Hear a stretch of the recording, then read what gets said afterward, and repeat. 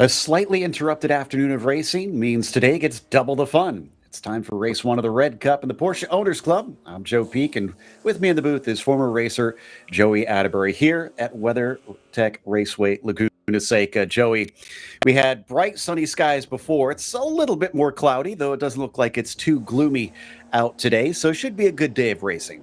I think we've got our typical Central California Monterey weather out at WeatherTech Raceway Laguna Seca, like you were saying.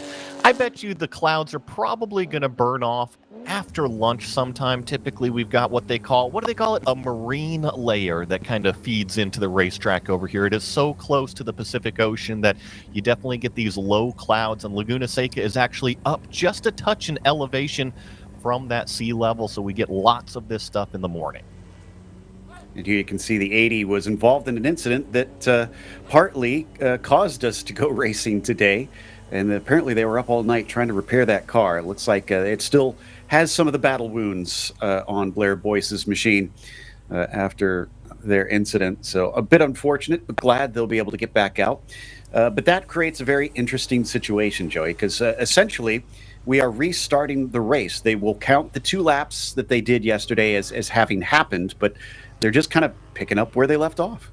Yeah, I think it's a fair thing to do to the competitors. We were kind of wondering how it's going to be handled because a lot of sports car racing now is timed races, and when you get those red flags, the clock doesn't stop. However, yesterday it was a lapped race, and when we got that red flag, obviously the race stopped, and we still had, what was it, about 12 laps or so left in it. So what they simply did was say, hey, you know what, we're not going to resume this so late in the afternoon. We are going to substitute it here early in the morning on Sunday morning and make sure that everybody still gets that race time. So this will be the Red Cup that they're picking back up, and it also kind of interrupted another race as well. We'll get to one of the Orange Cup races that we didn't get to have yesterday, kind of made up today as well. Like I said, it's a bit more double the fun for us out there on the track, but you can see they've got them lined up in the paddock, ready to go as we wait for the last of some practice sessions, some hot lapping out there to wind up. Then they'll send them out and start them back up, pick up the race where it left off. And that kind of makes me wonder, Joey, these drivers had a chance to learn a bit yesterday, both in what little bit of racing they had and seeing, plenty of other Porsches out on the track racing. So if you were in the car, what was your big pickup from yesterday that you're going to take forward today? Man, that's a tough question to ask, and I think it depends on your class positioning, right? We saw such good battles between, Kyle Washington and also Bob Mueller out there in these newer Cup cars. So I expect that this 128 car, this gold and white themed car, to be one of the fastest cars we've got all day long.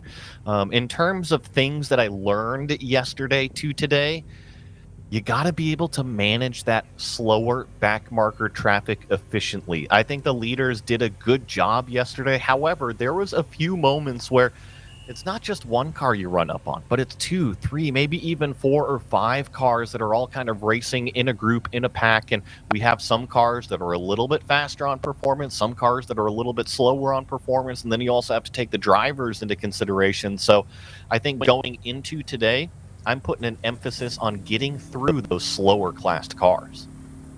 I think that's a good one to try and carry forward. So we'll see if anybody has learned that lesson. Everybody kind of standing at the ready here. I see a clear track and I hear some engines starting to rumble on our feed. So it looks like we're getting ready to go pretty shortly here. I was just checking out the weather, and a very cool morning right now. It is 59 degrees ambient out at the racetrack, and looks to be a high of maybe 62, 63 degrees ambient. And yesterday wasn't too warm either. I think we saw a high of maybe 65. Now, the sunshine definitely makes it feel just a touch warmer, but the track conditions will be a little bit cooler here this morning. I'm a bit envious because it's been warm out here in Ohio, and I'm stuck in a room with a computer whirring away and a wall of monitors, so I have to actually crank the AC up a bit. It's funny because I'm here in Seattle in the Pacific Northwest, so I'm a cool, call it 15 hours north of Laguna Seca, and it's already 80 right now, so it is totally different than the California coastline. As the cars start to take off, the drivers will be warm inside the cars without a doubt as they start to heat up. And unfortunately for them, the coolness will play a bit of a part in the tires, though. They'll have to get those up to temperature, but they'll be using this pace lap to try and do so as you see them be waved onto the racetrack itself. Time for them to go out there and, like you said, get everything up to temperature. The drivers, I'm sure, are anxious from kind of getting shortened yesterday. So we'll get this, call it one pace lap out of the way and hopefully get back going green flag racing. Something that we did notice yesterday too, Joe, was some of the larger fields. Remember, Laguna Seca is a relatively short track. You got to get out there on the track and get packed up. Otherwise, you can kind of get left out at the start. Exactly. One of the races we had to do a second pace lap there because not everybody had caught up in time. And you can see just how many. They're still waving them out. In fact, I'm looking through our cameras that we've got out on the track, and it looks like they did kind of slow them up a bit. So, but even with the rest of them still coming out, that's the last of them, that we already have the safety car in turn 4. It's a short racetrack, right? And I think one of the coolest parts about this racetrack is because it's so short. So you have to drive it a little bit differently. It's a very technical racetrack. So, yeah, the drivers got to get out there and get up to speed and get everything up to that temperature where they can actually feel confident in attacking. I believe we've got the helmet cam of Monsalve once again. And good news is he's got 94% battery, it looks like. So he'll have plenty to last him throughout the race. But we watch as he continues to weave back and forth to get some heat in those tires, scrub off anything he may have picked up on this pace lap. Last of the field coming through the Andretti hairpin as we are already on the backstretch here up at the front. So hopefully they will pack up relatively shortly. Also love that we've got a real-time mile per hour gauge just in front of him up there. I was going to make the reference. This looks a lot like the inside of a simulator. Now, obviously, the Sims have come a long ways, but you can get button boxes that are complete recreation, steering wheels that are the exact same as these Porsches, and then you start adding all of these extra screens to provide you information. It's weird. We always try to make the Sim look like a race car. That one almost looked like a Sim. Yeah, that's a good point. Kind of a reverse of what we tend to see. So they're backing them up now. And usually they go too wide here, but it looks like, well, actually, I think I heard that they were going to start him single file in this one. So they might be getting going regardless. Yes, got confirmation that they are going to be starting from single file here. So will we see that gold and white machine basically pick up and try to run away again? Mueller has been so quick this weekend, has looked incredibly strong. Safety car is now in the pit lane. And we'll come around the final turn onto that main straight, looking for that call from the green flag. This is what it looks like on a race start from on board with our helmet cam view. And there is the green flag. We accelerate away up towards the Andretti hairpin, where everybody is going to be braking as deep as they dare. And down to the inside, Mueller already having to go defensive. He's not going to be restarting from the lead on this one. Look to the inside from Monsalve. Can't quite get in there. He's going to have to try harder than that. Great defense from Mueller. Yeah, but the 128 left him plenty of room at the apex. That's all you can ask for as a competitor, and now it's kind of following in the tire tracks on the racing line through what is turn number 4. Such a fast corner, and you got to feed the throttle on so soon to get down this short shoot straightaway because the brake zone into turn 5 is aggressive. The 128, they're really deep on the brakes, maybe half a car width off, and now, Joe, it comes up to the incredibly tricky turn number 6. You could see him looking to the inside. I thought it was a defense, but as we jump off the helmet cam, he didn't have anybody super close behind him. Although it does appear that blue machine is catching up. One car going wide out into the dirt, catches it. Thankfully, nobody there. Somebody else going through the inside of turn 6. Oh, and they're going to be stuck in the gravel out there. They are in the deep stuff, at least from what I can see. And you were right, Joe. I saw a puff of, call it dirt on the apex of turn number 6. I didn't see what actually caused it, but if you are that far to the inside of turn number 6, it is going to spell trouble. So as they climb up the hill. The rest of them have left behind this car that is come to a halt on the outside of turn 6. Wonder if we're going to get another full course caution, because that definitely can't stay there, as drivers will be coming at pretty full speed up into that corner. They're carrying on down back into turn 1. Mueller still on the chase. Yeah, and if anything, it's actually changed that top 3 battle up there. So it's actually Monsalve that's under attack right now from that car behind. Remember, he was trying to get by that gold and white themed car of Bob Mueller just in front of him. But ever since we started lap number 2 here, it seems like everybody has kind of gotten into the rhythm. And if there's going to be a full course yellow, I would expect it to come out right about now, because the field is approaching that car at turn number 6. I wonder if they're going to just have a local yellow. Yeah. Oh, he actually got it out. Great job. And just before the leaders came through. So, yeah, unfortunately, he's going to be caught pretty quickly, I have to imagine, because he's not going to be at full tilt compared to them. So here we go. Leaders have already caught that car that is going a lap down. Will this slow up our leaders and offer an opportunity? It's certainly going to choke everything up at the front of the field. I think the big question will be, does that car actually enter pit road? He's going off into the paddock right now, so that's exactly what I thought after having an opening lap incident. Bring it down to pit lane, make sure the crew can kind of check everything over, or the paddock back where your crew's at the trailer. And I didn't know if you saw that, but Monsalve is already side by side. He's under threat down the front straightaway. This is a good look into the inside. Is he going to lose a position here down to 4th, running in 3rd for quite some time? Kyle Washington in the background as well was absolutely chucking it in to that hairpin. And I think he's not going to be able to make the pass as I check the cameras elsewhere, so he will stay behind. Meanwhile, as we ride on board, getting a live, not pace speed at this point, live speed, but it looks like comparison to one of the previous laps here for our 4th place runner.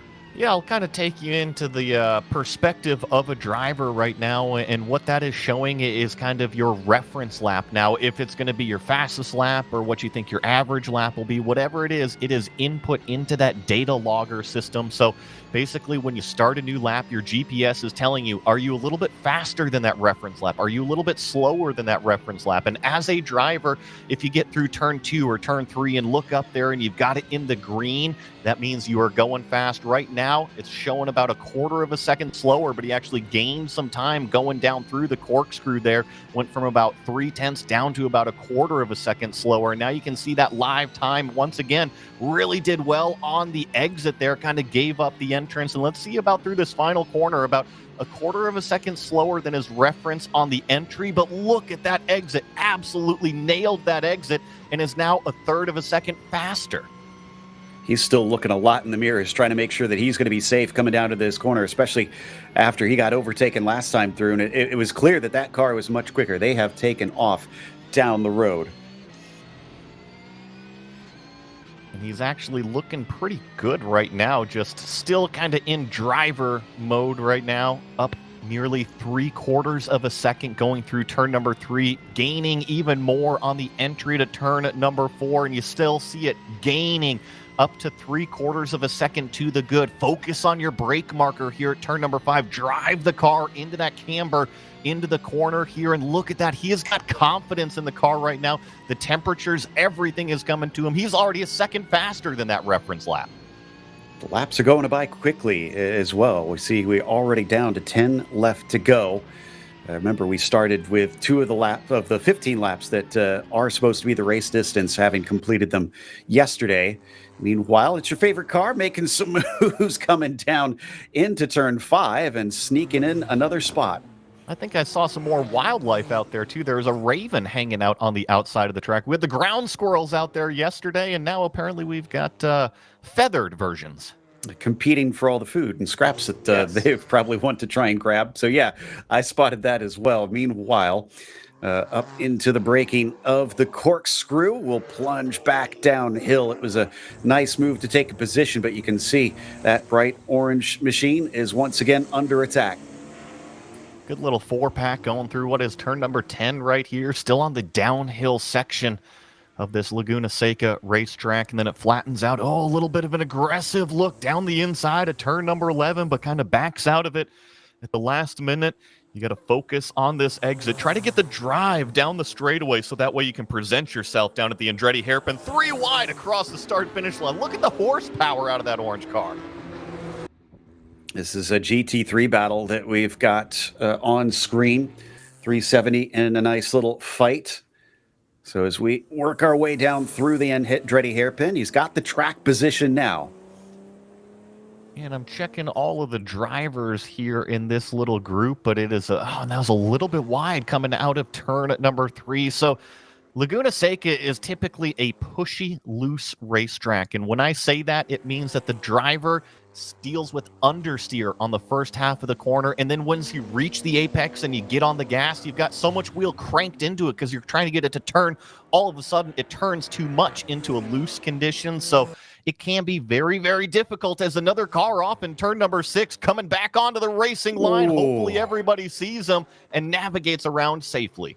Great heads up by all involved, honestly, because you are coming out of that turn 6 going very, very fast. So thankfully nobody panicked and we didn't have any sort of major incident because that would have been a huge impact. So we carry on now, getting close to 8 laps left to go. And again, this battle for one of the top spots in GT3. Let's see as they come down. Oh, another big look down the inside there at turn number 11. I see that orange slant nose car having a lot of problems on the exit of turn number 11. Probably got the brake marker all mixed up, but thankfully he has got a heavy right foot and what I can only assume is a pair of hair dryers underneath the boot on that thing. It goes boogie down those straightaways. Really does, yeah. And having to play defense coming into the first real braking zone, that's going to leave them on the outside down into turn 3. So unfortunately might have some great straight line speed, but seems to struggle a little bit here on the slower parts. Going through the more technical, call it end of Sector 1, leading out into what is Sector 2 here at this racetrack. Another look down the inside of turn number 5, and the only problem with looking down the inside of turn number 5 is you got to get the run up the hill. But like I said, when you got boost underneath there, it is always nice to have a heavy right foot, probably choking some of the cars up in some of these turns. But look at that thing accelerate. So it sounds like we might have a battle between the 96 and the 52 as well early on in the lap. Whoa, as we got a spin coming through the corkscrew. Did not see that car reappear in the camera shot. Yellow flags are waving. They are mostly out of the firing line. You can see the wheel tracks going off to the screen right. Hopefully they didn't hit the barrier, though.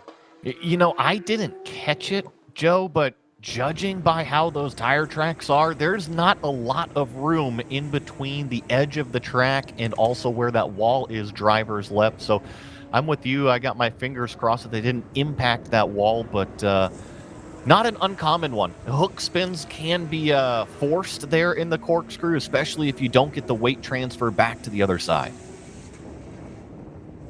We're waiting to see if that car reappears here underneath the bridge, and so far, no luck, it seems. There we go. Now they are back running. There they are, back on track, just in front of a whole other pack of cars that are battling. I'm sure the tires have been flat spotted a bit, and on top of it, have now lost all their temperature. Are they going to be coming into pit lane? They didn't take it down into the paddock proper, but looks like they're just going to allow those lapping cars to go on by. So nice sportsmanship from their part. Sometimes it's about being heads up on the racetrack, especially after you've made a mistake. You don't want to compound it and make it any worse. So I'm with you, Joe Pica. A great job to be aware of everything on the racetrack when they actually rejoined, as this battle has now kind of spread out a little bit. Remember, we were watching this 4-pack of cars, and it was much, much closer maybe 2 laps ago, but it seems like the pace has kind of finally settled in. Back onto the main straight. So, as it sounds like we're going to take a short break, so we'll have ads here for a brief moment. We'll be back with more racing here in the Red Cup. Westwood Racing Supplies is SoCal's home base for serious driver safety and performance gear. Founded by 4-decade POC member Eric Olbers, we've got everything you need. Fire suits, helmets, Huns devices, data systems, transponders, and more. All from the brands racers trust: Alpine Stars, Bell, Simpson, Stan 21, Stilo, Zamp, and Rue. Sparco, MyLaps, and beyond. Need expert advice? Swing by our brand new West LA shop for hands-on support and everyday low prices. Or hit up westwoodracingsupplies.com and shop from anywhere. Orders over $100 ship free, fast, and with the same pro-level service you'd get in store. Westwood Racing Supplies. Gear up, drive safe, and race hard.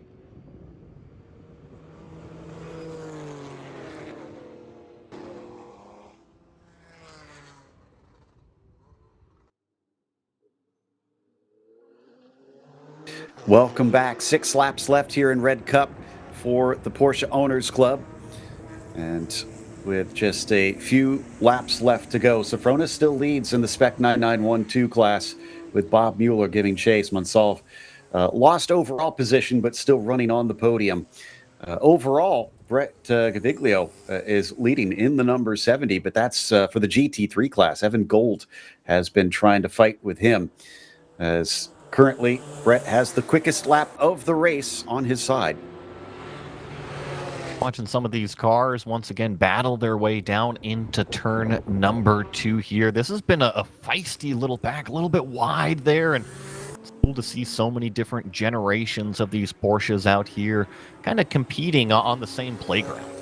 Exactly, and racing pretty darn close amongst these three too. So, yeah, a good balance out there for this class. I think this is the GT3 class that we've been talking about, having that battle for the lead. Yep, just getting confirmation that that is the 3 we've been watching. Big send down the inside, trying to use the turbo to help out, but unfortunately it doesn't help under braking. About the run up the hill here into turn number 6. It really has kind of been that orange car that has just been making lots of moves so far here on this Sunday morning, and once again just uses that power down the straightaway. It's going to be side by side into the corkscrew. Thankfully, he's able to clear him a little bit off that second apex, though, which is going to make him vulnerable going down the hill. Had the inside line, which is the shortest distance around turn number 9, and prevails with the position. I believe that is Gaviglio in that number 70 that we've been watching, making those moves in the vision machine. This time, though, he's got it, and that will move him up in track position. In the meantime, we're down to only 5 laps left to go. They're ticking away quickly, and while we have had some incidents, at least we have managed to stay green this time. Yeah, and I guess the big question here is, since we had that red flag, are we going to do the full 15 laps of this one, or is it going to be the 13 laps since we got the 2 laps in yesterday? It certainly seems like we are doing the full race distance. So we're getting word that they will complete 14 laps today. They're starting from lap 2 of yesterday. So that's the way that they have scheduled this one out, and it won't be a complete race, at least for today, but they will complete all of the laps. In the meantime, we're already down to 3 to go. They're going by so fast now at this stage. If you have anything for that car in front of you, you got to start making some moves.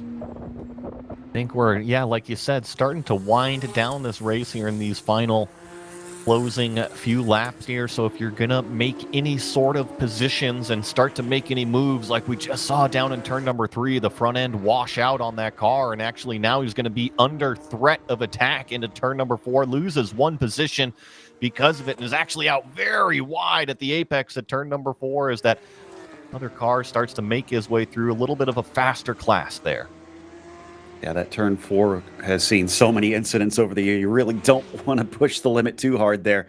Cars can slide back across the track into the concrete barrier with ease, and that can be day and even weekend over in pretty much a hurry. So we're going to check out the 124, it sounds like. See if we could find them out there on track. It is still Sofronis leading the overall, as he has been since the start of this race, at least for today. Mueller is about 6 seconds behind him, has not been able to keep up with that 2:14 machine this time. Of course, the 124 that we are attempting to find is Greg Gorski out there, competing in that 991 Spec.2 class. So he's in one of the faster, newer machines as these cars are rumbling their way through turn number 11 down this front straightaway here, using all of that flat six power out of these amazing Porsche engines. I know the new ones because we're more familiar with them over in Sprint Challenge, is that 4 liters over 500 horsepower in these newer Cup cars. Yeah, it's really impressive what they are able to get out of these things. It's been a lot of years of engineering that Porsche has put into these cars. Down to 2 laps left to go. Gap has not come down. Worth mentioning that Darren Moore, currently sitting 3rd overall in the 763 as well. So he's having a pretty good race, but we come back up towards turn 6. Wow, a big group of cars here, honestly. Not many are within striking distance, but up at the front does look like this is a nice little battle, as at least one is able to make a move coming through turn 6. Yeah, I actually have been trying to find this on timing and scoring here. I think it might actually start with Steinbach and go all the way back to what is Paul Rana. I think that there's about, call it 8, maybe 9, 10 cars all in this big old group right here. So some of them may be a little bit faster than others, but this is that mixed class traffic that I was talking about that you got to focus on today. If you're in one of these faster cars and you come up on some slower cars, you have to be able to get through there efficiently and safely. Exactly. So with the white flag out, 1 to go. Right now, Darren Moore leads GT3, Spec 9912, being led by Sofronis. And then our GT1 and GT2 classes were our Steinbach and Heldman, respectively, over there. They're the slightly smaller classes out on track. So who's going to be taking the big prizes there in the GT3 and the 9912 here on the last time around? Sofronis, as we said, looking pretty clear on this one. Darren Moore having a few cars between himself and, he doesn't have any cars between himself and Salzer, but it looks like it is about 4.7 seconds between them right now. This is a huge mid-pack fight here, side by side into turn number 5. Looks like the car is going to be clear by the exit. It can always get a little bit nervous if you're next to another competitor going into what is turn number 6, but I still see some of these faster Cup cars behind some of the Caymans back here, some of the GT4 themed cars, so it is still busy on this final lap. 2:14 of James Sofronis getting ready to head to the finish line as Yokohama Tire, once again the exclusive tire provider for the 991.2 Cup drivers. Sofronis, one of them. He's got a bit of a battle in front of him coming down into that final turn, but doesn't matter as there is just one more turn to go to the start-finish line. Sofronis taking another victory here today on Sunday in the 991.2 Cup for the Porsche Owners Club. Great way to kick off a Sunday of racing, especially a Sunday morning out here on the West Coast. Some good old-fashioned 15 laps at Laguna Seca with all these cars making their way down through the start-finish line to complete this first race. Congratulations to Darren Moore in the 763 as well, taking victory over in the GT3 class. Salzer going to be coming home behind him in second, and Gaviglio has to settle for third. But Bob Mueller, who was looking quick earlier this weekend, could only take a second this time. Mike Mansolv got passed early by other class cars, but consolidated that third position in the end. So well done to our podium finishers in the GT3 and 9912 class. Over in GT2, Heldman, Barnes, and Troster are your GT2's podium finishers, Steinbach and Gretner in GT1. So I believe we might have a short break here. We'll be heading to that in a moment. Good racing, though, Joey, from what we saw out there. Respectful racing. Few scary moments, though. As there always are in racing, but like you said, it was respectful between everybody. I love those in-car shots that we had of Monsalve early in the race. Remember, he was kind of duking it out with that 128 of Bob Mueller, but they both left each other room at the apexes and exits. They were side by side for a few corners, and as a competitor, it's what you want to see. You don't want to be forced off of the track. You don't want to be pinched down into one of those huge apex breadbox curbs, and neither competitor were doing that, and it's good to see. As the rest of them head into the paddock, we're not done with our racing yet. We'll be back with some more here as POC Orange Race 2 will be coming your way, but in the meantime, we'll take another short ad break.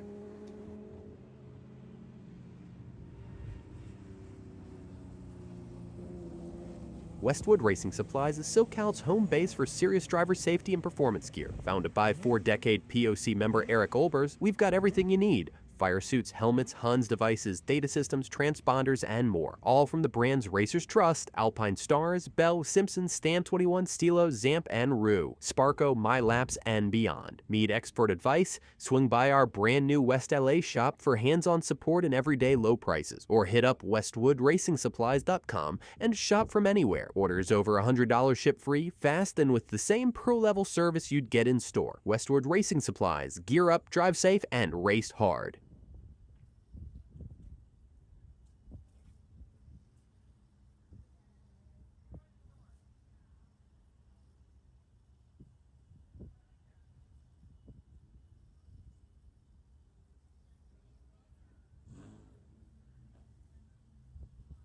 Really glad we got race 1 finished up after it was probably quite a bit of disappointment for the drivers yesterday afternoon, having to wrap it up early, but we knew that they'd be trying to get back out there, and they did indeed finish it up today. But now it is down to POC Orange Cup race number 2.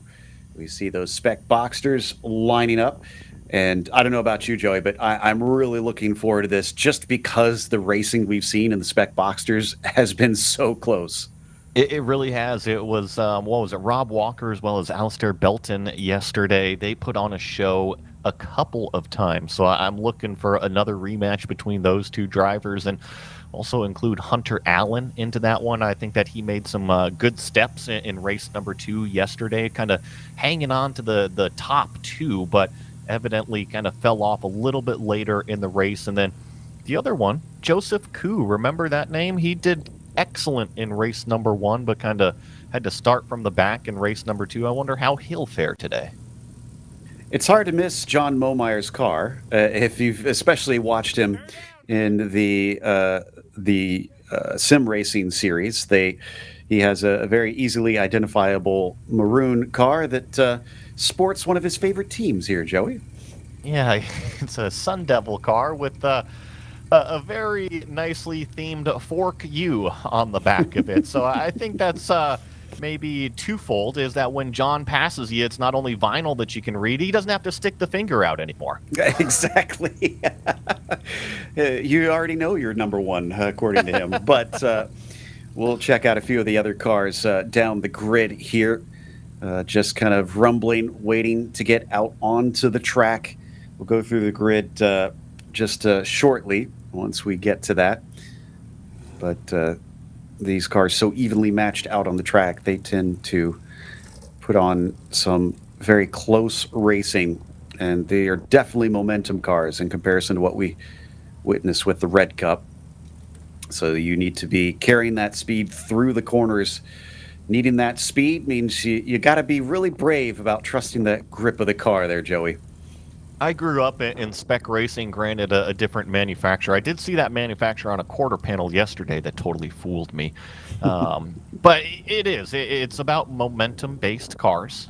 You're not going to have a ton of horsepower underneath them, so it's about learning how to drive. How do you maximize that rolling speed through the corner? When you've got a lot of horsepower, you can kind of give up the front half of the corner, focus on the exit, and that's actually the fastest way to drive.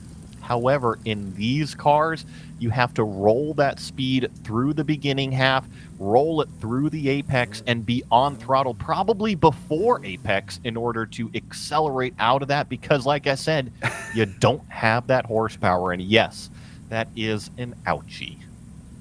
So a little bit of the aerodynamics maybe interrupted there on that car.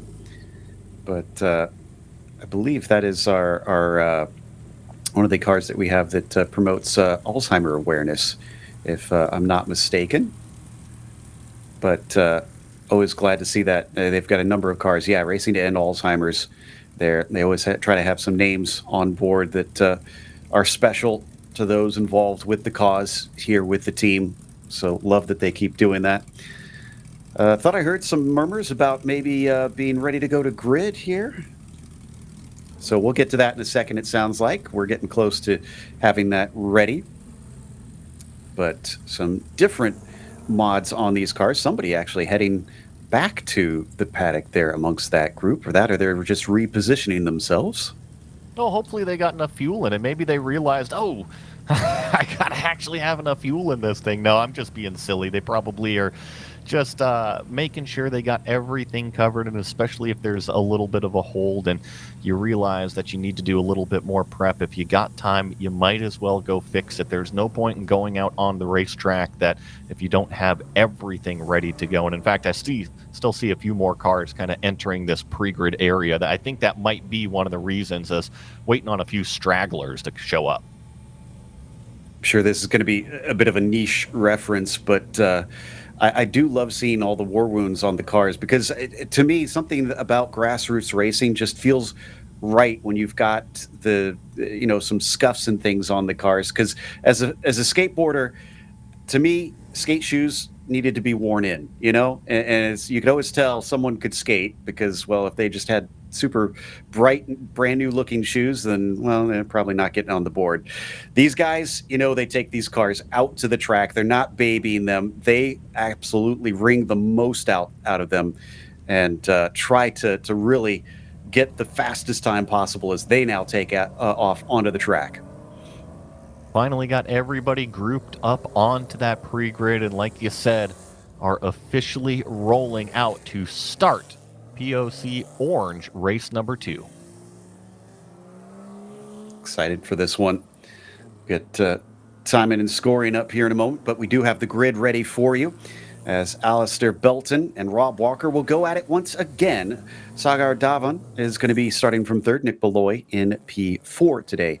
Nigel Maidman will be in 5th, as Murray Wonderly starts from 6th today. As Dallas Carroll will start from 7th. John Krylo will begin in P8. Chris Kiefer 9th. And then Paul Filsinger rounds out your top 10.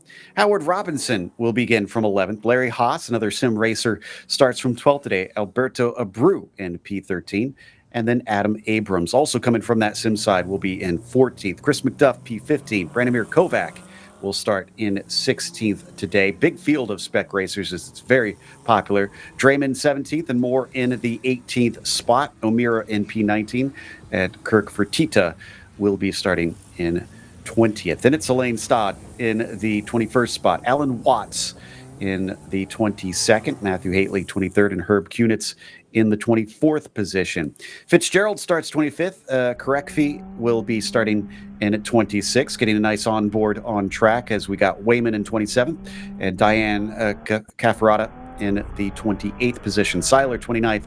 Gregorio Scarcello in the 30th position. Karen Robinson 31st and Alicia Ray in 32nd. Still a few more to go. Enrique Marr in 33rd and Jim McLaughlin in the 34th spot. Bob Chang, P35. Paul Young then starts to his outside in 36. Porteous in the 37th spot.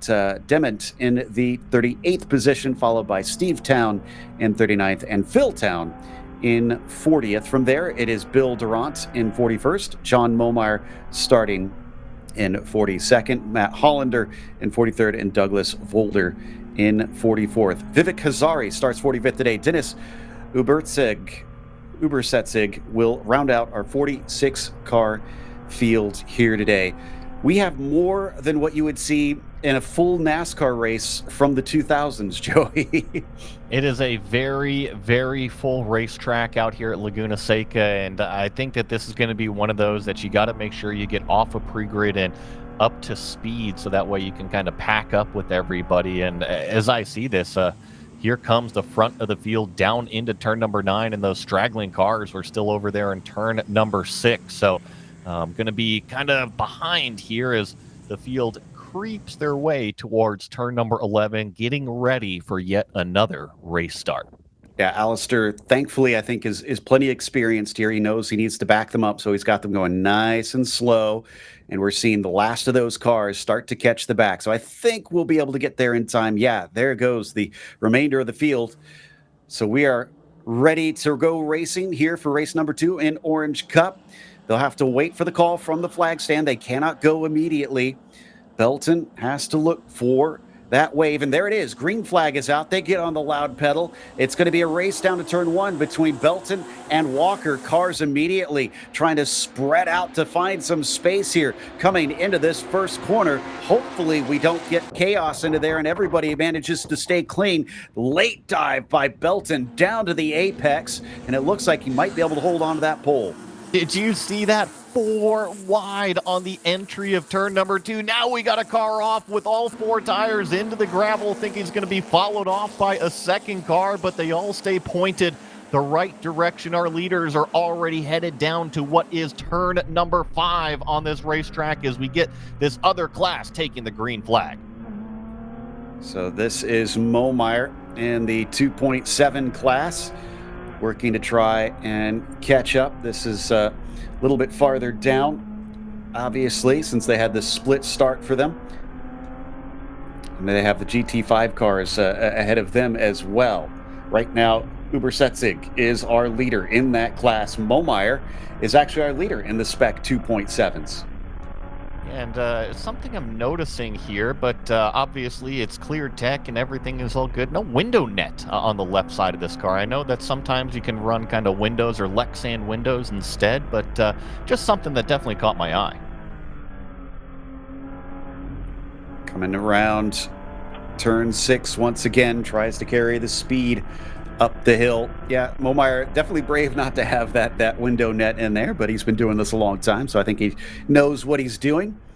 Riding behind the number 69 here, breaking deep into the corkscrew and definitely just breezes by as it looks like that was a bit of a problem accelerating away. Yeah, and actually that car has got a little bit of a problem. It's still slow down through turn number 9. Actually, we got an incident onto the main straight, a car into the wall. He definitely made big contact with it on the right-hand side. Can't quite tell who it is yet. And we heard a car is heading to the pack. I wonder if that is the 69 of Matt Hollander, since we saw him going slow. And I assume that this car is toast because he really pancaked that right-hand side.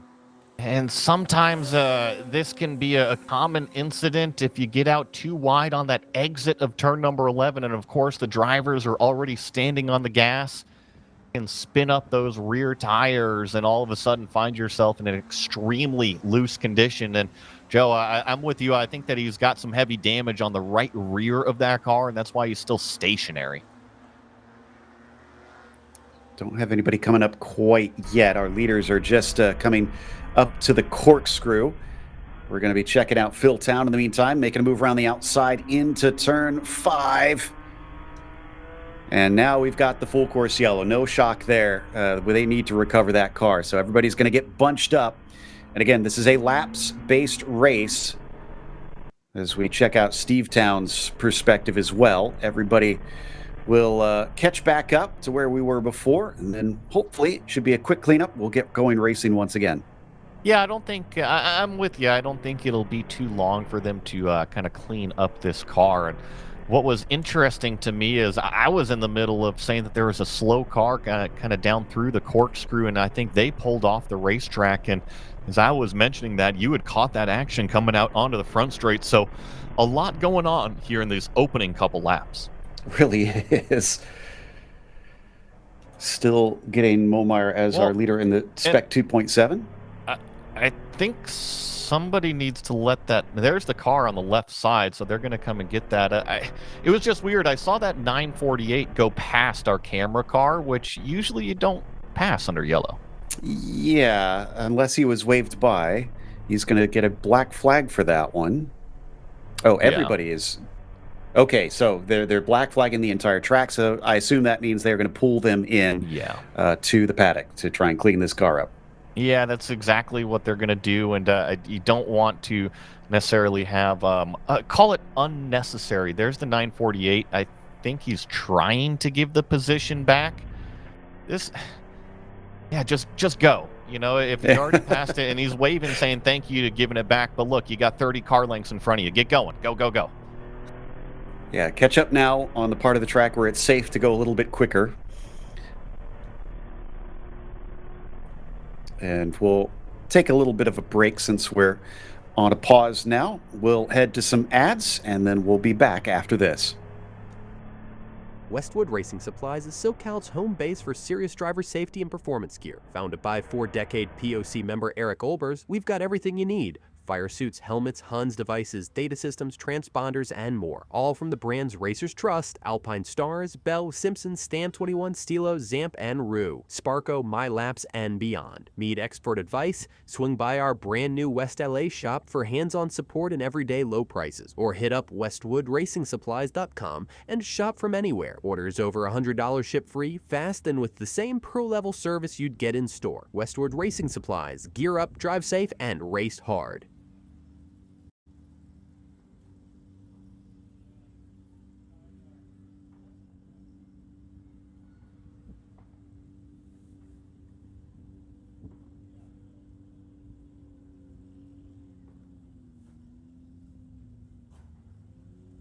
POC Orange Race 2 under pause as we recover a car stopped on the main straight just out of the final turn. Gave it a little bit too much gas and the rear swung around. Unfortunately, right-hand side made solid contact with the barrier.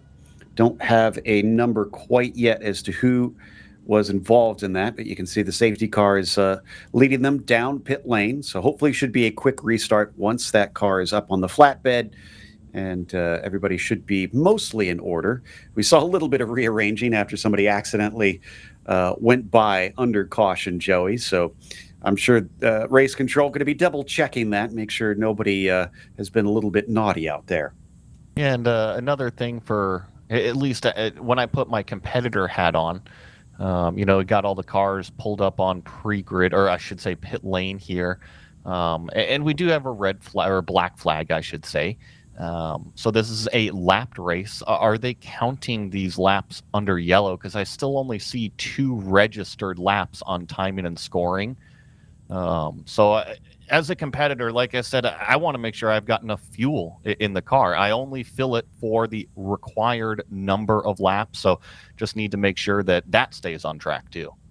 The word we're getting is they're supposed to count the laps. Now, whether they have been counted is the real question. I'm sure that'll get corrected. So wow, and this gives you a good idea of just how big this field is. Look at that, all the way up to the front of pit lane, and yet we still have cars that haven't made it around the pit entry corner. And I think that's one of the reasons why we're under a true, call it pit lane hold, rather than having the cars cycle out there on the racetrack with having those safety vehicles. Now, obviously, you need to leave everybody an incredibly wide berth in those safety vehicles. They're out there doing a job, and they're probably pretty scared hopping out there on a live racetrack. So with a field this big, I don't blame them saying, hey, park everybody in pit lane so we can go out there and get this thing cleaned up. Going to see if we can get a number as we drive by here. We're hearing it is the 630 machine. That is Herb Kunitz, sadly. So, oof, yeah, the right rear in pretty poor shape after that one. Don't know if the team will be able to get it repaired in time for race 3, but it is early in the race. So here's crossing fingers that they can manage to piece it back together. And it looks like all of the safety vehicles have left the scene, so that means they've officially inspected if there was any sort of damage over there on the wall. And I wouldn't expect there to be. That's a relatively low-speed impact zone. So we should be getting back going once those safety vehicles get clear of the racetrack and get everybody else back out there. So here's how the timing shows our order currently. Belton, Walker, Davin, that's your Boxster spec podium. Douglas Volder, is our only Carrera spec car out there in the 970. And then you've got Phil Town, Steve Town, and Bill Durant, your podium in the GT5s. Mike Porteous, our lone GT7 car. And then Momeyer, Hazari, and Hollander are your podium in the spec 2.7. So that's how they sit, as they'll, I imagine, just take one lap around. Should hopefully be released pretty much as soon as that pace car comes back to the pit entry. Yeah, get everybody back out there. The benefit here is that they haven't been sitting around for too long, so the temperatures and everything are still in the tires. Just get those brakes back up to temperature, which you should be able to do, and call it 3 or 4 corners out here. By the time you reach turn number 5, they should have plenty of bite into them to go back racing and get everything cleaned up. And I believe this should just be a restart procedure of single file like we saw earlier in that first race. All right, we heard word that they should be going to green this time by. Everybody doing their best to hustle out. I mean, we saw how big of a field it is when they're packed nose to tail parked. So no doubt everybody will have to make sure that they do not dilly-dally. Because last time on the initial start with 2x2, there were still cars that were well back there. So now that everybody going to be restarting single file, I mean, you might be coming out a rainy curve by the time we get the green. Yeah, it's kind of similar to what we saw on that initial start. And once again, if I put on my competitor hat, you kind of only have one person to blame, and that is yourself. You got to stay packed up with everybody. If somebody is out there dilly-dallying, well, you can point them out to race control, and that'll get solved pretty quickly. Exactly. So there goes the safety car. Belton in the bright yellow machine, still leading Rob Walker in the Herbie the Love Bug machine, with Davin sitting in third. And again, that is your leaders in the Boxster spec class, not just overall. So they're all fighting for position. As they come around that last turn, I think they have more free reign on this one and when they can go. And it looks like they have already gone. Green flag is out. Alistair is on his way. He does not want to give up too much time, but I know Rob Walker is going to be fierce as he tries to attack, coming down into the braking of the Andretti hairpin. He shows his nose, but not a serious attempt. Yeah, but pretty wide from Belton. That's going to open the door for Rob up the inside. Can he put the power down? The yellow number 206 is going to have the inside line going into what is turn number 3, and Rob Walker just kind of hung out on the outside of the racetrack there, so he's not going to have the run through turn 4. He's making a fight of this, that's for sure. We'll see what it looks like if they get clear of the rest, because right now they can't afford to battle too much with everybody so close behind on this restart. Breaking down into turn 5, top 5 pretty much nose to tail, as we're checking out the GT5 battle as well. That is Town versus Town, with Bill Durant watching. Accelerate up the hill towards turn number, not turn number 6, through turn number 6 and up towards the corkscrew section of this racetrack. I've actually got my eye on all of the different cameras that we've got here at Laguna Seca. This field still stretches all the way back to what is, call it turn number 5 right now, as our leaders are approaching turn 10. So they're going to get that traffic. That's been a big talking point since yesterday, that they tend to catch those slower cars. And so with 40 some odd of them, that's a lot. This is Steve Town currently leading ahead of Phil Town, but looks like the 225 making life a little bit difficult. That's Alan Watts in front of him right now. Going down through this section here. Oh, some dirt on the racetrack. That usually means somebody's off. They're going to go 3 wide into what is turn number 11 here. The inside is going to prevail. Leave enough room for everybody on the outside of the racetrack. put your foot down and start to use some of this horsepower that they've got in the car. You see it out accelerating that number 346 car up over turn number 1 and down towards that big old brake zone. Wheel to wheel coming into the Andretti hairpin. Looks like we're going to get a nice single file by the time they get into there, though. The drivers trying to mind their P's and Q's. We've already had one interruption. Nobody else wants to throw away their equipment. Still with 9 laps left to go. Look at the dicing, though, behind them coming into turn 3. Just very interesting with those faster class cars trying to make their way through the back markers here in these Boxster spec races, and got a nice little, call it 5-pack, and then here comes these GT5 cars that are going to be hungry wolves looking for a way through. Well, I guess better wolves than hippos out there. It'll be a little bit more lithe and quick around this track. That Raven still is poking his nose around trying to find some food. Phil Town, though, we're going to switch to him. I believe the red car of the 822, or excuse me, no, the car behind that red car is the 822 of Steve Town that he's giving chase. So he's separated currently, still doing his best to get up to Steve.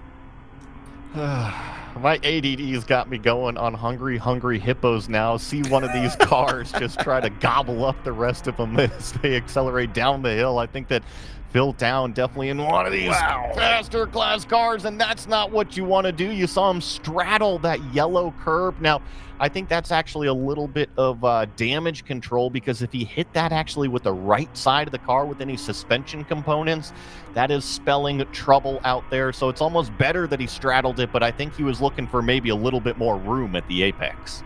It's Chris McDuff in the 732. He's got a good run on, looking around the outside.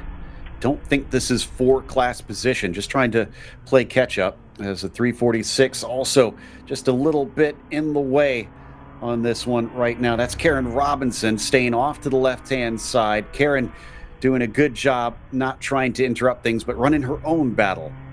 Yeah, and I'm sure that Phil was probably a little bit nervous to make sure that he was given enough room there on exit, but did a great job in order to get that car up there into position, and now uses that momentum and probably going to set up the next car up into turn number 5, which they are approaching right about now as that field goes through what is turn number 6. Look at that compression. You really have to trust the car. You kind of fling it in, and it's very, very light on its feet on the entry to turn number 6, and then you just got to trust that compression is going to catch the car. And trust your competitors. 3 wide up into the corkscrew. We get that sorted, thankfully. We go back to single file, as that was a little bit sketchy.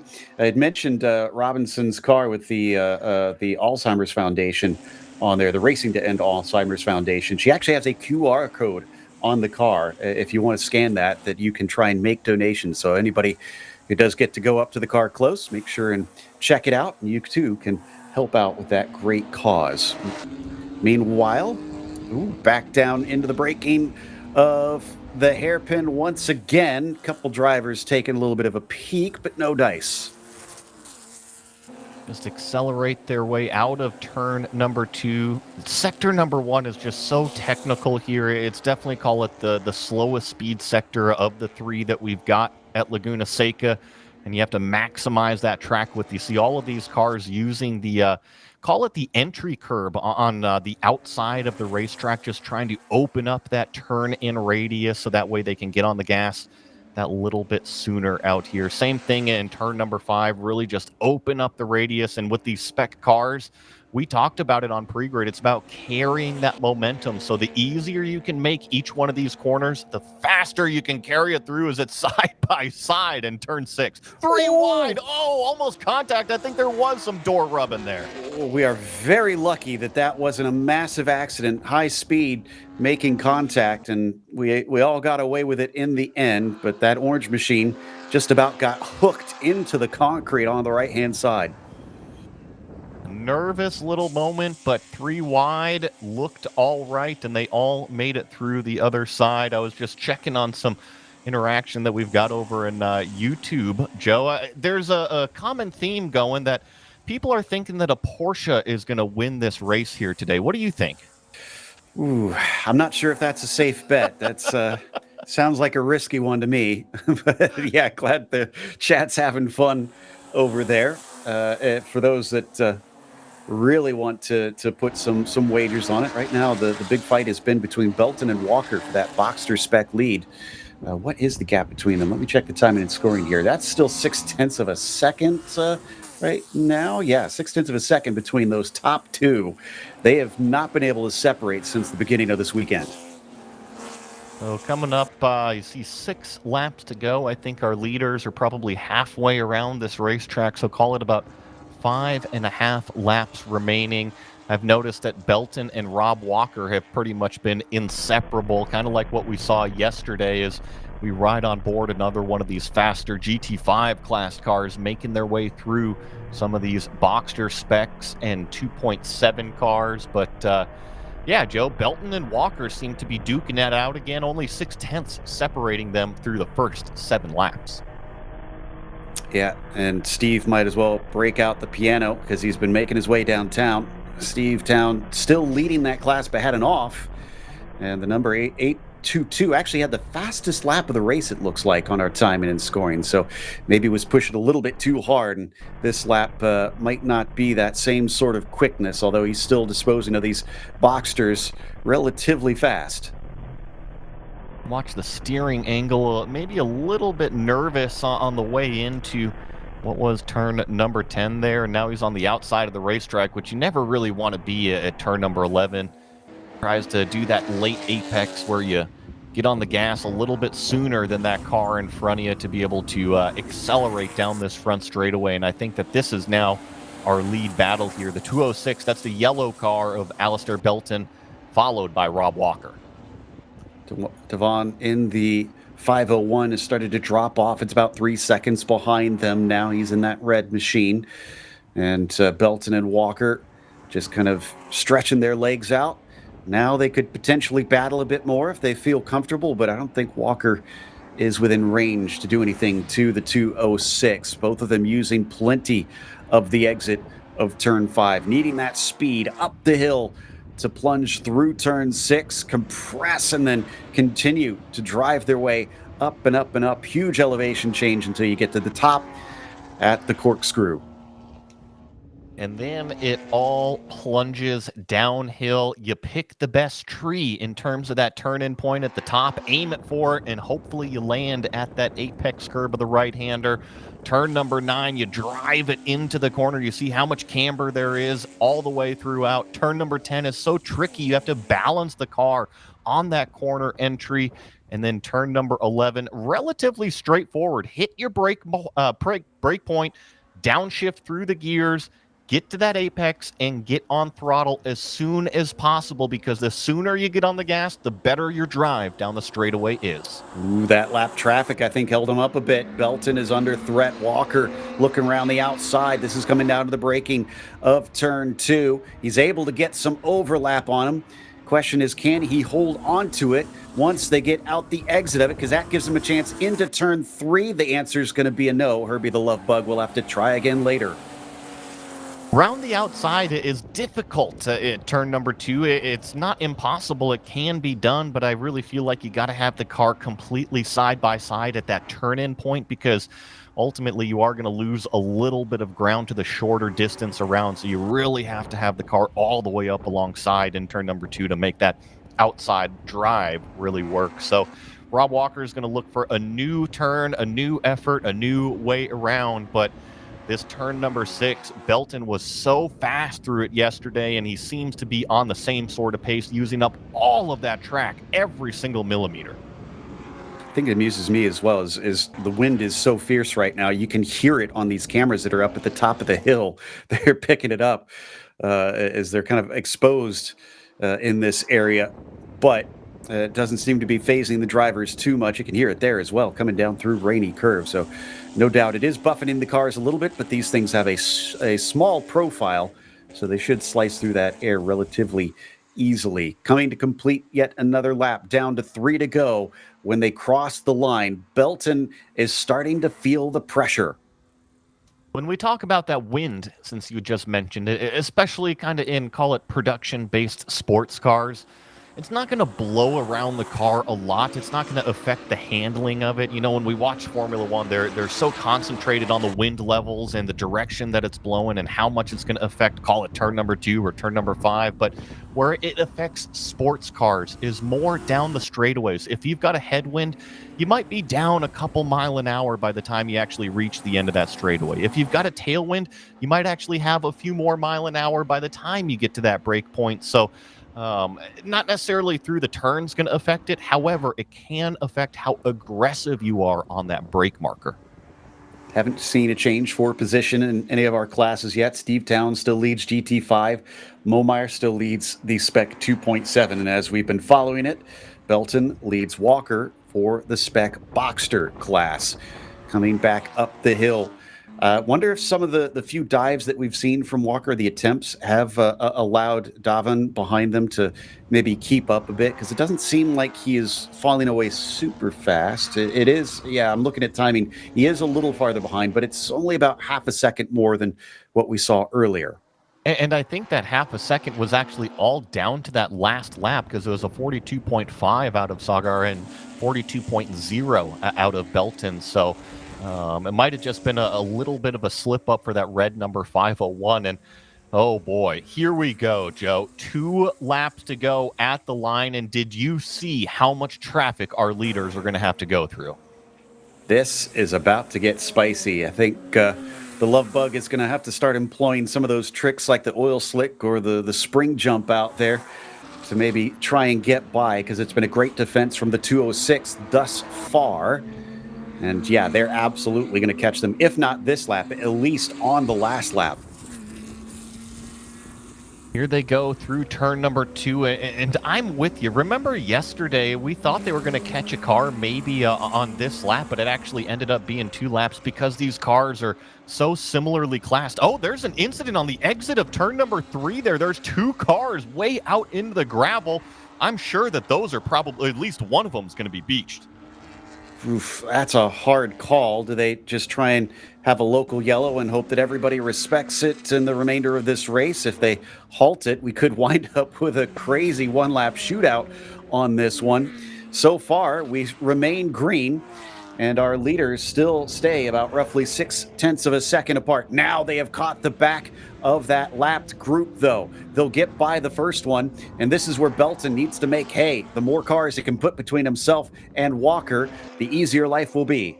Looks like 2 of those cars were already heads up and let them by on that straightaway like you were saying, but these next 3, let me tell you, they were 3 wide going into what was turn number 4, and now they're racing amongst themselves. Belton's going to have to go to the outside. The lap car still at apex. This is going to be an opportunity for Rob Walker coming down into turn number 11. You see Belton on the inside now feigning back towards the racing line. Walker is narrowly able to edge his way up to that bumper, but they stay first and second. This might be where he has to make the move, though, if he's close enough, because we get to the yellow coming into that turn 3 entry. White flag is out, 1 more lap left. They've still got a bit more traffic to deal with. So one of our ground squirrels continues to try and escape some of the danger here. They'll clear the lap traffic, but Walker has not done it. He definitely can't do it here in turn 3. They've got to wait patiently until they clear the danger. Yeah, remember those cars are on the outside of this next corner here. So there they are. Our leaders are able to navigate by that incident. So now they can go back racing. However, it seemed like Belton was able to get through that section maybe a little bit cleaner and now has opened it up to about 5 car lengths the gap. Turn 2, I should say. The Andretti hairpin tends to be the best place to pass. They don't have too many chances yet. Where can Walker do this? 11. Turn number 11. But he's got to get the run out of the corkscrew and down the hill in order to get close enough in turn number 11. Hearing that might be Bill Durant, one of the cars that is off track. We'll try and get that info a little bit later. But up the hill, more lap traffic. This is up into the corkscrew. This could seriously balk the exit of our leader, Belton. Will this be the opportunity that Walker needs? Maybe an unusual place. He's going to hop off to the side, allow them through, He is close to it. Joey seems to think turn 11 is the place to be, the place to try and make the move. Surely Alistair is going to defend coming down to that corner. He covers the inside. Walker goes to the outside. He manages to get a little bit of overlap, but not enough. Could he go for the over-under here as they accelerate off the final corner? He does have a bit of a run. This is going to be a close one. Who's going to get to the line first? He's almost alongside, but no. Belton will hold him back by the narrowest of margins. That was a fantastic race. Less than 0.2 of a second separating our leaders up there in that Boxster spec class. And that was great, respectful racing out of Belton and Walker. Remember, after the races yesterday, they were smiling. They were having conversation about how much fun they had out there racing each other. I think it's about to happen again. Steve Town, officially your winner in the GT5 class. I should say unofficially, really, but he crossed the line first. Phil going to come home in second with Uber Setzig finishing out the podium. Does look like Bill Durant had an incident as I see him flagged as red on our timing and scoring, so I think he's come to a halt, unfortunately. Yeah, and I think that there may be a few different cars that could have been involved in that. Like you said, Bill Durant back there. I think I see Elaine Stad also with only 10 laps done. Matt Hollander could also be in there. So I think there's a few possibilities. Oh, no, not Matt Hollander. He just completed the race. So there's a few possibilities out there of those cars. All right, so last of the cars crossing now. Momeyer, we understand, one of the last ones to wrap things up. And John is your winner in the Spec 2.7 class. Hazari was P2 behind him, and Matt Hollander has to settle for third in that class of 3 today. Here's a little bit of a better look at the cars halted at the side of turn 3 as they cool down, head back to pits, and like Joey said, getting ready for a nice, fun, unofficial debrief. One of the best parts about racing is having fun with your competitors. You build those friendships, those relationships at the racetrack. And yeah, that's exactly what all these competitors are here to do, is have fun, race against each other, especially in a clean manner. And here is that 253 coming home in second place, and our race winner, Alistair Belton. Yep, this is the two of them rocking up. Sounds like we're going to have our post-race with Aspasia Zoros and asking some questions of the drivers. Gotta wait for them to hop on out of these nice warm race cars.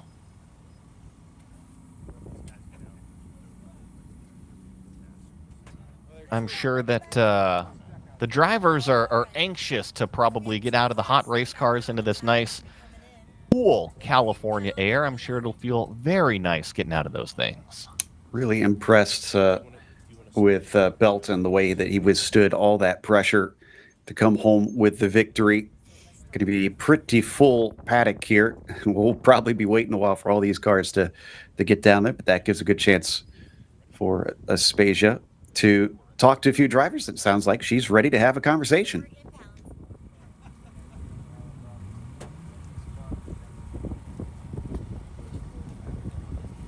This is inbound for the orange race. It's the first race of the day, and we still have 2 cars out on the track, but let's go and talk to some of these fabulous racers. These are the winners, podium guys. No. Oh, Give him a hot water. The competitors here. Hot water. Rob, how was it following Alistair? Alistair, you were the winner in this race. Rob, good, coming up from behind. You guys were 1/10 of a second from each other apart. 1/10. The entire race is about it. How do you do this? I don't know. I tried to race for him. So, yeah. There you go. So how long have you been racing with each other? Racing each other for 2 years. 2 years. And who do you think was teaching whom in those 2 years? Rob. He used to give me one of these every time he passed me. So. That's awesome. Well, it seems like you took instruction really well, and look at what happened. This is the first week, and I think you've been beating it. Yeah, that's right. All right, this is really cool. This is the people to watch right here, top of the game.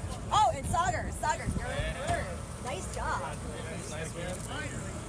Sauger, you were keeping up with them? I was barely keeping up with them. I was but barely there.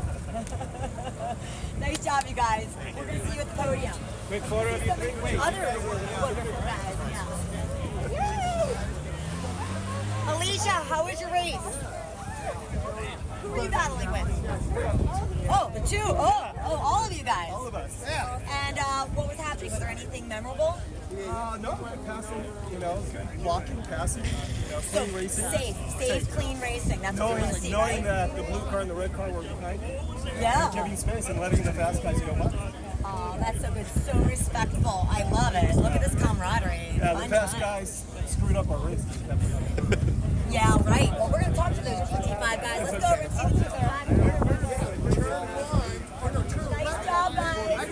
By the way, your brothers, Steve and Phil, battling with each other, same class. But actually, what I thought was so cool is you guys start in the back. The spec boxers start in the front, GT5 start in the back, and then you make your way all the way through the field. Yes, ma'am. How was it this race? No, almost. I needed a couple more cars. But it was Three? like everybody was. I knew I wasn't keeping keeping you there, but I was keeping you there as long as I could. One hit right on my butt would be nice. What happened? I saw it. It's just. I don't think it's even the car. No, it's your engine. It's your I engine. think the car's just like doing fine. Stay with it for You backed off. I'm like, by this time. That's good. You know what? We're not making excuses. It's the driver. It's always the driver. Okay, let's go. Let's go see. Bye. Hey, who was battling with whom here? Alberto. Going off a little bit. A little bit? Yeah. He fell asleep on the restart. I fell asleep at the restart. Which sucks for him because he probably could have gotten by. Yeah. So you passed him on the restart? No, I was No, already. he was ahead, but the okay. restart, I fell asleep a little bit. These guys started accelerating way before I thought they were going to start. Because your mind's on the kind of different things. You're like, man, I totally was. Yeah, But then, yeah. Well, you're slapping each other on the back. There's good camaraderie here. It was fun. Dallas, you had a good race? Amazing. That was like a sigh. That was nice. I love well, you that. notice I'm on a scooter and not in a Yeah. Right. Well, yeah. Good race. Good race. I saw that. Come on, let's go talk to each other. See what's going on. We got someone from the red group talking to someone from the orange group. Red group is typically faster than orange, but what are you saying to this orange racer? Dwayne and Chris? What, anything? What am I saying? How was your race? We're actually just talking about his race, some of the passes he made coming up from the back. He chose to start last today. Yep. And sometimes people choose to do that so they can work on their passing as they go through. And actually, we were just commiserating about both races. It's super fun. Yeah, and that's what's great is our club is all about coaching, helping each other out, good camaraderie, and you see it right here with a red group racer and an orange group racer helping each other out. All right, let's go see if there's someone else to talk to. Are you guys reviewing data already? Yeah. All right, excellent. On it. They're on it. How you doing? Diane, you're one of the few female racers out here. How was it? It was so fun. It was so fun, but people kept getting in the way, and then I'd get on the gas, and they were right there. Why? Why would they do that to you? It's just so rude. So But it was good, and yeah, I'm getting on the gas as early as I can. That's all that we can do with lots of respect. And you stayed safe? And I stayed safe. And at one point there was a swarm of valley cars, which I think they do that on purpose. And I stayed intact, which was fantastic. And I helped to guard my friend Karen, who's in the 346, and she's racing to end Alzheimer's. So Yeah. I was supportive of her and making sure that the guys didn't try to, swarm her. And so it was fun. Yeah, all spare out here, but then at the same time, kind of the ladies making sure they're watching out for each other and running for good causes. Can't see the driver of that car right now. Oh, she's over there, actually. And my cause is the No Kill Advocacy Oh, I Center. love that. I love that. Thank you for Because there's no sharing. reason to kill. Yeah, thanks for sharing. So we got a lot of passion out here for all kinds of That's things, right. not just car racing. Thanks, Diane. Go over here. So here's that other 3 racers here. How was your race, everybody? It was awesome. Good fight. I saw was this one holding up a lot of people behind her. And not these guys. Not these guys. Not these guys. Those guys. How do you do that? What's your tactic on the track? Just take a little different line and leave them a car within an inch. Just a tiny bit, right? Yes. But not enough to let them pass you. No, they can. They can try. Yeah, if you were watching the live feed of the whole race, you could see she had a whole pile of cars behind her, and then you guys were already up and ahead. We had about a 6-7 car battle up there. It was a lot of fun, a lot of trading places, and stuff happening on track with dogs. So a lot of It's interesting, and the GT5 cars started working their way through, and that's a whole strategy. Yes, the GT5 cars. How long have you all been racing? Actual wheel-to-wheel racing? about a year. October will be a year. So. Okay, fairly new, and you know? 5? 6. Karen, 6. So we got a whole range of different experiences out here on the field, and I love that it was safe. Awesome. Yes. Let's go. Let's see if we can find some more. We got a lot of energy going on. Stacey's on. I forgot that she's perfect.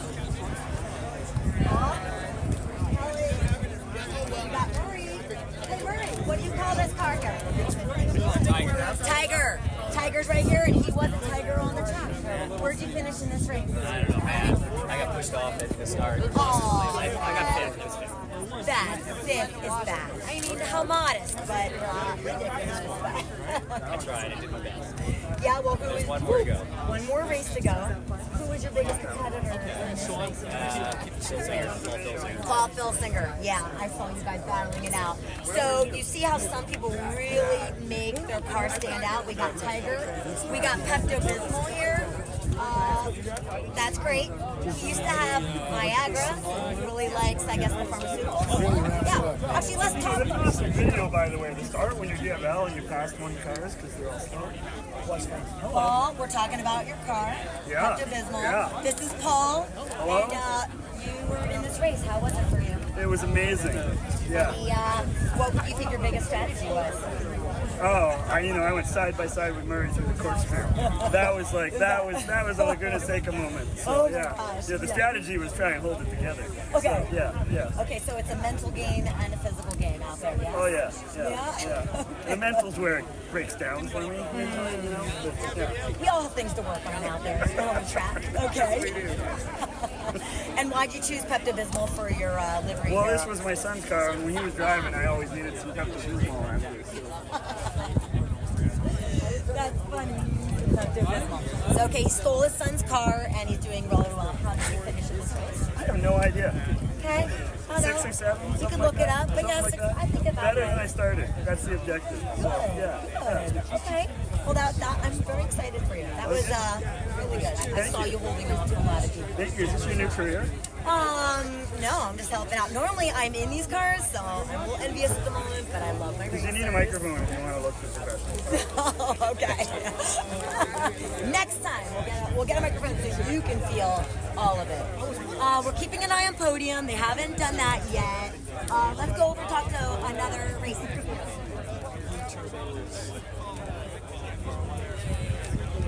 Okay, hi racers. We want to let our live viewers see some of our wonderful racers. Okay. How did it go for you two?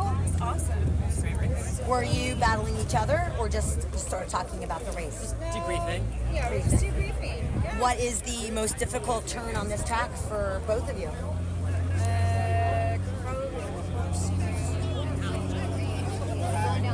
Yeah, I think that was Getting back to yeah. So corkscrew and 11. Okay. 10 for me. That's the right. And it's off camber. Yeah, I can't figure that one out yet. Yeah, it's off camber. So gotta have your foot on the gas, right? No lifting there. Make sure you're. Yeah, there's strategy. And then turn 11. That sets you up for the front straight, right? So. Exactly. So what do? You drive your windshield or do you drive your mirrors? Tell me, what's the answer? Windshield. You drive your windshield. Forward. Go for it. Oh, well, good. And tell the viewers, how long have you been wheel-to-wheel racing? This is my third season. Okay. Yeah, I'm like 2.5. 2.5. Okay. That's great. And Toddler, you know. yeah, yes, a toddler. We have someone who's 1-year-old down there, 2.5-year-old. This is good. good for the viewers to know. Again, like anyone can come race. You got to do the right work to be a safe racer. We're a really safe club. But then once you're out there and you know what you're doing, it's lots of camaraderie and competition. Oh, you guys are great. Thanks So for are you like sharing. properly media trained, or are you just improving right now? Improving right here. I'm just helping out my fellow racers. My car's not here, but I love all of my. Like, wait, let's keep it going. No. This is about you and you. By the way, I mean, I can't say I have favorites, but I really love your green. The green color at the very back is like muy bueno. Lovely. I love it. All right, I think we need podium, right? Are we doing podium? Yeah. Let's find podium. Bye. Thank you. Drive away. All right, well, you know what? We didn't do podium here. We missed it, but the guys, well, the driver just drove away. Let's look at the trophies anyway. We did the first group, not the second group. Okay, we're doing second group podium. By the way, these are the trophies. Pretty nice looking. And Lewis here is holding them for everybody to see. All right, so we're pulling up. There's a G. Oh, there you go. You see brother dragging brother? Oh, come on, you guys. Fun. I love it. I don't know.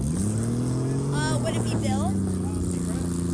Oh, I did not see that. I'm sorry. We had a crash of one of our members. We will go check on him later. Well, all right, we're going to do 1 and 2. Here we go. All right. Yay, for the camera. Take 2 shots, right? One serious, and then one we raise them up. Like we said earlier, Phil and Steve are brothers. 2, 1. Now hold them up. Oh my God. 2, 1. Nice. Thank you guys. Nice. Thank you guys. Congratulations. No scales for you. You're good. We're all good? You sure? Yeah, no scales. You're good. All right. Well, I think this is great. Thanks for watching. If I can have you hold it down like this. Yep.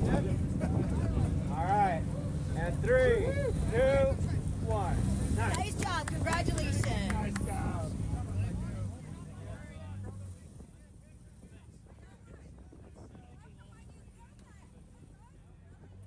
Welcome back.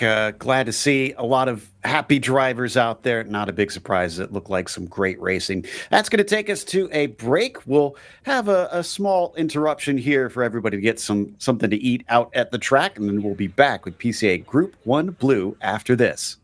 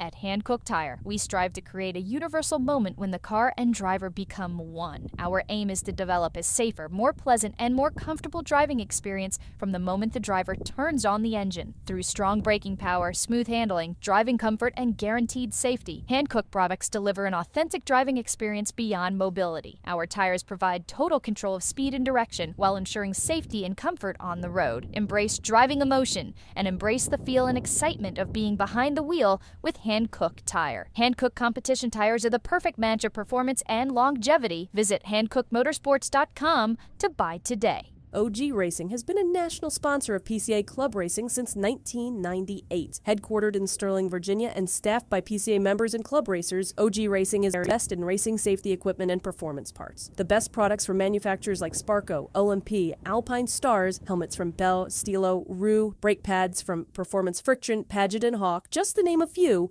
and are always in stock and ready to ship from their 12,000 square foot warehouse. Give OG Racing a call or visit them at www.ogracing.com and sign up for their newsletter. We're not just a one-off experience, we're a call to freedom. We're a place in people's minds where everyone can unleash their wild side with a passport to a world of possibilities. A spirit that breaks all the rules, uniting the famously bold and spirited essence of tequila from Mexico with the much-loved richness of peanut butter. Manabal is the bold embodiment of the party animal within us all. Here is where the ethics starts. Tequila can be purchased nationwide at manabaltequila.com. Club Reg is a supporter of PCA Club Racing and the provider of all registration for each of our races. ClubRegistration.net is a unique service because we put all of our customers first. You can use our services for free or with a small credit card handling fee. How can you go wrong? Included with both are custom solutions tailored to meet your needs. Find out more information at ClubRegistration.net. OG Racing has been a national sponsor of PCA Club Racing since 1998. Headquartered in Sterling, Virginia, and staffed by PCA members and club racers, OG Racing has always carried the industry's best in racing safety equipment and performance parts. The best products from manufacturers like Sparco, OMP, Alpine Stars, helmets from Bell, Stilo, Rue, brake pads from Performance Friction, Paget and Hawk, just to name a few, and are always in stock and ready to ship from their 12,000 square foot warehouse. Give OG Racing a call or visit them at www.ogracing.com and sign up for their newsletter. About to hit the track without coverage for your car? Buy HPDE insurance in minutes at LockedInMotorsports.com. Whether you drive a 911 or a Boxster, protect your car against physical damage during HPDE and track day events with HPD insurance from Locked In Motorsports, administered by Locked In Affinity. Coverage includes modifications you've done to your car, 2 drivers at each event, demonstration laps your instructor drives, and more. Worried about the trip home? Locked In Motorsports also offers off-track insurance for your non-licensed race car or track car while in transit, in storage, and in the paddock, plus options for your trailer, equipment, and tools. Insure your portion today at LockedInMotorsports.com. Miller's Oils is proud to be a Porsche Club Racing sponsor and to work with Racer's Edge as their North American distributor. Miller's Oils has been blending oil since 1887 and has an extensive product line for virtually every street or racetrack application. The technology implemented in Miller's engine oil and gear oils protects the wear surfaces of your engine and gear train on a microscopic level, significantly reducing friction and increasing the life of your engine and gear train. We encourage you to try Miller's and judge for yourself with the help of an oil sample analysis. As they say, the proof is in the pudding. Pirelli and Porsche have been a winning combination around the racing world for years. Pirelli is proud to bring that relationship to PCA Club Racing yet again in 2025. Make sure to see the guys from Frisbee and find the right Pirelli tire for your vehicle, or check them out on the web at frisbeeracetire.com. Pirelli powers nothing without control. Based in New Jersey, Precision Motorsports, or PMR, is a supporter of club racing and a new national sponsor for 2025. From the latest Cup cars to 944 racers, PMR has supported them all here at the track. True experts in their craft and dedicated to performance. Find them on Facebook at Precision Motorsports. New for 2025, Isringhausen will be sponsoring the GTD 1, 2, and 3 classes. Our group here at Club Racing are thrilled to have them on board. Over the past 30 years, Isringhausen has become synonymous with quality vehicles and superb service. The Isringhausen way of doing business has been one of offering excellent products at fair prices, coupled with service that goes above and beyond what anyone would expect from a typical car dealership. We believe that good service is comprised of 2 components: a willing and helpful attitude, accompanied by competency in your field. We try to support an environment where each person who works here strives to serve each customer as they wish to be served, with dignity and respect. Because of these core values, Isringhausen has become and will continue continue to be a leading example in the industry. One of our latest partners, Track Day Tire, is happy to be supporting Club Racing through their Toyo, Hoosier, and Michelin tires. Use the code PCACR for a discount at checkout. The TrackDayTire.com team is passionate about helping our customers extract the highest level of performance from their vehicles on the track. Decades of on-track experience has taught us purpose-designed track-use tires are arguably the single most important vehicle component that influences driver confidence to obtain maximum vehicle performance. Making it easier for our fellow Track Day enthusiasts to obtain confidence-inspiring tires is our goal. We look forward to providing you access to the best prices and customer support in the industry. Every one of us has a moment that we fell in love with Porsche. Some of us were born into it, or took it in from culture. All of us have a favorite movie scene with a Porsche. But for many of us, it was love at first sight. For 70 years, we've celebrated the thrill of driving a Porsche. There's been a lot of changes to technology in that time. From air, to water, manual, to PDK, and internal combustion, to electricity.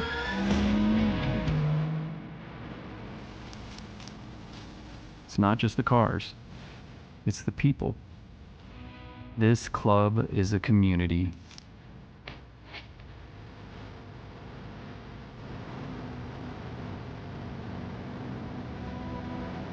Forging lifelong friendships and bonding over a shared passion.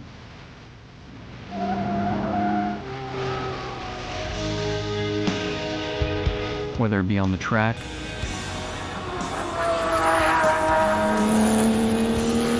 the open road,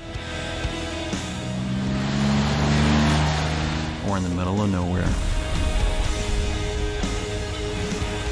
Let's keep the passion going for another 70 years. From generation to generation, and from sea to shining sea.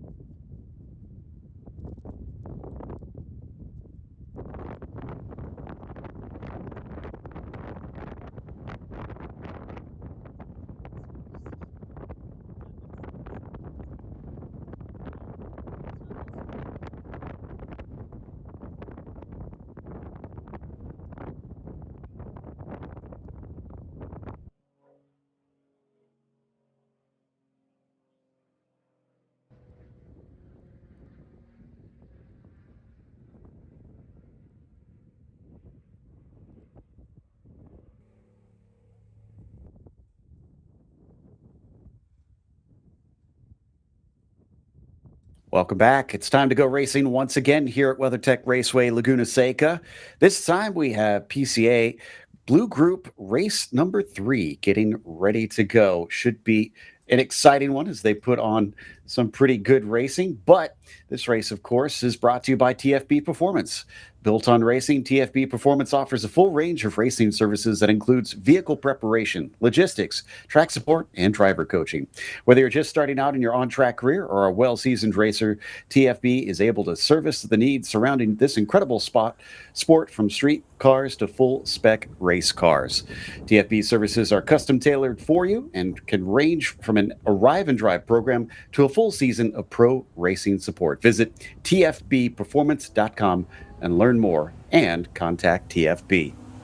So we're getting ready to race. Let's go through the grid and bring you how this will start off. Tim Salveson will be on the pole with Kyle Washington once again, trying to catch him from second, Alan Ritchie third, and Scott Diger in P4. From there, Rich Walton starts fifth today, as John Nelson will be P6. Tad Cusack starts seventh, with Alex Steele in the 8th position. From there, you've got David Fabi in the 9th spot and David Hodges in the 10th position. Walter Nielsen starts 11th today, followed by Dan Carusillo in the 12th spot. Andy Simpkinson in 13th. Robert Murillo in the 14th spot. Tad Sanders starts 15th today. He'll be flanked by David Higgins to his outside in 16th. 17th goes to Nate DeSantos. Chip Henderson will be starting in 18th. Row 10 has Baram Sunawala in 19th and Fred Veach in the 20th position.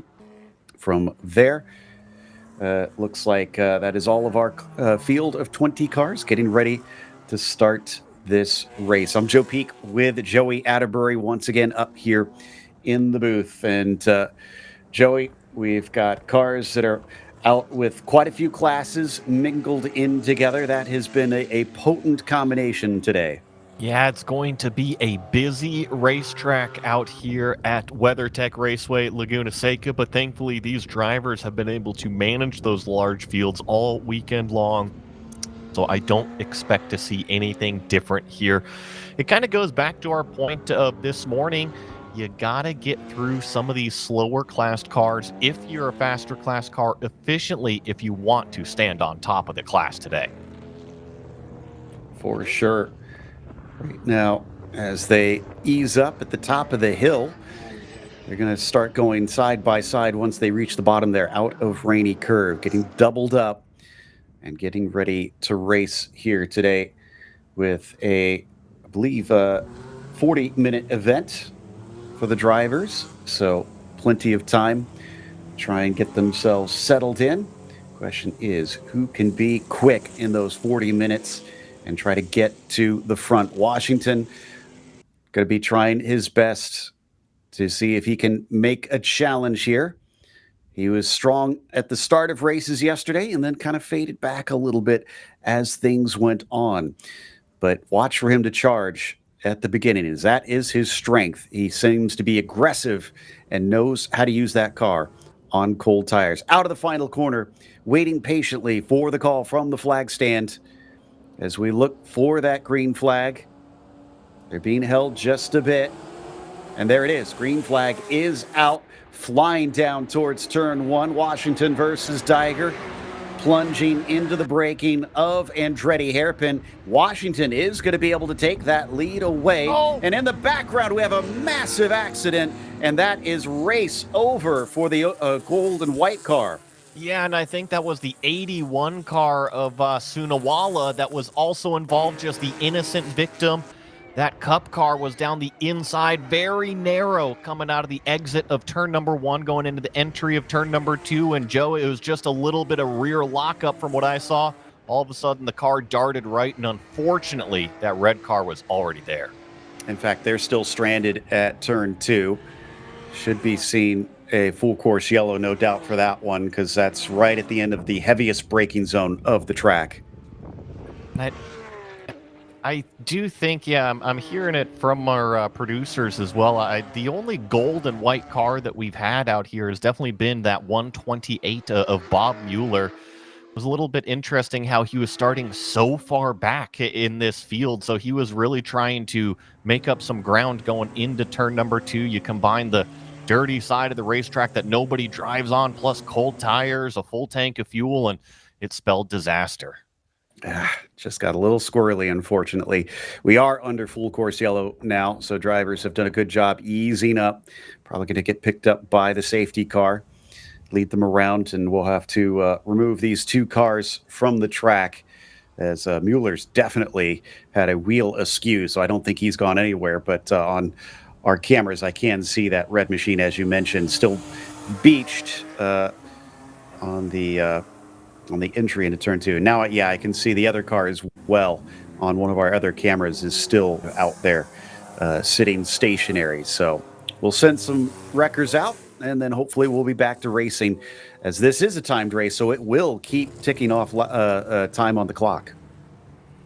Got the safety car out there, so it has already gathered up the field. And yeah, like you said, I think it's a little bit beneficial that this is a timed race versus a lapped race, because we'll have to get this cleaned up and then go back out there and get that green flag. I see the safety vehicle's already headed down the hill to collect those 2 stranded cars on the outside of the Andretti hairpin. And we've had incredibly clean racing so far here this weekend, and this was not anything malicious. It's not like Bob Mueller was going down there with his hair on fire and just piled into a bunch of cars down at turn number 2. It was simply cold tires and what appeared to me like a little bit of a rear lockup. And you know that can happen on those cold tires, right? It's just not got the grip level that you need. It's the first corner. I know it's technically turn number 2.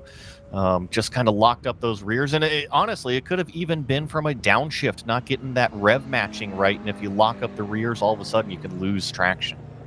And we were just talking about how that can be a driver's strength, but I guess can also be a weakness if you're just not used to trying to be aggressive on those cold tires. We've seen how Kyle Washington is so good at the start of races because he seems to really be able to find the limit on those cold tires a little bit sooner than all those around him. And he's used it well here, kicking things off with the lead, but now it's going to get backed up once again.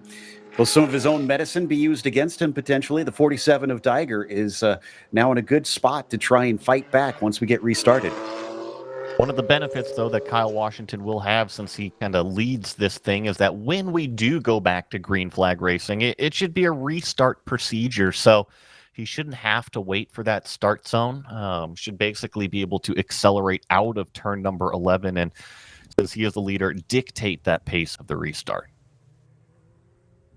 Bit sad that we've already lost 2 of our 20 starters here, but sometimes that's the way the cookie crumbles out there, and we'll be down to 18 cars in this field for the time being. Let's hope that all of them manage to bring it home, as I do believe we still have some racing after this. Yeah, PCA Group 2 yellow, but it looks like Group Blue won't be back out there. So I guess if you're going to use up your equipment, now's a good time. But it sounds like we're going to be going to an ad real shortly. We'll be back after this with more racing here for Sprint Race 3.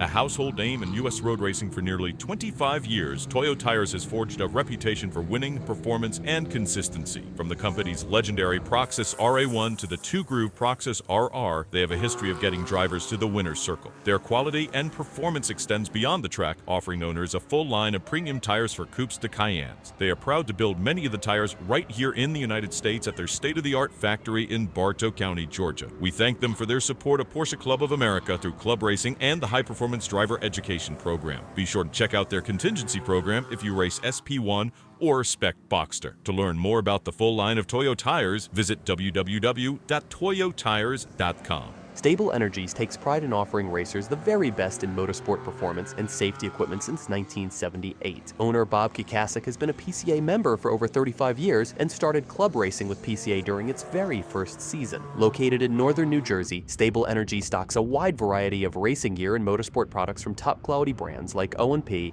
Alpine Stars, Bell, Hans, Schroth, Paget, and Bray Kraus. Stable Energies is a master distributor for Recaro and the U.S. importer for safety devices roll cages, as well as the Eastern U.S. distributor for RSS Porsche Performance parts. You can shop with Stable Energies on their website, stableenergies.com.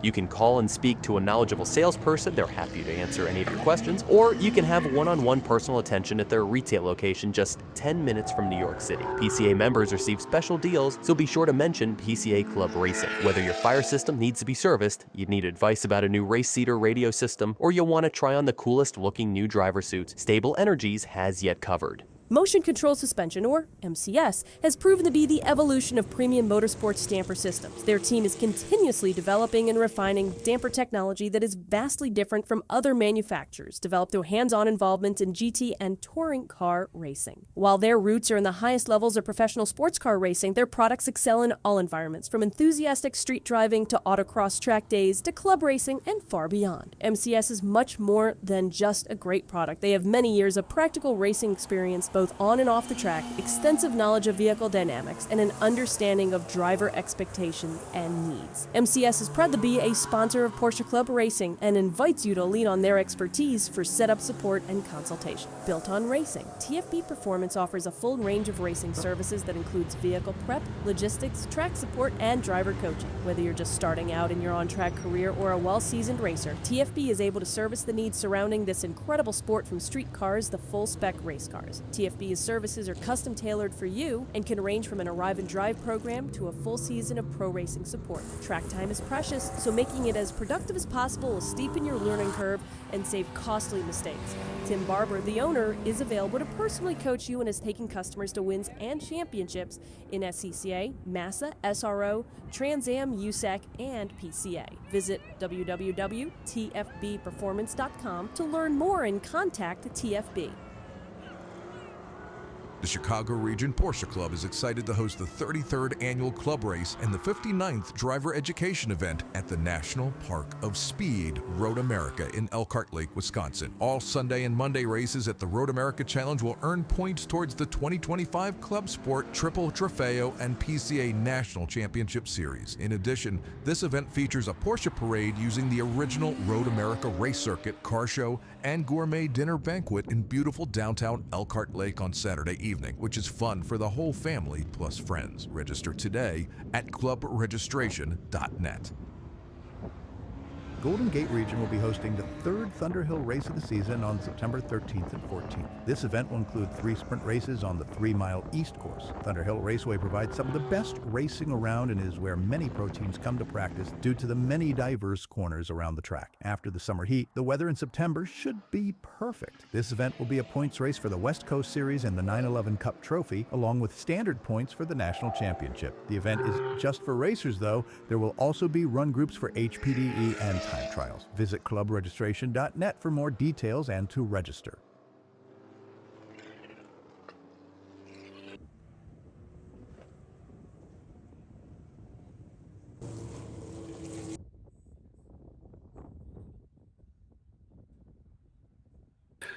Welcome back. We're on Sprint Race 3 here for Blue Group and PCA.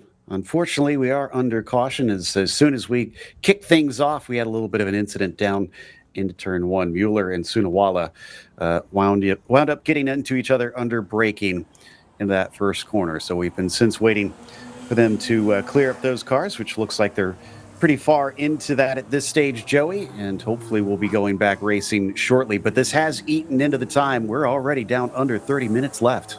Yeah, already 25% of the race has taken place because it's a 40-minute race, already 10 minutes by, and I still see Bob Mueller's car stranded out there on the exit of turn number 2. I'm not sure if they've got a loader hooked up to the front. Actually, no, it does not have anybody out there on the front end of this car right now, so we're still going to have to pick up the 128. See, it's still sitting out there and now the track workers are getting over to it. So I'd probably say at least another 2 laps under yellow here.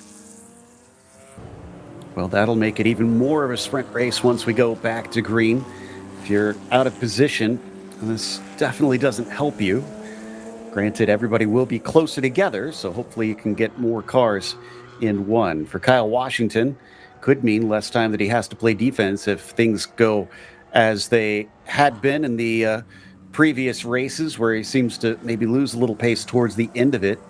But maybe that means that he can push a little bit longer because, well, maybe less conserving tires, Joey, if we have a shorter race. That's a good point there. If you maybe feel like your car is kind of falling off on the long run, maybe a shorter race will definitely help that performance be able to kind of run away and use up all the good in the car. And by the time the good is gone, it's already the end of the race. So I think that's exactly, like we said, what Kyle Washington is probably hoping for. But he had a terrific start, and he was actually starting to gap it out over what was second place on the racetrack, Scott Diger. So I think that these drivers are probably just anxious to get back going again. They really didn't get into a rhythm. Remember, it was turn number 2 on the first lap that had that incident. So I'm sure all the drivers are ready to go back green. Got that itchy right foot, without a doubt. Just wanting to get back up to speed.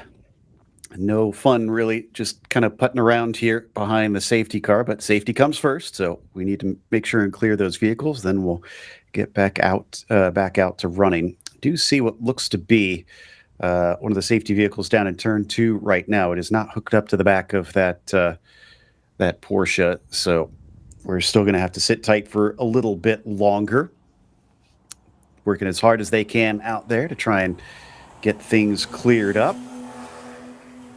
But as it stands, Washington's still leading since the start of this race. Diger is currently second. Alex Steele's managed to get into third place, with Rich Walton currently running in fourth, and then top 5 are rounded out by John Nelson. Look at the damage on the right front that we can see there on the 128 there with the flatbed in the foreground. So they are just getting ready to scoop that thing up, and then we'll be back to going.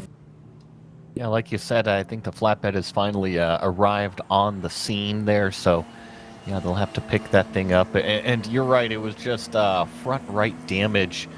They just got in really deep into turn number 2, had everybody stacked up in front of them, and whether it was a rear lockup or a missed downshift or whatever it was, definitely ended in tears down there for not only Bob Mueller, but also Sunawala that we mentioned there in that red number 81 car, which was really just kind of the innocent victim in it all, just kind of going down into turn number 1, minding their own business, and all of a sudden kind of got clobbered on that left side. So hopefully that car can be repaired. I'm not sure if they're going to be racing it all later today, but hopefully it's not too bad.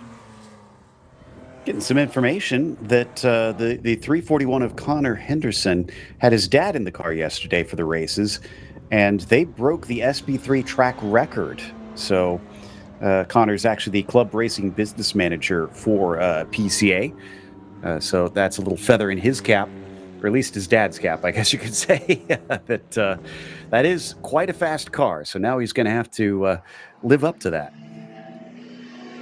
Field is making their way through the corkscrew, just patiently waiting for the Laguna Seca track crew to get this other car up onto the bed. In fact, I see that it's already getting up onto the flatbed, so I've got my fingers crossed maybe one more time around, and then we should be all cleaned up, ready to go back racing. They're doing pace laps, or I should say safety car laps, just under 3 minutes, about 2.5 minutes. So probably about 20 to 22 minutes is what we're going to be going on the clock once we're actually there.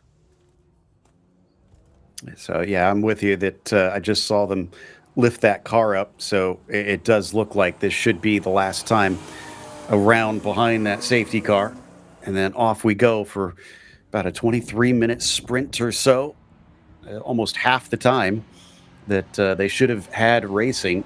Everybody's going to have to boogie to try and make some overtakes. There we go. Good shot of a sad-looking car of Bob Mueller's leaving exit stage left. and back to the paddock to hopefully get some good repairs. And I'm not sure if they're going to take a look at it, but saw a little bit of debris on the racing line down there. It was small pieces, but once again, when I put on my competitor hat, I'm always trying to find any outliers or find any differences out there, and definitely don't want to be driving over any debris out there on the racetrack. That's a good point. Good catch on that. We'll try and watch when we get another shot of that one. See if there is anything in the way. I don't see any track workers over there right now. So if there is, they haven't gone and picked it up. In the meantime, lights are still on the pace car. So we don't have the signal yet. However, it looks like to me from all the camera angles I can see that there's no more safety vehicles on the track. And there we go. Lights have now gone off. We've got confirmation. The drivers are going to be happy. You're going to see them start to wiggle those cars around, weave them left and right, just like we see our overall leader, Kyle Washington, do, just trying to clean up the surface of the tire. It's kind of twofold. Not only are they cleaning the surface of the tire, but they're starting to put a little bit of friction into it, a little bit of heat into that tire surface. And then also you'll see them jump on the brakes there. It's important to warm up those brake pads. These are racing brake pads on these cars, and they don't work at regular street car temperatures. So you'll see a lot of heavy acceleration, heavy braking, trying to get those brake pads ready and also the tires up to temperature. All right. I think they're bunching them up as everybody gets ready to go. Remember, going to be single file on this restart since we have started the race, even though we didn't really get more than a corner under green. And what is Kyle Washington going to be able to do? Will he be able to jump and get a gap between himself and Diger to prevent an attack down into that first braking zone of the Andretti hairpin? There goes the safety car, giving control over to the 132. Doesn't have to wait all the way for the call from the flag stand now. He can choose to go when he wants after this final corner. It's leaving him a little bit bunched up, though, and now he's on the loud pedal. We go racing once again here at WeatherTech Raceway Laguna Seca. Washington does get a good jump over Diger. Alex Steele a little far behind. Battle between Walton and Nelson, though, in behind, coming down into the first corner. Some very shallow lines into there. Nobody able to make a pass yet. Yeah, it was pretty close between Walton, Nelson, and Cusack back there for 4th, 5th, and 6th as the rest of the cars get through this turn number 2 hairpin. You see those faster, newer chassis cars already accelerating their way through what is turn number 4. I think I see Rich Walton on the back of what is Alex Steele here. This might be a move going down into turn number 5. Down the inside. And it looks like car to the apex first is going to be able to come away, or will he? There's quite a bit of camber there. No, great use of that camber and managing to move up to the next position. Still had some battling into turn 6, but they'll get it sorted back to single file. Yeah, and I think I saw one of those Cayman GT4 themed cars as well get around. So that was a nice move there. And I think it's Tad Cusack there in the number 115 car that is in the middle of this group here as they go down what is turn number 9, plunge their way into that heavily cambered turn number 10. Trust the car that you really got to balance it on the way in, and the compression will catch it, accelerate your way through. And then, of course, turn number 11, this final corner here at Laguna Seca. Relatively straightforward. Hit your brake mark, hit your apex, and get on the gas as soon as possible. Wow, it's been a huge run for Kyle on this first lap under green. 1.8 seconds over P2. Walton still 2 seconds back there in third. So top 3 very much separated apart. Behind them, it is a lot closer between the 782 as well as the 42. That's for 5th place between David and John. As these cars, what is, call it 3rd place overall on the timing and scoring, feed their way through what is now turn number 4. It should be Tad Cusack given chase there. I believe Rich Walton is the one who's leading this pack. So Cusack is in that number 115 car. David Fabi, John Nelson, all involved in this one big group now that goes up the hill. Yeah, they're staying pretty packed up, but they're already dropping those behind them.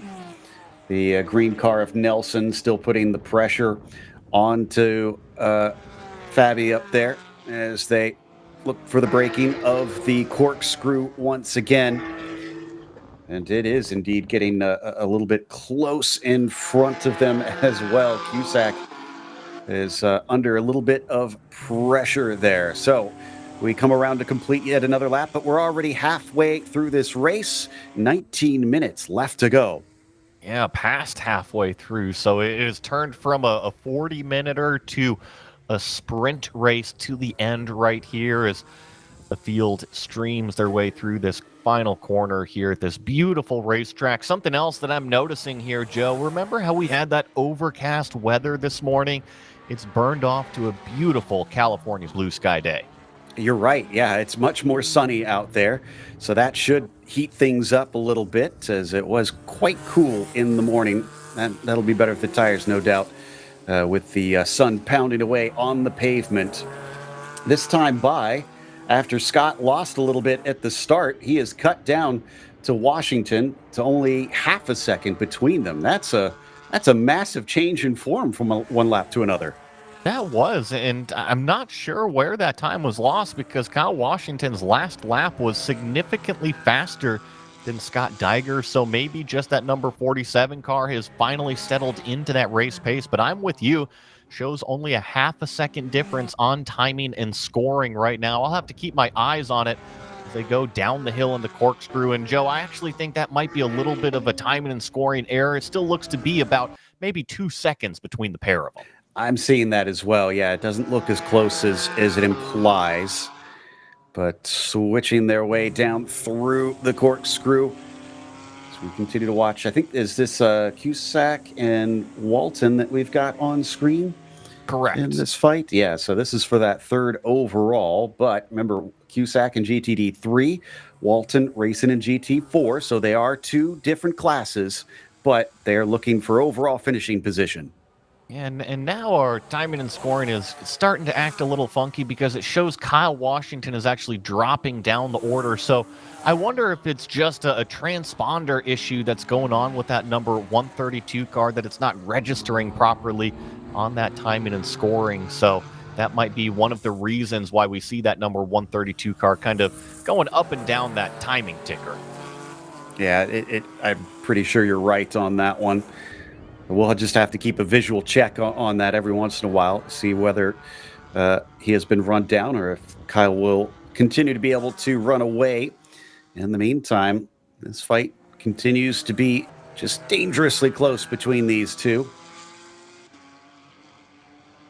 Yeah, this is, like you said, the pack between Walton, Cusack, Nelson, and Alex Steele, I believe, is this last number 416.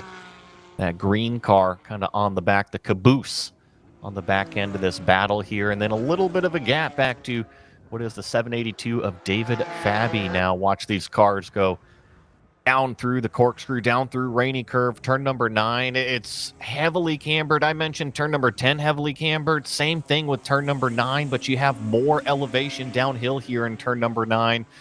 Have to balance the car more on the corner exit, while turn number 10 balance the car on the corner entry here.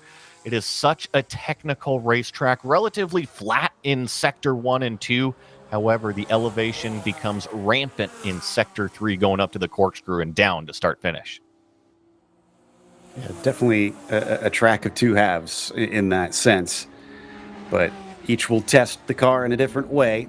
These 2 glued nose to tail have been able to change positions for some time, but remaining an ever-present threat out there at this stage.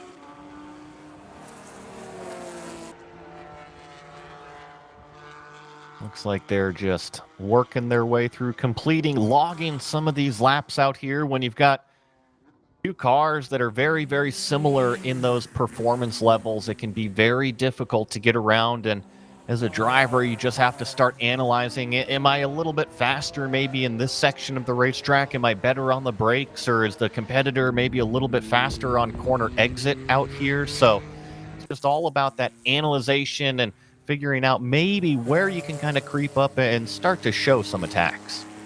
This looks like Tad Sanders and Robert Murillo fighting for 12th overall. And Sanders running a 911 Cup, Murillo in SP 911. And I think that is our leader in 911 Cup, actually, in Tad Sanders. No, excuse me, Andy Simpkins is one ahead of him. Just saw that now. So he's got a little bit to make up to get to that car. And Joe, I'm wondering if this is actually the 341 and the 68 of Simpkinson and Henderson that we were just watching, because at least on my timing and scoring, well, you know, maybe I shouldn't be trusting timing and scoring after we've been pointing out that Kyle Washington has been having those issues. But there's quite a few close battles out here, just trying to make out the car numbers, which can be rather difficult, even just with the trackside cameras. Exactly. And so apologies if we do get things a little wrong here or there, but doing our best to try and bring you the information from the track. That was a very wide run with our green car that's been chasing, as they went all the way out on the outside of turn 2 there, and you can see the damage that has done to the gap. I believe that is the 42 of John Nelson there in that green machine. Jump back up to this close battle up here with these, I believe you were saying these are 911 Cup cars. Now, obviously, when we mention Porsche and we mention Cup cars, brain might automatically go to one of these new GT3 Cup cars. But got to remember, these are the spec classes here in PCA as well as POC that we're covering here this weekend. So even though it says GT3 Cup, it might not be a 997 Cup car or a 992 Cup car. It is the class that they are racing in. Yeah, PCA has their own class denominations out there, so basically forget what you're used to hearing about Porsche naming systems, as this is their own thing here in PCA. But yeah, I believe that is a battle between Simpkinson and Sanders. I think you're right. The blue car chasing for the lead in 911 Cup, but that is 11th overall, and then Murillo in behind, but wow, he's lost a lot of ground these last couple corners to that white number 68. Momentum-based racetrack, and it is very technical. If you've got two similar paced cars and one of them all of a sudden makes a mistake, you can find that car oftentimes just running off, galloping into the horizon, if you will. It can be so difficult to make up that time. That's why I love cars that are so similar. Call them spec cars. We see a lot of those spec Boxsters out here this weekend. That's where I cut my teeth in racing, is spec racing, and you'll find out if you're good or if you're going to sink pretty quickly. Yeah, when everything's on even machinery, it starts to become obvious who really does have the speed out there. As we fly up the front stretch once again. And speaking of flying, I mean, time has absolutely flown by. We are getting close to the final quarter of this race. Still have 16 cars on circuit currently after losing two at the very first braking zone of lap 1 down into the Andretti hairpin. Again, if you're just joining us, that's Sunawala and Bob Mueller, who were out before the race really started. Yeah, like you were saying, starting to close down the stages here in this race. It was a 40-minuter, and all of a sudden, because of that yellow flag, it turned into a little bit more of a sprint race. When did we go back going? About 22 minutes or so on the clock, and now we've got half that, 10 minutes remaining, as it seems like some of these faster class cars, in fact, that's our overall leader, Kyle Washington, starting to make his way through this battle. He's got to be careful here. I think that is still Diger close behind him. Let's see as they go by. Yeah, I think that is him that is giving chase here. So he's not completely out of the woods. He's been trying his best to just stick with him. And the lap traffic does seem to have helped a tiny bit. He's still a few car lengths behind. Not quite close enough to try and make an attack. But another little gum up of the works with that lap traffic. And it could be a chance to maybe steal the lead away. But you are 100% right. It was kind of like call it a 2-second margin between first and second. And all of a sudden, Scott Diger has cut that at least in half, down to about, call it 15, maybe 20 car lengths between the two. And as they cross start finish, officially 1.1 seconds. So That last lap out of our second place car, right on pace, pretty much identical with Kyle Washington in front of him. And we said that has been kind of the trend for Washington, quick at first, and then things ease up. I don't know that this one is necessarily the tires, though, slowing him down. I think it is more this traffic, maybe just trying to play it easy, play it safe here, because he's got a good look at a potential win in this race, not just for the overall, but, of course, the GTA 3 class win, which will certainly help him out. They'll get by another of those lapped vehicles, and they'll be able to just be seeing each other without any interruptions between the two cars. But look at the distance that Kyle has once again been able to lay down. That says to me, my instincts before were right, that it is not necessarily him losing pace. It's just traffic has been backing him up. Agreed. I'm in full agreement with you, and I think we're about to test that theory, Joe, because I don't see anybody in front of Kyle Washington right now. He has got a clean racetrack to focus out the windshield. All he's got to do is look at the brake marker, go to your brake marker, don't overstep that limit, roll the speed through the apexes, be nice and smooth. You know you've got the overall pace to go out there and kind of start to stretch it out that little bit. You just need to put your mind to it, and sometimes that includes turning off those rear view mirrors and what's there. And apologies if anybody was getting a little confused with the tower on the left-hand side. Looks like we may have gotten that sorted now, and the timing looks a little bit more accurate than it was before. Diger being shown about 1.1 seconds behind, which does seem a lot more correct to me. Rich Walton being scored as second or third on track, but a ways back there. They've absolutely dropped that number 9 machine, though, that he is still on the overall podium, and he is leading GT4 right now. About 26 seconds back, so not even one corner, not even two corners, but a significant, call it about a third of the track back from our overall leaders here. So our theory, right, is Kyle Washington faster in clean air with no traffic in front of him. I don't know, Joe. It looks pretty similar right now. Maybe Scott Diger is starting to get something later in this race. Yeah, it seemed like he was pulling away for a brief moment, but now it's looking just that tiny bit closer. Is the clock now ticking, and the time is starting to be up for Kyle Washington's rubber? Is it once again wearing out as Diger reels him in? In fact, looks very strong at the end of this lap. Washington will have to try and survive for the final 6 minutes. And no, Washington not getting slower unless this is another timing glitch. I'm showing him as setting his personal best and the overall fastest lap of the race. Yeah, 30.793. I think he really honestly made it all up and call it the final 2 turns, because Diger was very close to him going into turn number 10, but then all of a sudden coming out onto the straightaway, that number 47 lost a huge amount of ground. And the same thing here in sector number 1. I mean, Kyle Washington has either found another gear or Diger kind of made a couple mistakes early on in this lap and late last lap to kind of balloon up that gap, which is easily now 1.5 seconds. It is a teeter-totter of a battle, because at times one seems very quick and then the other switches it up and is able to start to run away. They'll go by Veach now, staying off to the side. Veach doing everything he can not to interrupt this battle, although he might be in a bit of a difficult spot for Scott. Scott can only watch the rear of that yellow machine through the corkscrew, and now he's finally freed himself. Our leader is saying thank you, thank you, thank you, because what was less than a second, maybe just a couple laps ago, has now definitely grown. Kind of skating the tires there on entry was Kyle Washington into turn number 11. I think that kind of goes to show you his demeanor right now. He is in full attack mode, even with 5 minutes remaining. Yeah, over 2 seconds between P1 and P2.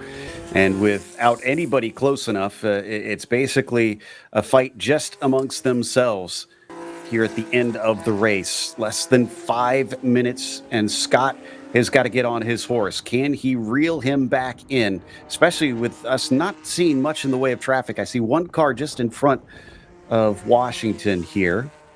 Trying to see if we can make out who that is. Might be either DeSantos or Higgins. I think that is DeSantos actually in front of him that he is starting to catch up to. Probably will get him either at the end of this lap or sometime over the next lap. Maybe even by the top of the corkscrew here. Kyle Washington's already rapidly approaching this car. So, yep, already letting them by on driver's right. Unfortunately, though, for Diger, he is not going to clear that car before the corkscrew. It's not going to hold him up very much, but once again, just it depends where you catch this traffic. Do you get through it efficiently? Is it going to hold you up? Scott's going to definitely have to dive down the inside there, so maybe not held up a ton like through a corner, but compromised his entry slightly. Yeah, it's not been going the way of Diger. And credit to Nate DeSantos. I think he facilitated those passes as best as he could and even had his blinker on to make sure and signal which way he wanted Scott to go down to the inside of that turn 10. The gap this time, 2.2 seconds, so maybe about a tenth of a second slower that lap, all considering. That's not too great of a loss for Scott.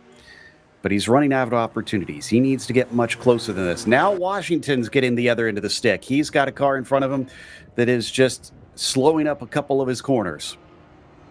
Was able to clear him going into turn number 4, and I think crucially that he has done the important stuff is Diger flirting with that track limit on the exit of turn number 4. Saw just a little bit of puff of that dust and dirt get kicked up, so pushing it to the absolute limit, that absolute end of the racetrack, trying to carry as much speed as he possibly can, hunting down the leader.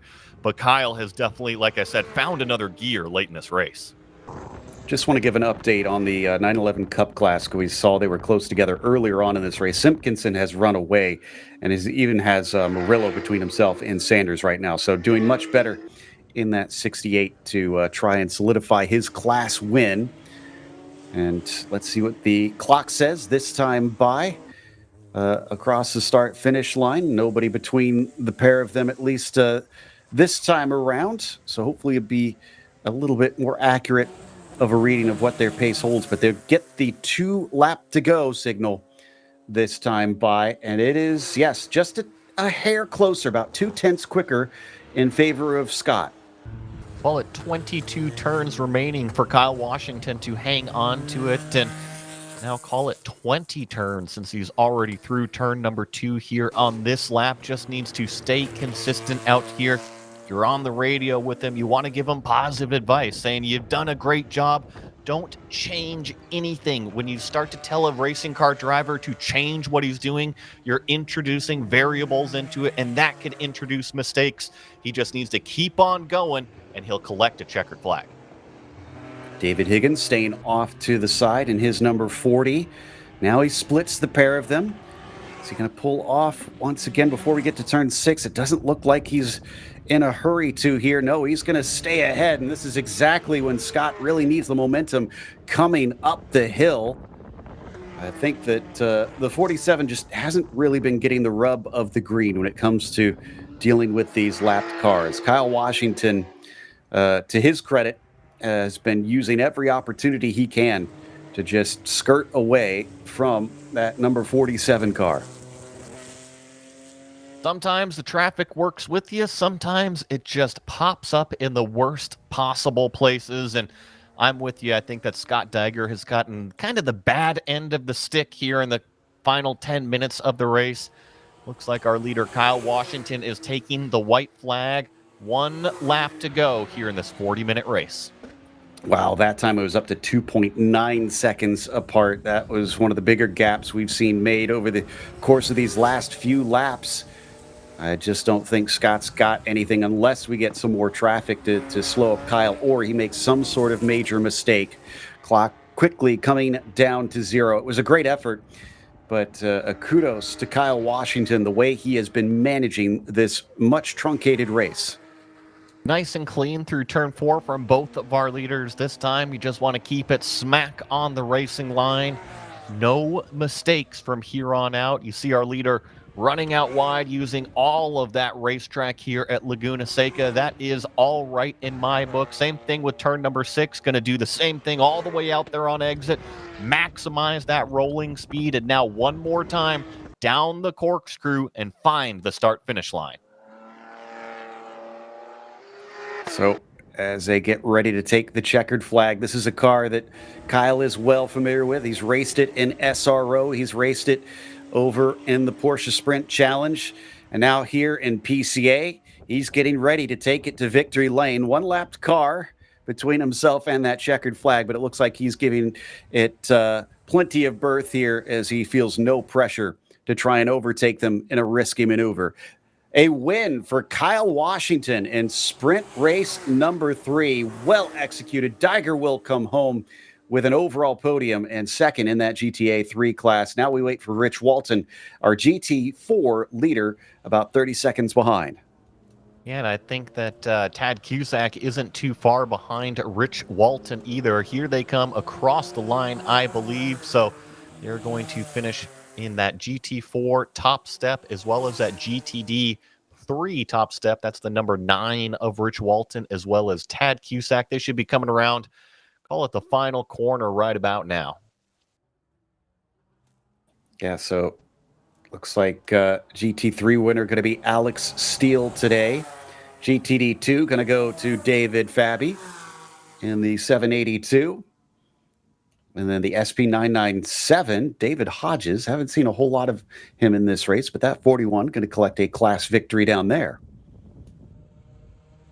Watch the rest of these cars as you can kind of see them go in between 10 and 11 on this shot here. See how rapid they're actually going down that short chute straightaway before they really got to jump on the brakes for turn number 11 and then redo it all up the gears to this start-finish line.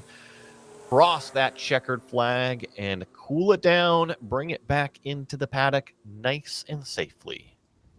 That's going to be everybody across the line. So big thank you to everybody for tuning in, but we're not done with our coverage yet. We'll take a short break and we'll be back with the yellow group up next here in PCA.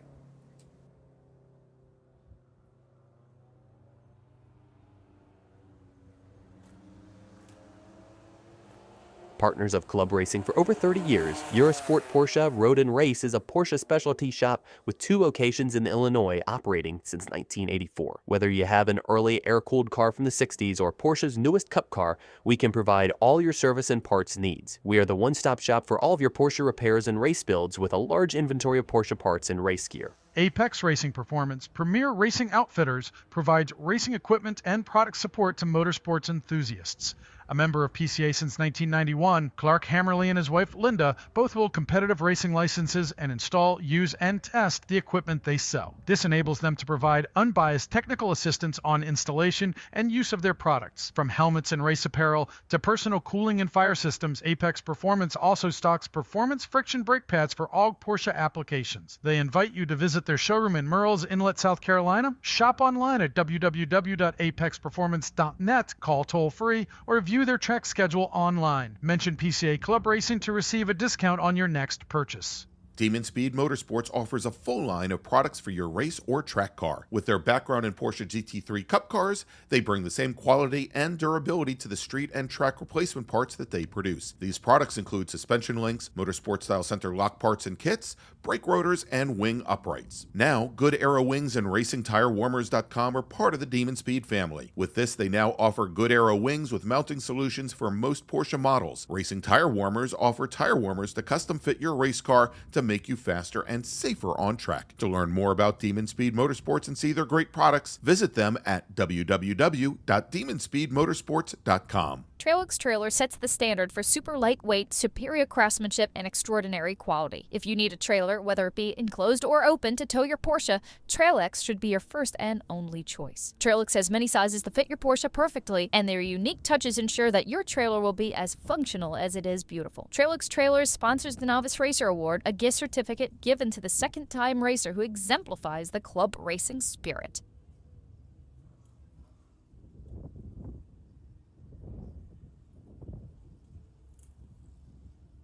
Welcome back to WeatherTech Raceway Laguna Seca. I'm Joe Peak with Joey Atterbury, and we're getting ready for PCA Group 2 Yellow. It is Sprint Race 3, and it's the last PCA race of the weekend. So now is the time to try and perform. And drivers are probably just about ready on the grid here for this one. But before we get to that, let's mention Escargo. Escargo Service Center is a full-service tuning shop specializing in Porsche service and performance tuning in Marin County, California. From routine maintenance to high-performance tuning, we make them fly. With factory-trained technicians, Escargo can tackle mild to wild, from routine maintenance on your street car to dyno tuning your race car. Whether it's a brand new or vintage one, they've got you covered. Go to escargoracing.com to learn more and schedule a visit.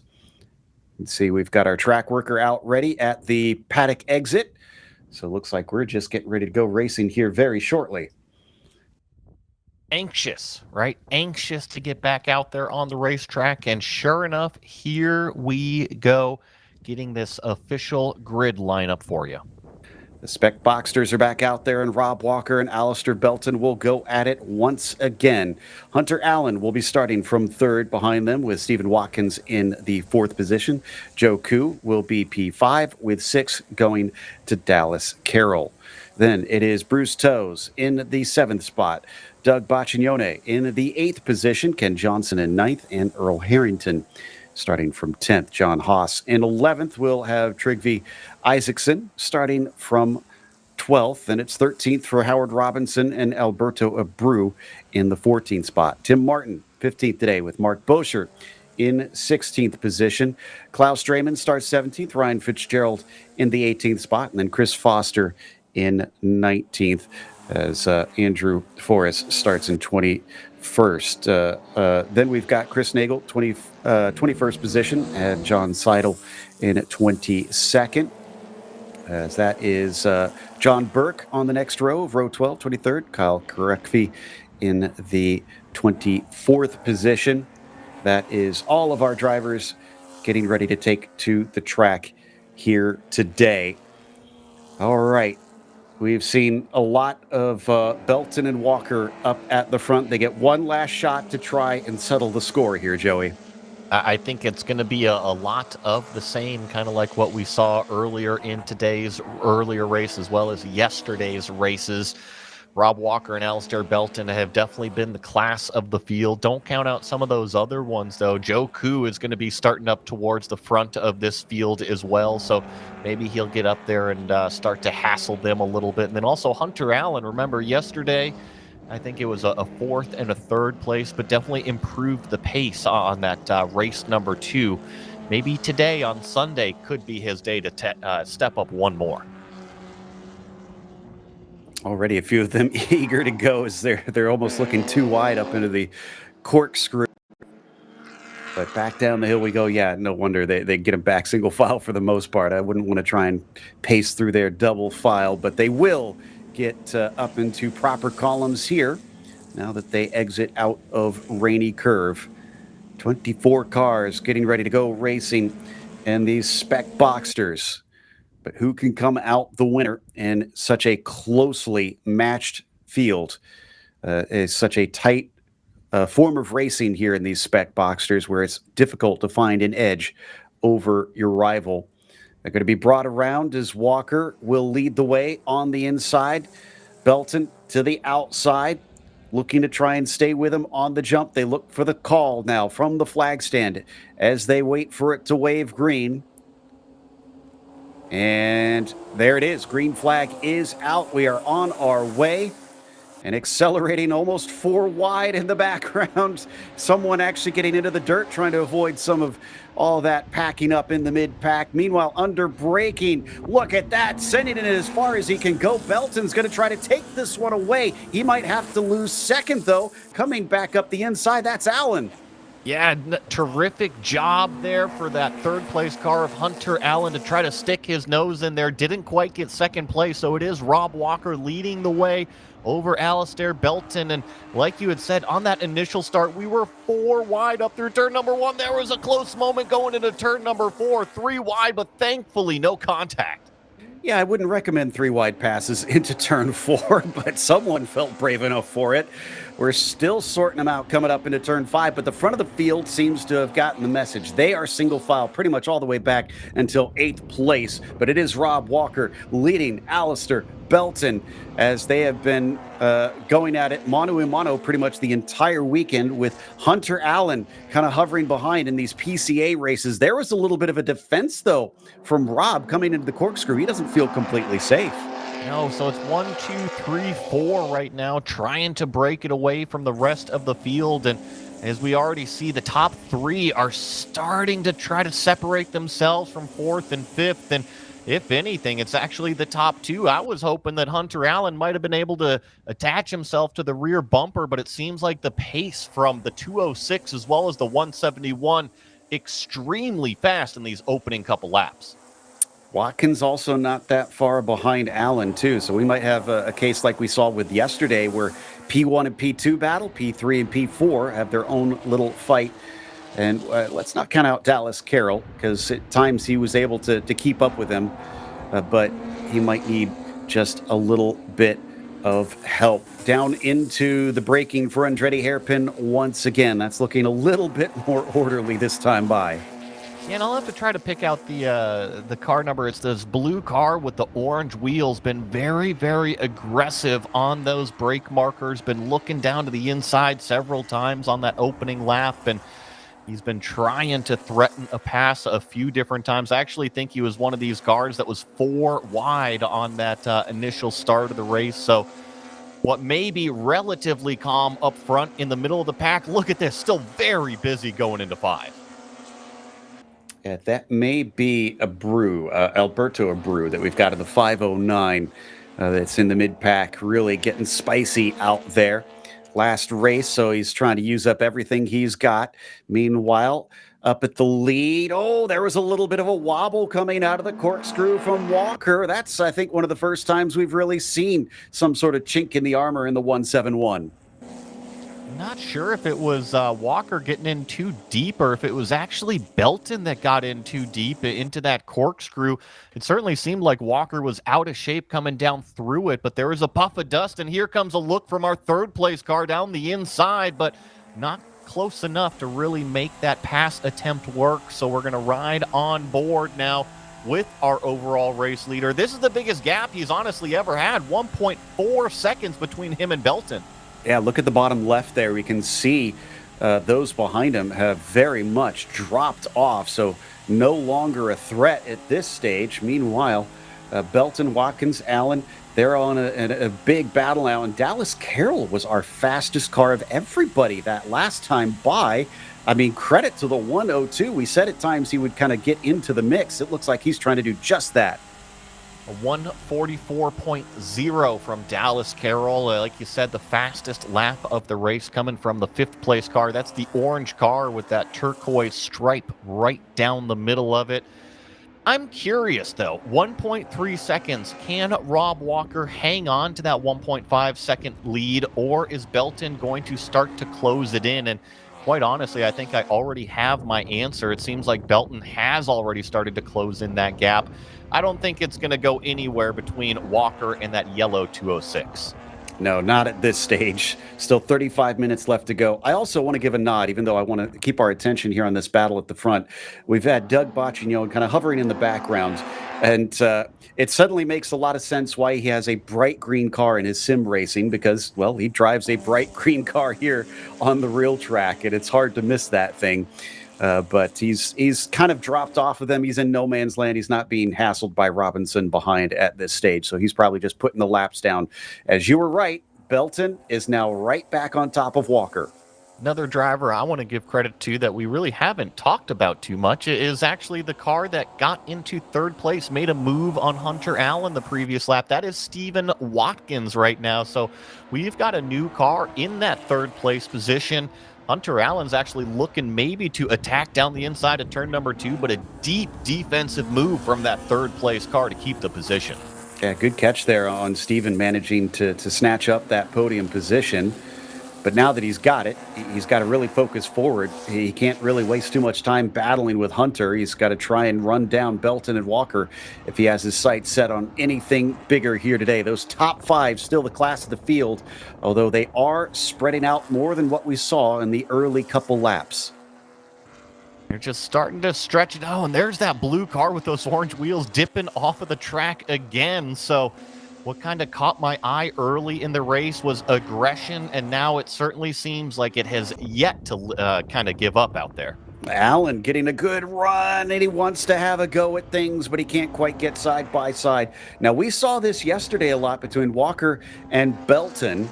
Different lines exiting out of turn 6, where Belton always seems to be more willing to drag it out to the very edge of the track than Rob Walker. Is that, once again, what's making a big difference here?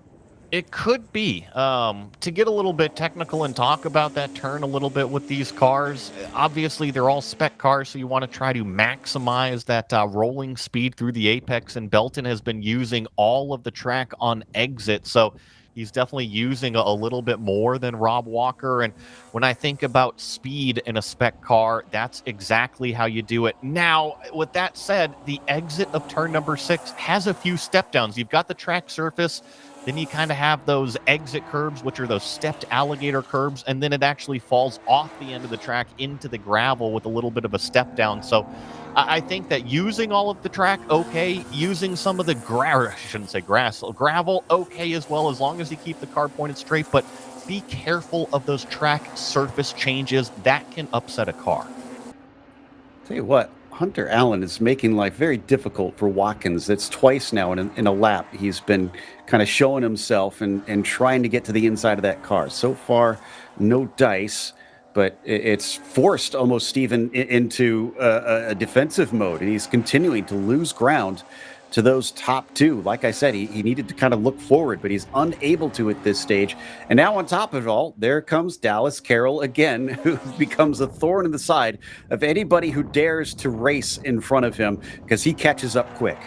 I kind of got a feel for that green number 111 of Hunter Allen. We've mentioned his name quite a few times yesterday as well as today, and the first race yesterday, he kind of seemed to be stuck behind one of his competitors, and now it's kind of the same thing. And when he was freed up in clean air, he was actually keeping pace with our top 2 leaders yesterday afternoon. So looks like the number 111 got a little bit more work to do, try to figure out all of that race pace and racecraft.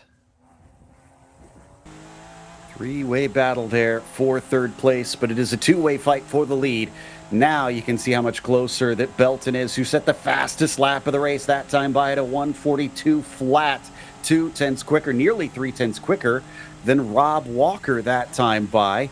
He doesn't go defensive down into the corner, just runs his racing line. He knows that yellow car isn't close enough in the mirror to actually stick it on the inside of the apex.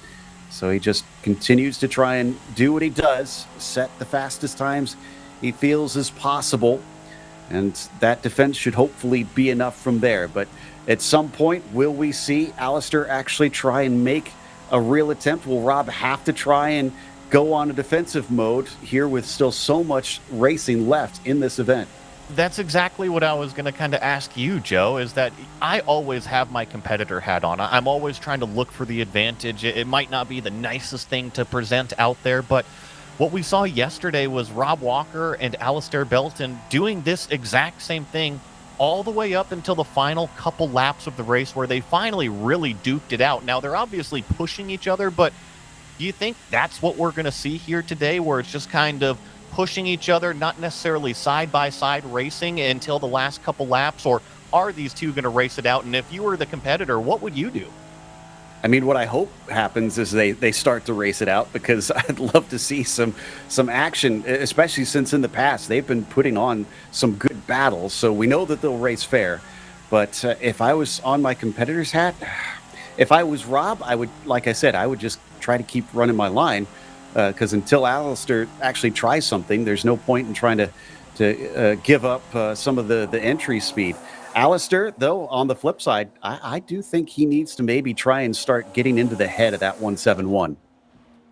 I'm with you. I think that I would just kind of continue to run my race and If I'm the leader, Rob Walker, put myself in his shoes, I'm not even doing any defensive lines. I'm just purely saying, hey, Belton, if you want to come and race me, come and race me. I'll leave the door open. I mean, that's what racing is. If you want to try to throw it up the inside, maybe I'll have an over-under for you on corner exit. We're so similar paced that I'm not even going to bother to defend. Remember how much there were smiles afterwards and these cars just kind of going back and forth? And then in the paddock afterwards, they were just so happy to talk about it. So I think that's probably what we're going to see is just kind of them having fun, but still continuing to kind of extend it out over third.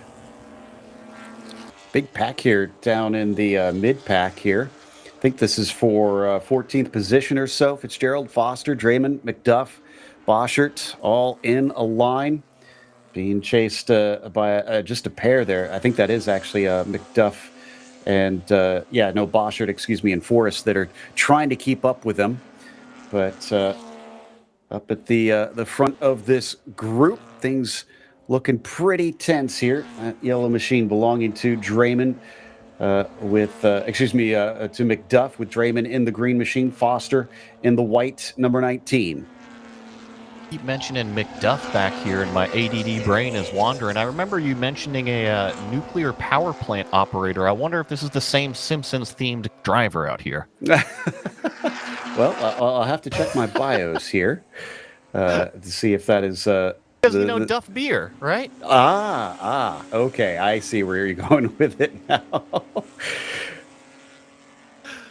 I'm the slow one, apparently, as our producers were also getting the joke before I did. In the meantime, 3 wide, potentially coming down into the final hairpin, side by side through that corner.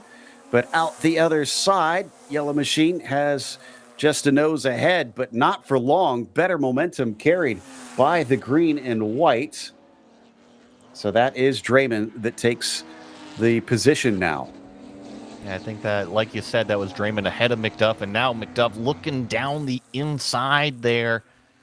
Not quite close enough to get that bumper up along that rear axle to kind of have room in the corner, so follows back in the tire tracks. I actually really liked the line there at the entry of turn number 3.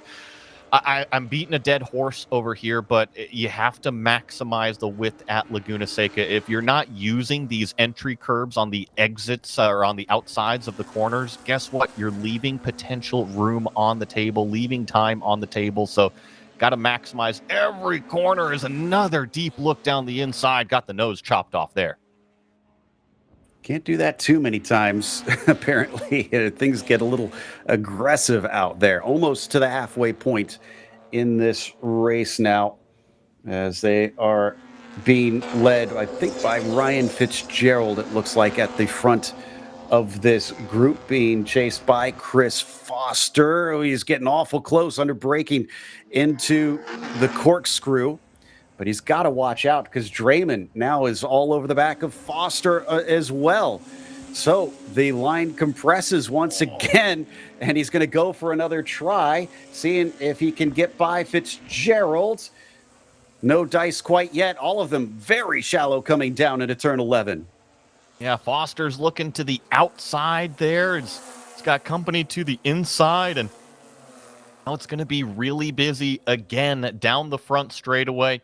Let's see if they kind of sort themselves out into single file. No, I think that's McDuff still side by side, but he is on the right side of the road, this time going down into turn number 2. So looks like he's going to get that position back that he lost maybe just a couple laps ago. So move that yellow car up 1 spot. He's going to focus his eyes forward, but he also has, call it 3-4 cars out the rearview mirror. Duff Man says, oh yeah, I got 16th place right back. So that's nice the Kool-Aid move. Man that says, oh yeah. I think there's a Simpsons quote where he says, Duff Man says, oh no. But I may be remembering falsely, so it's been a few years. In the meantime, I'm not sure if McDuff likes us giving him that nickname. And regardless, he is still doing everything he can, not letting an overtake slow him down. Can he set his sights now on Chris Foster, who was looking forward to Fitzgerald, could be distracted by the car ahead and pull a sneak attack.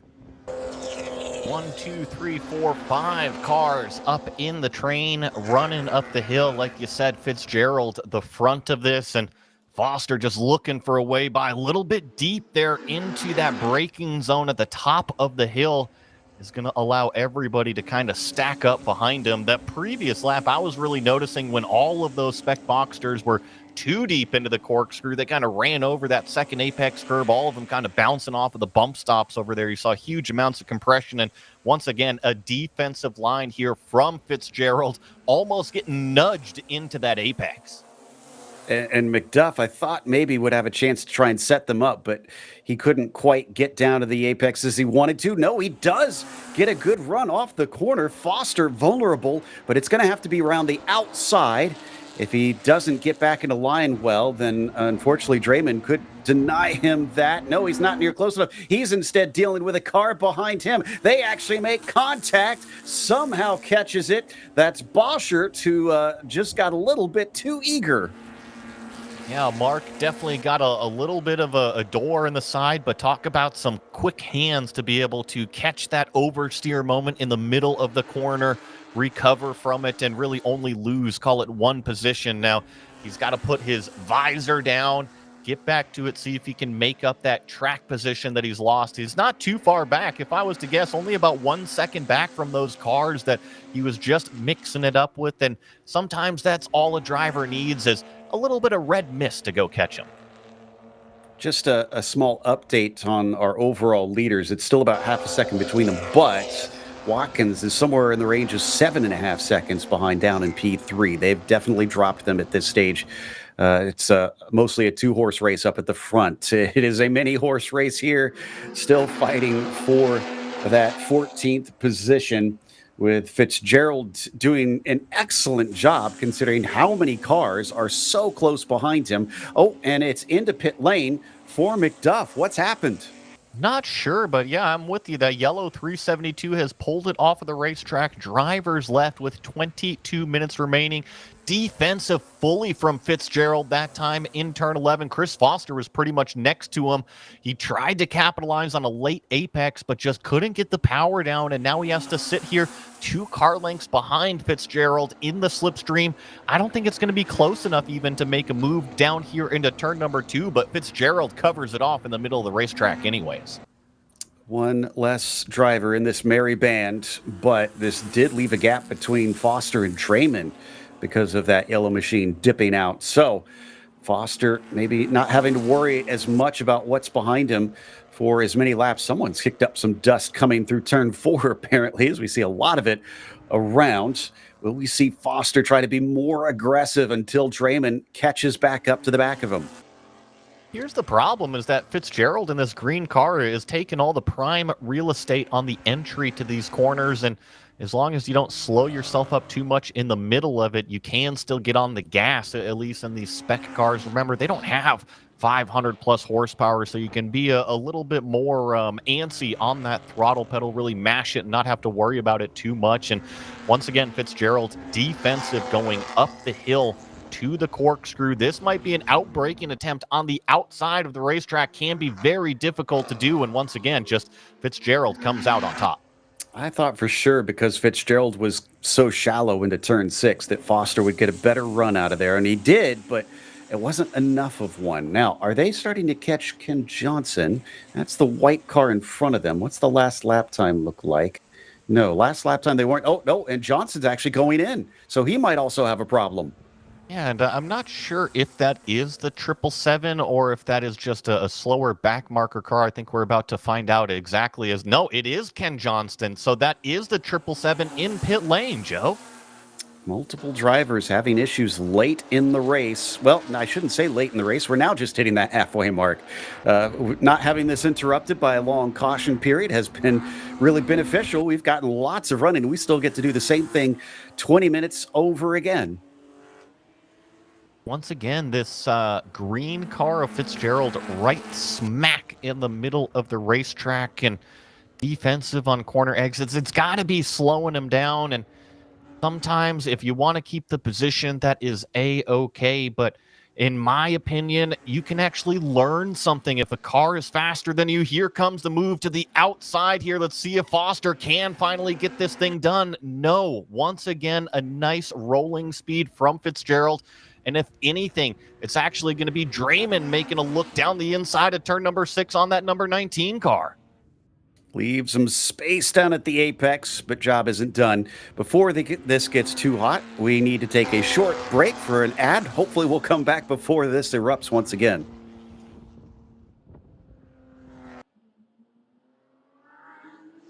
In the heart of Mountain View, California, Fred's Place is a corner bar that's been bringing folks together for generations. Voted the best dive bar by the Peninsula News for 3 years in a row, Fred's is a neighborhood sports bar that is authentic, unfiltered, and full of character. It's the kind of place where the wood is worn, the jukebox is loud, and the stories are real. Whether you're winding down after work or catching up with friends on the weekend, you'll find comfort in the familiar glow of neon signs, the hum of conversation, and a cold drink waiting with your name on it. Located just 1 mile off Highway 101 in Mountain View, Fred's Place boasts not only a charming bar, but also a lively atmosphere that beckons weary travelers and locals seeking a place to unwind. Join us for a 7-day cruise, the Treffen at Sea, to celebrate the 70th anniversary of Porsche Club. We'll be cruising August 30th to September 6th and showcasing the history and majesty of the East Coast. We'll stop in Newport, in Boston, Portland and St. John, and Halifax along the way, where you'll find import Porsche events. You'll also enjoy special entertainment, Porsche celebrity appearances, seminars, competitions, dinners, and the highly anticipated Porsche Diecast Concourse at Sea. The Enchanted Princess will both depart and return from New York City, making it a round trip. You'll experience incredible cuisine, culture, history, and nature, plus Porsche surprise events when we stop at port. To learn more and register, please visit pca.org and click the Events tab. Come join racers, sponsors, spectators, and volunteers at this year's Rock the Summit, September 12th through 14th. Rock the Summit is the club race for PCA Potomac's Founders Region, and at 34 years, it's the longest-running PCA race in the nation. Beyond the high-energy racing, join us for live music, a barbecue dinner, roaming beer carts during happy hours, and some other treats as well. Our 100-plus highly committed volunteers are ready to make the race weekend the best you'll ever experience, whether you're a racer, spectator, or sponsor. See you at Rock the Summit 2025. S-Car Go Service Center is a full-service tuning shop specializing in Porsche service and performance tuning in Marin County, California. From routine maintenance to high-performance tuning, we make them fly. With factory-trained technicians, S-Car Go can tackle mild to wild, from routine maintenance on your street car to dyno tuning your race car. Whether it's for a new or vintage, they've got you covered. Go to scargoracing.com to learn more and schedule a visit. Kansas City region is excited to host their second annual club race in the rolling hills of the Ozarks. The 2025 Race the Roller Coaster Club Race will be held on September 27th and 28th at Ozark International Raceway. The challenging 3.97-mile, 19-quarter course has almost 1,500 feet of combined elevation change per lap. The track is in Gravois Mills, Missouri, a few hours from Kansas City. There will be 3 sprint races, one on Saturday, followed by a happy hour with drinks and refreshments, and 2 on Sunday. Both days will have charity parade laps during lunch and give friends and family a taste of the roller coaster. The points races at this club race will earn points towards the 2025 Mid-America Series as well as the 2025 PCA National Championship Points Series. Register at clubregistration.net. Get ready for Rocky Mountain Thunder, the PCA race at High Plains Raceway in Colorado. Rocky Mountain Region hosted the very first PCA Club race in 1992 at Second Creek Racetrack, and members of the Rocky Mountain Region take pride in this historic event. The region has run the race at Second Creek, at Pueblo Motorsports Park, and now High Plains Raceway. This race will earn points towards the 2025 Mid-America Series, the 2025 West Coast Series, as well as the 2025 PCA National Championship Points Series. The race weekend will feature 2 30-minute sprint races on Saturday and a 65-minute enduro race on Sunday. Registration can be found at clubregistration.net.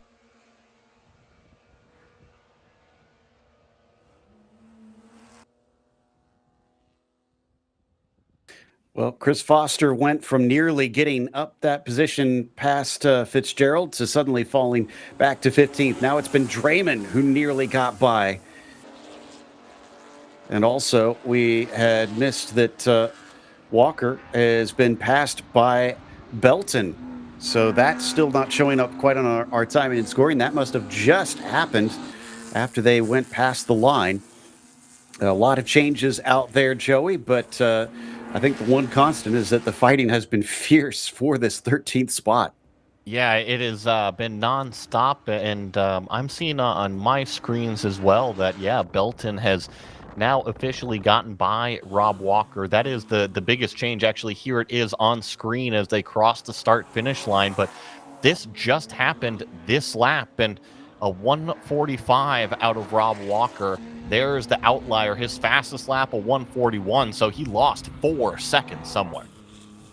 And we've seen this from Walker as well this weekend, where just a mistake here or there, they're rare, but Belton somehow managing to get that out of him. Now as we ride on board, he does not have that clean air in front of him. Tries to chase down the bright yellow 206. They are coming upon some traffic soon. Will that give him chances to fight back? And I gotta wonder what the theme song is inside this car. Obviously, you've got the zombie theme. Is it just nonstop Zombie Nation on repeat during the whole race? I would guess Rob Zombie maybe is what he's listening to. So, yeah, I've been noticing that. I'm very curious. Next time I get to see him, I'll have to ask because he has run in Porsche Sprint Challenge from time to time.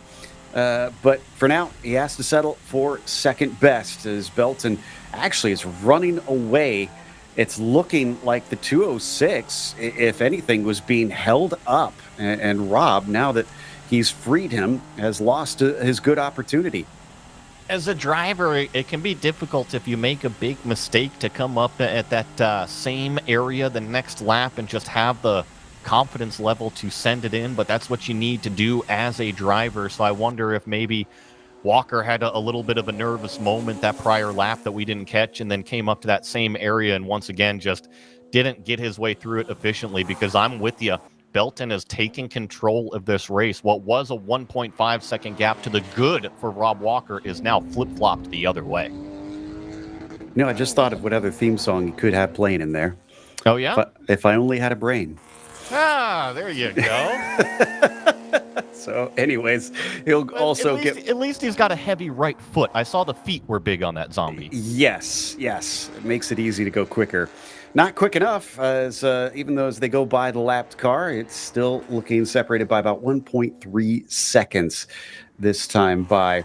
You were talking about Alberto Abreu and the blue and orange machine. I just saw he set his personal best fastest lap last time. Doesn't do that this next time by. He's actually up to 9th, so he just made it past this last lap. This has been a good race for that 509 car. But we're going to switch back now that this is separated here at the front. It's looking at the craziness that is the battle for 13th.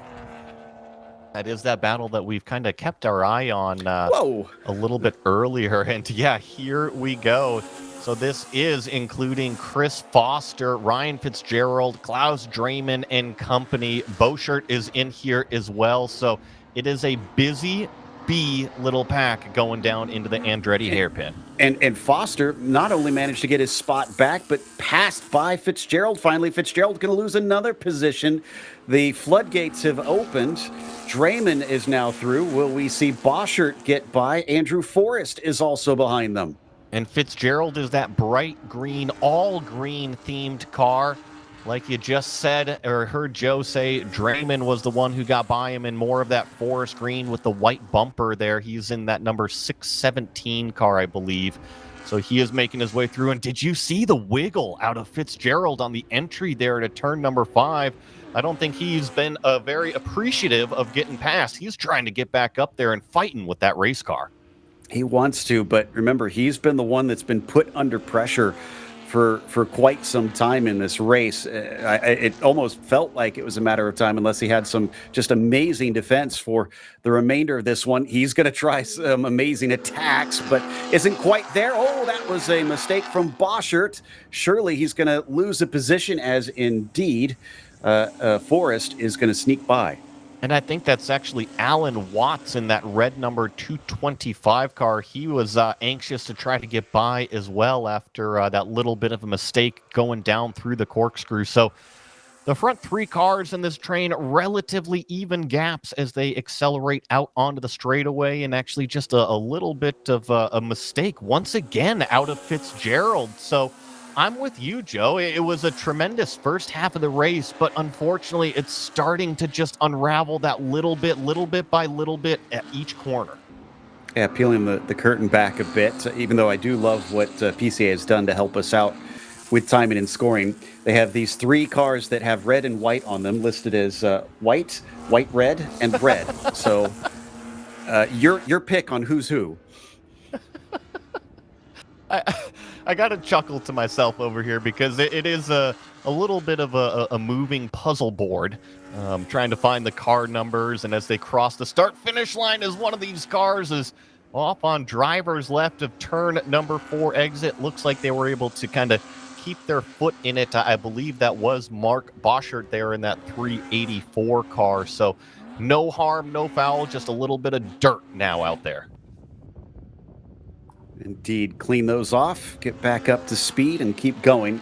For the first time in many laps, this group is truly separating. About the closest we've got is between Foster and Draymond now up at the front of them. But Fitzgerald, after having been passed, it looks like the plug is out of the spigot, and everybody's able to kind of do their own thing from here on out. Yeah, still a close fight here for that 13th position. Foster's finally got it, but now that he's through, Draymond is making sure he can't relax. Yeah, and like you said, it's a good little fight here between these 2 cars, Foster and Draymond, and then a little bit of a gap back to what is Fitzgerald and company. So I'm with you here. I wonder if Draymond can get his way by Chris Foster here. He's just right up the road, and see if he's close enough. Not quite this time here into turn number 2, so going to have to try to cut those apexes a little bit, roll a little bit more speed, maybe through turn number 3, get a little bit closer.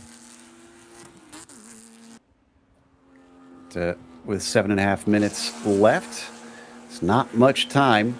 We did get a good amount of racing here in the first 3 quarters of this event, so that's been fun to witness. By the way, that gap between Belton and Walker, that's up to 2.5 seconds, so yeah, that put that one to bed, unfortunately. Watkins and Allen, though, are still in a close fight for 3rd and 4th. That is only 2/10 apart last time across at the line. So I wonder if we could hop over there, since we've kind of petered out in this group, checking to see if we can find those 2. And yeah, there we go. It is not just those 2, Joey. Carroll is still with them. Yeah, that's Dallas Carroll in the orange car, the caboose on the train. So, huge slide from Stephen Watkins through turn number 3. That's going to open the door for Hunter Allen to slip down the inside of turn number 4. And now they're wheel to wheel on exit. Dallas Carroll is looking to capitalize as well. He's that orange car, maybe even 3 wide going into what is turn number 5 here. Looks like Hunter Allen is going to hang on to the position, but it's still between Dallas Carroll and Stephen Watkins going up to turn 6.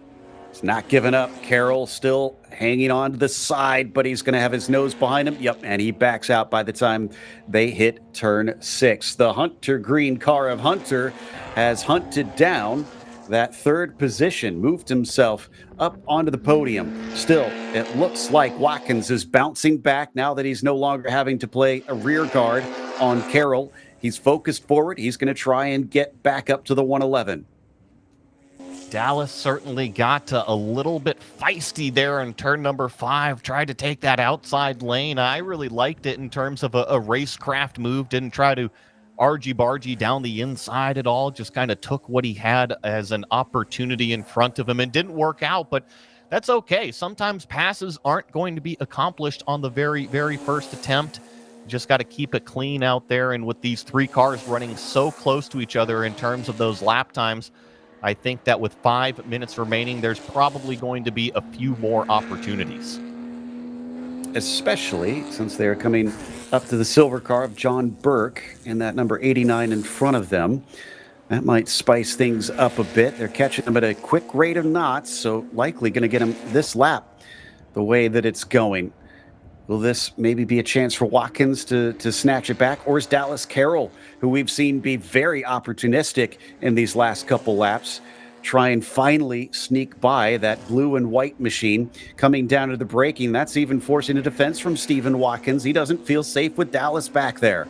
I'm going to try to put everybody into the kind of perspective of what's going through the inside of the cockpit right now. Remember, this is a 40-minute race, so we're in the final couple minutes of this thing. The drivers have been working nonstop. Their heart rates are up. They are sweating their butts off inside these race cars. So it is a physical workout, but you have to stay mentally sharp. This is where it all kind of happens. The corkscrew in the final couple laps of this race. Hunter Allen, once again, with a huge wiggle moment up at the top of the hill. But these drivers, they've got to be physically fit inside these race cars. The brain needs to stay sharp, because if the brain isn't working, all of a sudden, mistakes happen on the track. And we're not too far away from the last few laps. Leader just crossed the line just now. So that should make about 3 to go here, I think, for our drivers. Coming back past, have they finally caught that lapped car? Yes, they are onto the back of John Burke. Will he pull out of the way before they get to the brake zone? Or is he going to influence this fight? It doesn't look like any of the three are close enough, though. If he does influence it, and now he finally pulls off to the side, allows one through. That does cause a bit of a wide line from Hunter Allen. He manages it well. And this is going to open the door for Carroll. At least it looked like it would, but not completely through. Yeah, and this is just... the lap car is not doing anything. Yeah, see, he's doing everything right. He was actually off of the apex. Oh, that was another huge slide, this time out of Stephen Watkins on the exit of turn number 4. Remember, it was Hunter Allen maybe a couple laps ago. Watkins this time with a huge slide through that next corner, but putting the car control on full display. I said it could spice things up. I'd say they got some Cajun spices in there. It certainly was exciting for a brief moment. Meanwhile, they have lost touch with Hunter Allen. Look at the distance between those cars.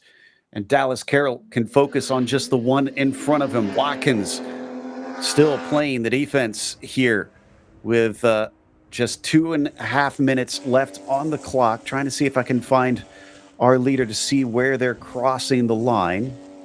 Or they may have already crossed it. Oh, nope, they are just hitting it right now with, so 2 laps left to go.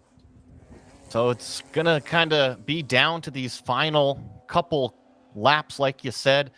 Belton has officially run away from Rob Walker out front 2.5 seconds. So I don't think it's going to be a battle like we saw in the previous few races. It's definitely down to what is this 4th place battle? Can Stephen Watkins hang on over Dallas Carroll? Remember, Stephen did such a great job to grab that 3rd place position early in the race, held off Hunter Allen in that green number 111 for nearly 30 minutes. But once Hunter has been freed up, he has kind of set sail. So I wonder if Dallas Carroll is kind of anxious to get by, or maybe if Stephen Watkins just needs to kind of gather it back up and get clean racing again. Also, every once in a while we've mentioned Alberto Abreu, but I want to bring him up again because I think he was as far down as 14th or 15th early in the race. He's up to 8th spot now. He's done an incredible job just scything through this field and, frankly, kind of quietly because we haven't really seen any sign of him. No, you're right, and you're 100% correct. He's made his way through a good little, call it thick 3 or 4 pack, so he's made some recent passes. We got a problem. Whoa, and nearly a huge accident as well. Watkins averting disaster. Same thing with Carroll, who squeaked by on the exit of turn 6.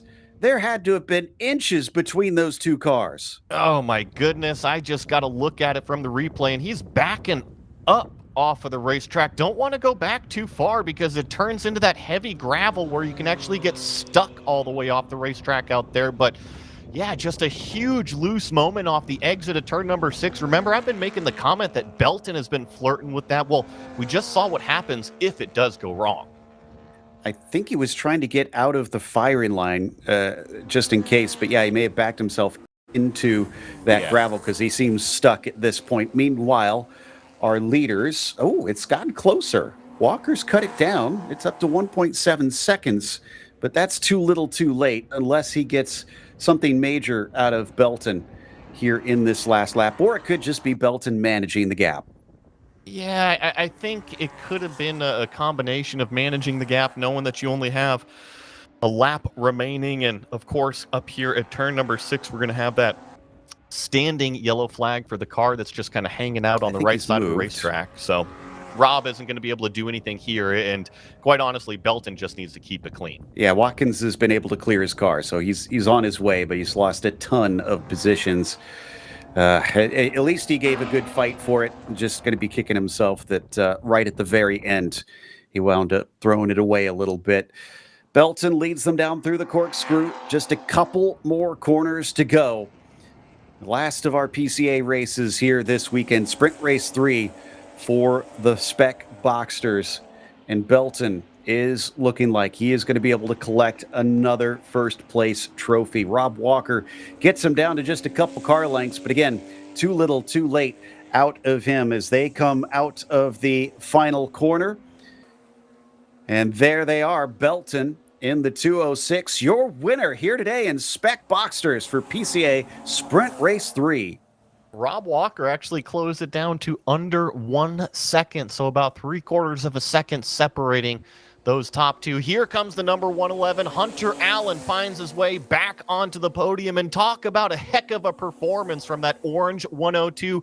Dallas Carroll with a very successful race. A little bit of a wait here for Baccignone. That's not going to be him. That's a lapped car, Burke, going by, but the bright green car gets a top 5 today. Doug doing excellent out there. Is this going to be that car I just saw flashing past? No, that's another lapped car, and there is Doug just coming out of the final corner. Harrington might be the one behind him, although it might be another car. No, that is not Harrington in behind him. That's the next car that we see coming around to get a 6th place. Yeah, I think I did see that Harrington did cross the line. There goes Alberto Abreu that you were mentioning, as well as Howard Robinson, John Haas. So that was 7th, 8th, and 9th cross on the line right there. And I believe this might be Isaacson as well here in the number 95, coming out with a nice top 10 finish. And is that, yeah, I think that was Watkins maybe that came by with an 11th place in the end from fighting for a podium. How about Draymond, though? 14th place. Foster does come home with that coveted 13th. Unlucky number 13 for some today, unfortunately. Fitzgerald falling back down to 15th, but he will be ahead of Forrest and Watts.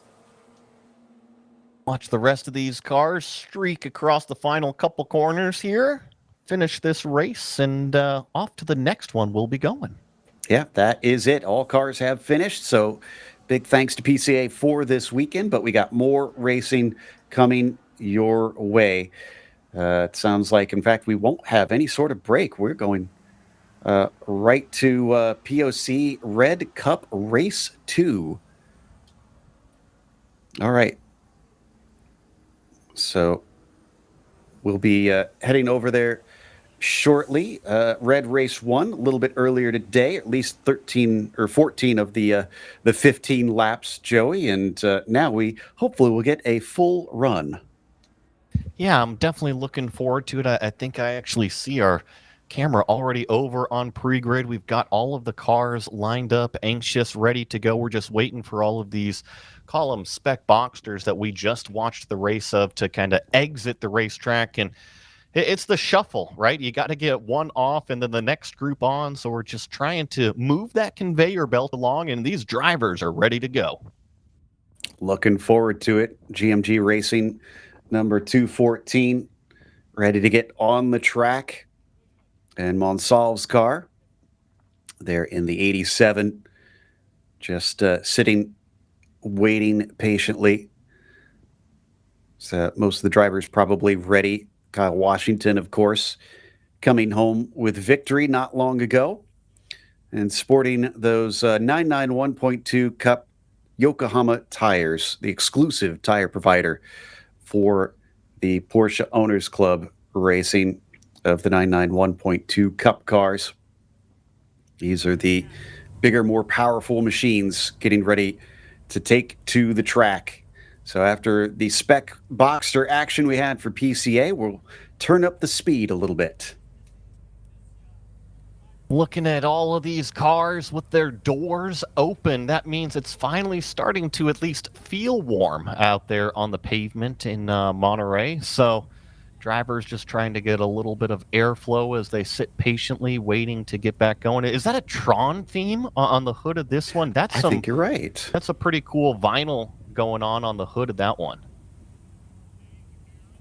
Yeah, like I said, I've really enjoyed all the different liveries that we've been seeing. It is a Tron theme. It absolutely is. And through all the bodywork creases and everything, it looks good. Yeah. So, well, now then, that makes me wonder, does it glow in the dark? Ooh, now that's the question. Is there any way, can we ask the guys at Laguna Seca, can we turn the lights off real fast? Good luck making... Do you see the flake in the paint? It is. That is... Eric Auber's went it's all all vinyl, out. right? It's vinyl, so it's not paint, so you can kind of print anything. But, I mean, that was very, very cool. Yeah, I enjoyed that. And a little bit more plain here for the $299 after we were just talking about all that. But simple, plain white car. It doesn't matter. It's just whether or not it is quick on the track. The number 80, who we saw recovering from an incident yesterday, going to be able to get back out again. Thankfully, having a good second race, being able to, well, I guess, good first race, a second attempt at the first race, and being able to bring it home. I know you joke about the all-white cars, but of course, all of these Porsches come delivered as white cars from the factory, and you know, it goes back to keeping a clean race car. You know, my first Spec Miata race car, I painted it inside and out white. One of the reasons, Joe, is that when you've got your own race car, if there's a problem that happens, it makes it nice and easy to spot on a white chassis if there's anything. But the question is, what if you have a code brown then? Well, that's usually on a seat, and those seats aren't white. Okay, fair point, fair point. Yeah, so they're having some track inspection over on the corkscrew, we're understanding. So just checking a few things up there. I wonder if maybe there's a bit of debris or gravel that they're working on. Or did we? Yeah, we had that car that was off in 6. I think they made it home. Because I was going to say, I wonder if they stopped up at the corkscrew. Yeah. Yeah, and Stephen Watkins came home 11th that last lap. Now, we did see a lot of cars run out wide in the corkscrew, so I wonder if it's maybe just they're up there with some brooms trying to clean up the racetrack. Yeah. That does sound like a likely scenario. All right, so checking out the 70 as well here. Beautiful blue machine with a nice racing stripe down the middle. Sometimes simple is exquisite. Almost kind of feels like a bit of a reverse martini livery. Oh, that's a neat point. Yeah, I never thought about that. If you look at the car directly next to it, pretty much the inverse of it, right? Oh, yeah, exactly. Got the white main theme with the blue stripe versus the blue stripe with the white on the car. So yeah, pretty inverse colors over there. So everybody just patiently waiting, get a cool shot of these 992 cars. And of course, this Monsolve car, remember, that is our in-car camera. So all of the cool, I shouldn't say in-car, our helmet camera. You can see it attached right there to the driver. So that is the car that's providing us all those helmet camera shots. I did some digging up on that 370 and the 70 that we were looking at that are kind of alternate liveries. That is Evan Gold in the 370 and Brett Gaviglio in the 70 car. But Evan Gold actually not only does a lot of SCCA and autocross as well as racing in NASA, he's run spec Corvettes as well. So no brand loyalty there, just I guess races anything that's fast. A couple more cylinders never hurt anybody, so I'm all right with it. Is everybody's still just patiently waiting up here? I was taking a look at all of the vehicles. It seems like, oh, Joe, there was a car up there at the top of the corkscrew, I believe. I see it exiting the track right now off of driver's left on turn number 10. So that could have been the reason why we were still under this, call it grid hold. And yeah, I think that's exactly the reason a flatbed tow truck is leaving the corkscrew right now. Gotcha. So they just dragged him out and didn't need the flatbed. Got the car back down the hill. So we had missed somebody with some issues. Like you said, that definitely wasn't Watkins, but somebody had a problem late in the race, it appears. So we check out the 214. Also, another note on Gaviglio in that number 70 car. Worth noting, the Porsche Owners Club GT4 season champion from 2016. So he comes with some good pedigree, albeit he's in a faster car now. He's been running these GT3 class cars for about 3 years. So he does have experience, but he's swapped over from the GT4s to the GT3s now to try go just that little bit quicker. So we wait for them to get the go-ahead now that the last car is off the track. And let's see. Yeah, safety vehicles are just exiting here in a moment. They're just in the final corner and getting into place. I actually heard the paddock workers say 2 minutes, and that was about 1 minute ago. So, yeah, here all of these engines already come to life down here. The crew members just making sure those belts are nice and tight, make sure any drink hoses or cool shirts are firmly attached for their drivers, give it the once over, and then, of course, Joe, you got to make sure the red light is blinking on the GoPro. Exactly. Maybe they have one of the voice-activated ones that they've got. Fancy. No, not inside the race car. Too loud. Good point. Good point. I think it sounds like we might be ready to go to grid here shortly. See if we can get that running soon. There's that 1 minute to go, and let's go through that starting grid while they tick down that 1 minute. James Safronis is going to be starting on the pole for this one with Mike Monsalve in that second position. Bob Mueller in third with Kyle Washington starting his outside. Bob going to be trying to make up for the bad start of last race. Nathan Johnson in fifth and Greg Gorski starting in the sixth position. Anna Pradescu in the seventh spot. Dwayne Selby then will start in eighth as row five has Aubers to the inside in that fancy looking car. Garrett Wessling on the outside in 10th. Tom Mueller will start from 11th as John Cahalan will be in 12th position. Rinnick Powley will be 13th and Urs Gretner in the 14th position today. Jeff Steinbach starts from 15th. Blair Boyce will be starting in the 16th spot. Then it's Paul Barnes in 17th and John Heldman in 18th. Daryl Troster in 19th. Dan Espezi in the 20th position. Brian Vanoy in 21st, then sees Gunter Inns to his outside in 22nd. Brett Caviglio, we were talking about, starting next to Evan Gold in 23rd and 24th today. Ryder Liu will be 25th, and Brad Keegan will be the 25th spot as they start to head out. Paul Wren in 27th, David Fabian the 28th spot, Andy Sloan in 29th, and Darren Moore in the 30th position. Mick Janaszak starts 31st, followed by Jim Steedman in 32nd position, Jim Salzer in 33rd, and Kelly Triboulet in 34th.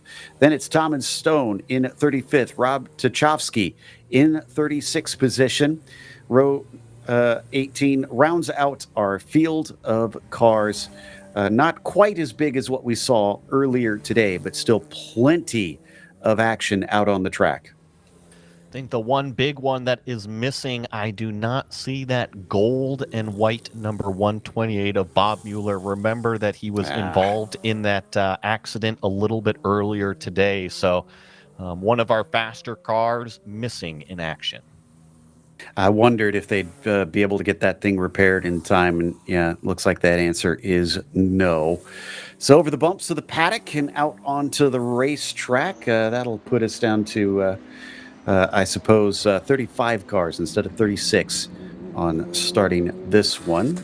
Speaking of having to catch up, as we were talking a little bit earlier today, it does look like they do need to hustle a little bit, get them bunched up.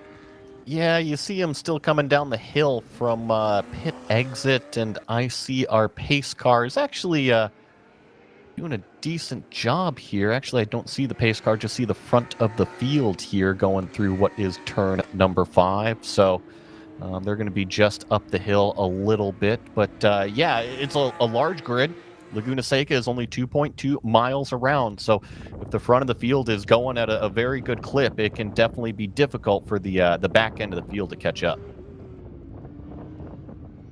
Yeah, I don't know if they sent the safety car out because they don't have it with the front of the field. And we're hearing no, they have not. So front of the group is basically in control to set the pace. And we'll see if they send them off racing at the end of this one. They're being very well behaved considering there is no pace car out there.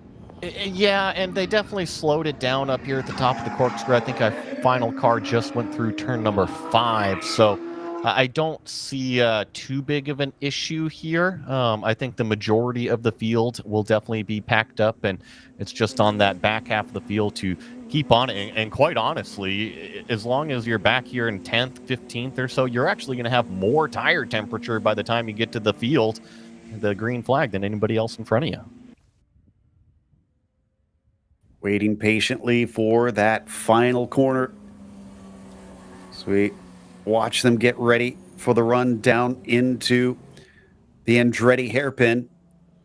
That's always been the trouble zone. We saw it at the start of last race where we wound up with an incident right away. Everybody going to have to be minding themselves. We don't want a repeat of that.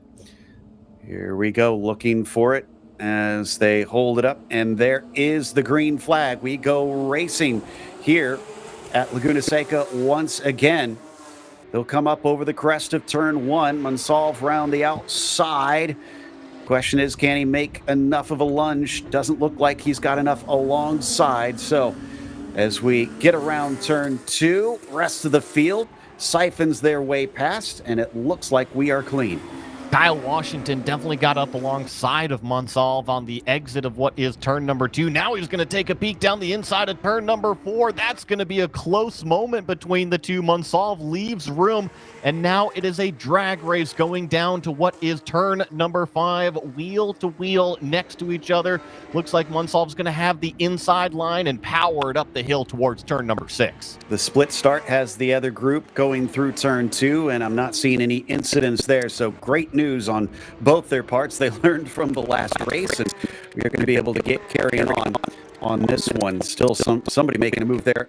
Back of this pack coming up towards turn number 8 here at the corkscrew. Washington poking his nose on Monsalve as well.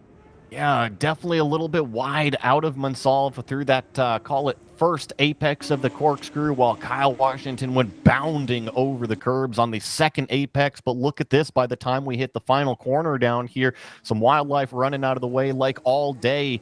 Kyle Washington has actually dropped back just a touch from that second place car. And so is the second place car from our leader. It's a pretty decent gap there, about 1.4 seconds. I think that's not completely accurate, but it's definitely multiple car lengths between the pair of them as they once again head back into the braking of the Andretti hairpin.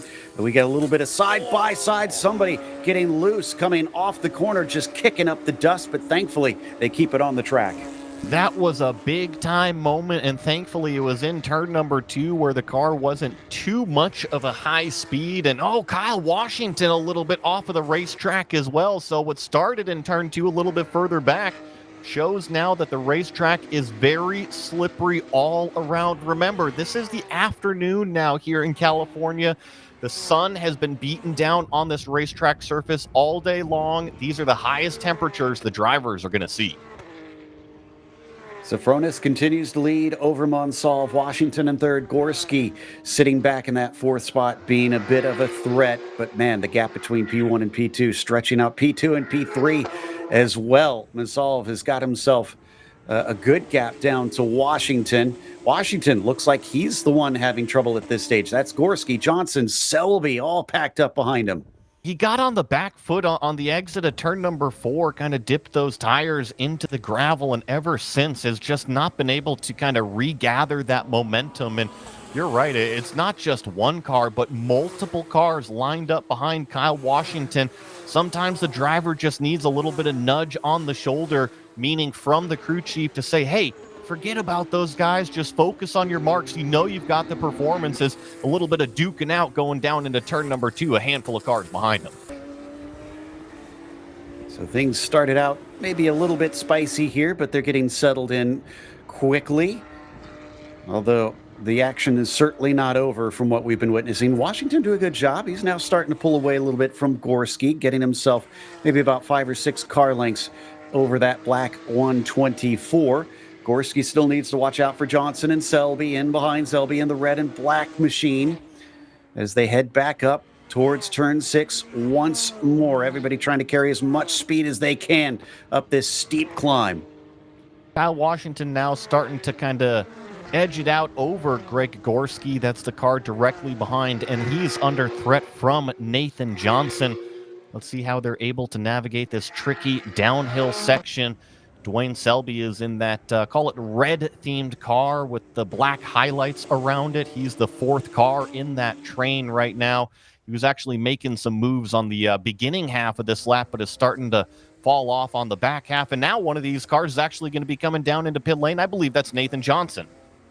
I think you may be right. I'll watch the timing and scoring here as it updates across the line and pulls down into pit lane.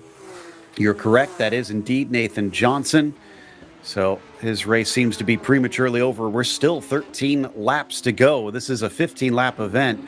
Maybe he'll be able to bring it back out just to try and consolidate something if there's any attrition. But somebody going way wide coming down into turn 2 there. See if they're able to. They're going to take a really shallow line. This is going to be nervous contact between those two cars going into turn number 3. Could definitely see that one coming. When you take that shallow of a turn in line into turn number 3, plain and simple, you're going to wash out to the middle of the racetrack. And unfortunately, there was a car there. That was a pretty good thunk, but they're both at speed right now, so that's the good news. They're able to keep going. Hopefully it didn't damage the steering. I guess we're going to find out soon enough because we're coming up to some pretty high-speed corners here. I think that these Porsches are built plenty sturdy, that they can kind of withstand a door-banging hit like that. I have a feeling that the drivers and the crew chiefs and everybody on the team get a little bit more nervous when it's the wheel-to-wheel contact. That usually brings out some more damage. All right, so things getting frisky for a brief moment, but once again, we settle down. Safronis really been running quite a pace. He's had multiple fastest laps up there. This latest one down to a 28.9 across the line. Predescu and Van Nooy have been quite close to one another, battling for that 6th position. And I think that's what we see right there, coming down to the first braking zone, turn 2. And Predescu is going to be able to hold on to that P6. Let's see how they navigate through the rest of Sector 1 and blend it into Sector 2. Oh, that was a nervous moment there. Hopefully that car got it pulled back onto the racetrack, and sure enough, it did. Just as we cut away from that, the car was starting to yaw out just a little bit, but nice car control from the driver to keep it pointed the right direction on the racetrack, and certainly seems like it's now Selby on the back of Gorski. That was what we were watching as we flip back over to our other class up at top of start finish. Coming down to the braking once again. Get a nice little fight coming into there, but nobody changes positions. Oh, could have a bit of an over-under in the meantime. Looking for a second one down into turn 3, but it'll get chopped off. Look at how close it is on the corner exit, though. These cars almost pushing each other down these little short shoot straightaways. Nicely done through turn number 4 there. All of those cars running very wide on exit, but keeping it on the track surface. Not worrying about any of those tires picking up any punctures, because look at the side of this racetrack. Now, we think, oh, it's just dirt and gravel out there, but at Laguna Seca, it's more rocky terrain off of the racetrack. Tires don't usually like rocks. I think that's Boyce and Liu we saw battling back there. Liu taking a bit of a look to the inside, but can't quite get there. That's Keegan and Gold in front of them. And the 370 and the 21. Gold running in the blue livery. Ooh, side by side down through Rainy Curve. Round the outside for Ryder Liu. That was brave stuff, but that's going to net him an 18th position as we go wheel to wheel, coming down to the break in the final turn. Somebody dips into the pit lane in the meantime. Gold, I think, going to be able to retain that 16th position, but it is very tight. No, he's not. Does not outgun him, and Keegan able to go by. No, excuse me, it was Evan Gold that went into pit lane, I'm seeing. Yeah, and Gaviglio is still trying to get past Blair Boyce here, so I think those are the two cars at the front of the train here that were just so close to each other as they crossed the start-finish line. I'm actually looking at our timing and scoring.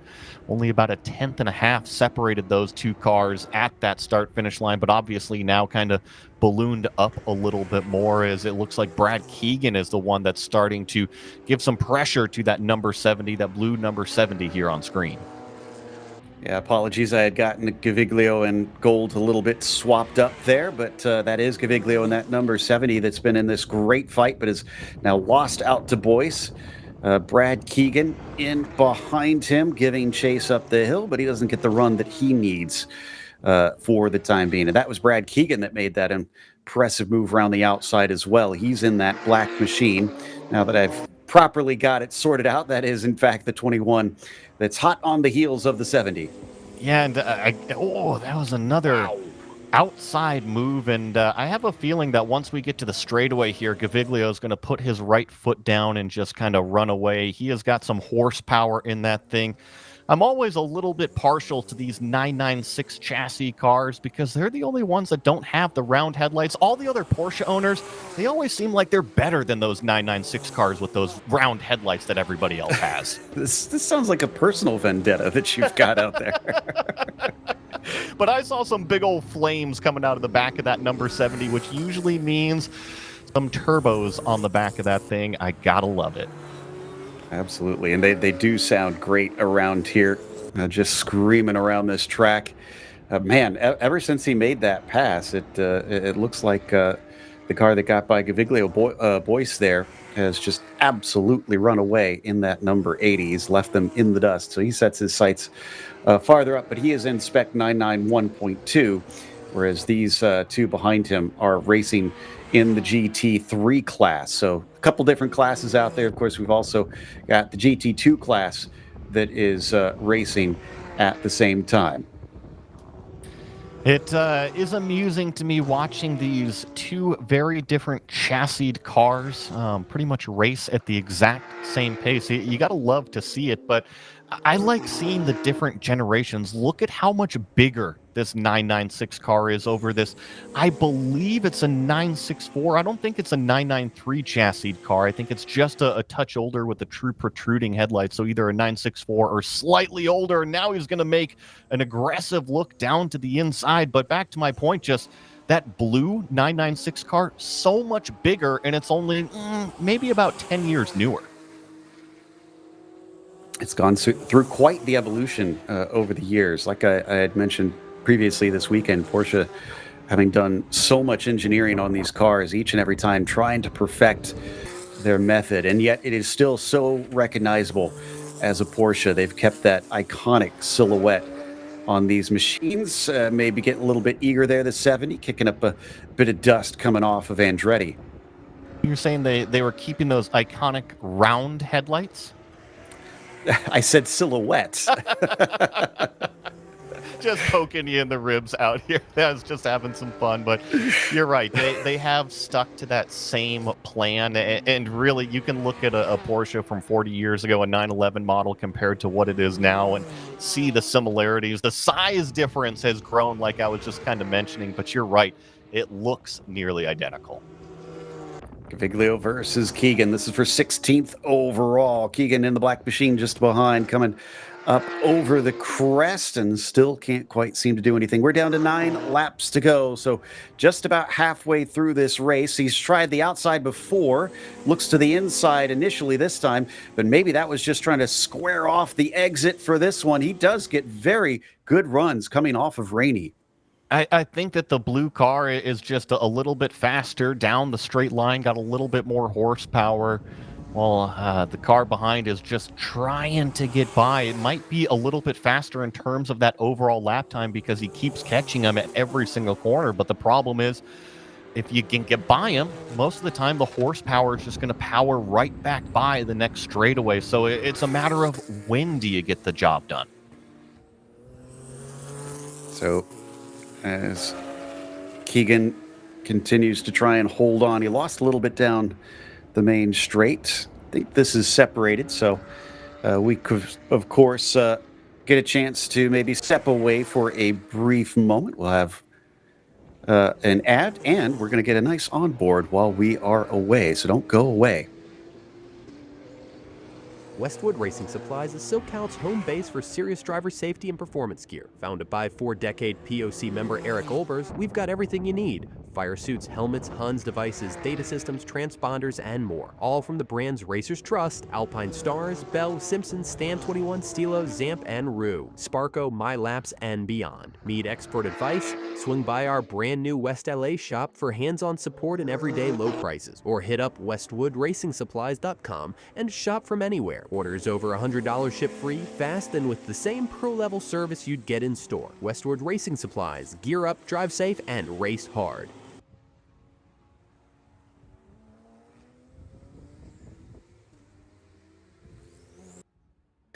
Welcome back. Down to just a couple laps to go here in this race. We'll have one more for POC on the weekend, but for these 911 cars, this is definitely looking like they are burning up the track today, putting in some very good fast lap times. Sofronis has been leading since the start, but we've been watching this battle on screen between Keegan and Gaviglio.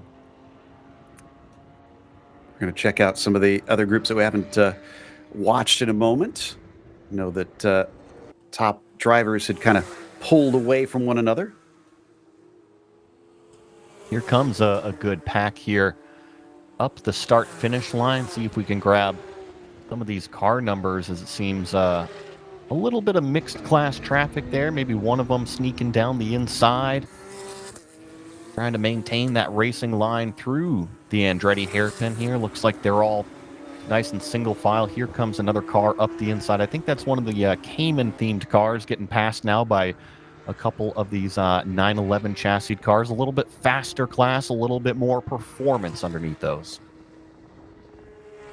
This is why they have the different classes racing.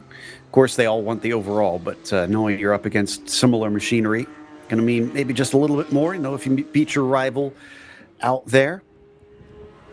This is a fascinating track for all the classes as well, since it does have so many technical bits to it. Those who can really handle the power underneath these cars around here are going to have quite the advantage, especially around some of these corners where you need maybe get a good launch up through turn 5 into 6, where it gets pretty steep, and then out of turn 6 up to the corkscrew. Once again, it's such a huge climb.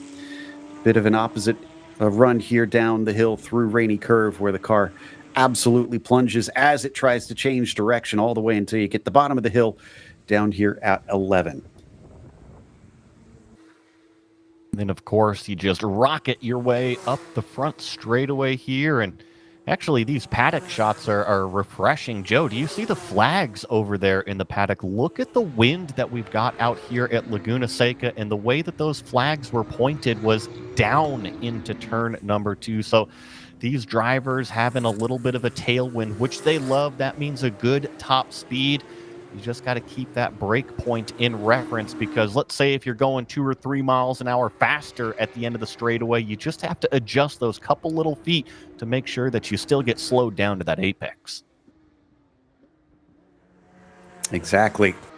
So they've got to hit their marks each and every time, but you might not know where that mark needs to be, as there was a big look up the inside up into turn 5. This is a GT3 battle, we understand. Ooh, and a great run coming off of turn 5 up into 6. Are we going to go wheel to wheel through here? Yes, indeed we are. And we're going to manage to make it work. Yeah, I'm not sure which car that was. There is the 70 car that we were watching a little bit earlier, that battle with Gaviglio. As we were watching those cars go through what was turn number 6 side by side. And it was a battle, but unfortunately, when you go side by side through turn 6, usually one of those cars loses a ton of momentum and starts to separate themselves out just a little bit. As same thing has kind of happened here with these cars. It seemed like this blue number 70 here, this 996 car, has finally started to get into the rhythm a little bit, not as hassled from that black car directly behind nearly as much every corner. Exactly. Keegan can't seem to be as big of a thorn in his side at this stage. And Gaviglio's doing his best to deal with it. get calmed down. Just keep rifling them off. They got to watch out. There is a car just kind of creeping in the background, potentially becoming a problem.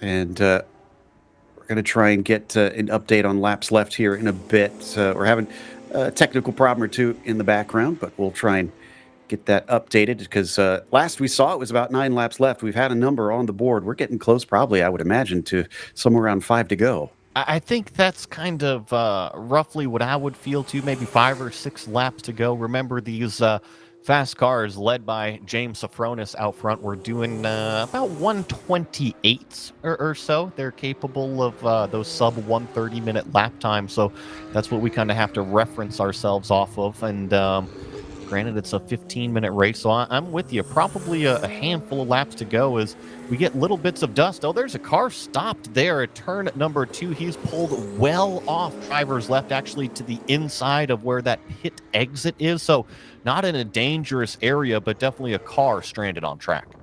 Yeah, I think that should be well enough out of the way based on what we've seen so far this weekend, on what they're looking for.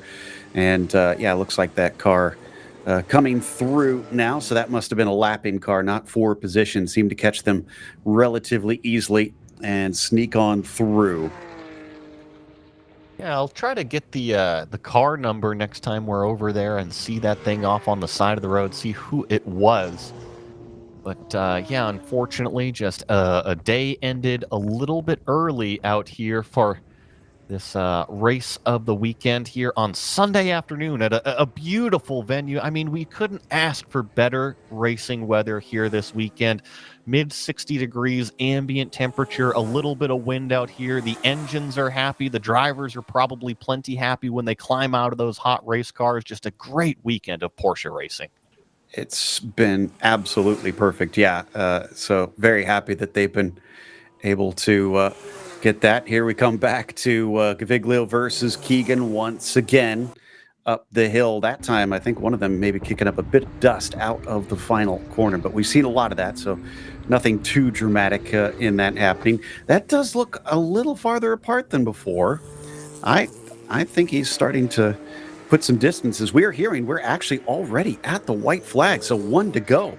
So James Safronis must be getting the white flag, or at least about start finish, maybe going down into turn 2 area right now. So going to see where we can find him and pick him up here on this final lap. I'm not sure if you caught that behind Gaviglio there. That was a huge slide coming out of turn number 4 and a little bit of a wag of the tail going into what is turn number 5 as well. So we've actually just got timing and scoring back up. James Safronis, a nice 14-second gap out front.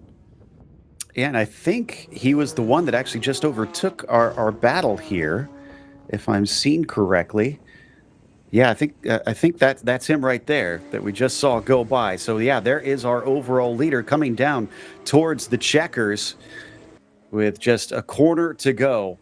What a great race from the 214. Basically controlled it from the drop of the green. Never seemed to be hassled by the 87 there in P2. And with that, James Safronis is going to add to his trophy case with a victory here in Porsche Owners Club at Laguna Seca. Nicely done there. And now we're waiting for this green car of Mike Monsalve to come across the line in what is second place. The handful of corners behind. Here he is on the front straightaway. The number 87 going to be second. And now Kyle Washington just waiting for him to cross the start-finish line. He rounds out your podium. Well done for those Spec 9912 cars. Selby with a nice 4th. We get back down to, I think Garrett Westling might be our first anon car in the 9912s. And then over in the GT2 class, it's John Heldman in the 697, who we wait to flash past us. He'll be looking to take victory over Daryl Troster today. Watch the rest of the field, see a bunch of cars coming through what is turn number 11 right now, and look towards that start-finish tower. Oh, here's a nice close finish. I think it's a different class, though. So all of these cars finally completing this nice 15-lap race here to complete POC Red race number 2. Gaviglio looks like our victor at the end in that GT3 class over Keegan. Separated between them by about 0.7 of a second. So that was pretty close in the end, but did a good job fending him off as the last of them come on by, just the final 4 cars, and that'll be it for race number 2 and the Red Cup, the last of the Red Cup races. With that, I believe we have a short break here. No, we do not. We're going to our impound, actually, because we have Aspasia Zoros giving us our post-race interviews once again. So we'll go to her shortly. Yeah, just kind of waiting for all of our competitors to officially arrive in that impound paddock here. And I think I start to see them shuffling in. Here they are, coming in off of the racetrack. There's Monsalve, there's Kyle Washington, there's Dwayne Selby coming in and parking it nice up front there. So we'll get the chance to talk to these drivers. They're taking off their gloves right now, making sure all their cool shirts are disconnected on the radios with their team members, just saying, hey, I'm parked over here in the paddock. Come bring me some water. Yeah, like you said, it was getting a little bit hotter this time when we saw them down here in the paddock. So no doubt those cockpits getting quite warm, especially after these cars have been rifling around this track. You can already see in the background there a couple of spec Boxsters just getting ready and getting prepared to go racing as Sophronis hops out of the car and pats the top. Well done today, good and faithful servant. You know, when I was learning how to race back in Spec Miata days, I had an incredibly smart person on the radio. It was Willie T. Ribbs, crew chief, back in the Trans Am days. So he's been around in racing, and what he always told me is that whenever we're running out front and you don't have any issues, reach down in the car, rub her belly, make sure that she knows that you love her, and she'll treat you nicely for the rest of the race. You're a lot like my wife, it sounds like, because she always wants to tell electronics how good of a job they're doing. So, good job, little modem. Yes, exactly. Already the discussions starting down on pit lane between drivers, just talking about that race. Yeah, you can see Keegan and Gaviglio. Let's listen to see what they're saying. That was my goal, but good job.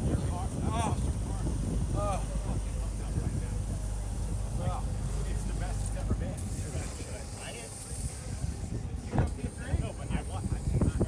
Guys, I end up for you too. I don't know what happened to it.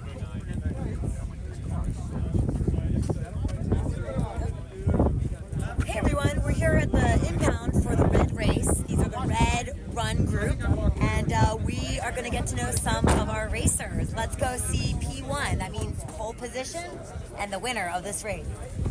I saw you guys back there. I'm like, oh, thanks for the little diversion. Yeah, I was going to say, you owe me one. Yeah. Slow down at the beginning.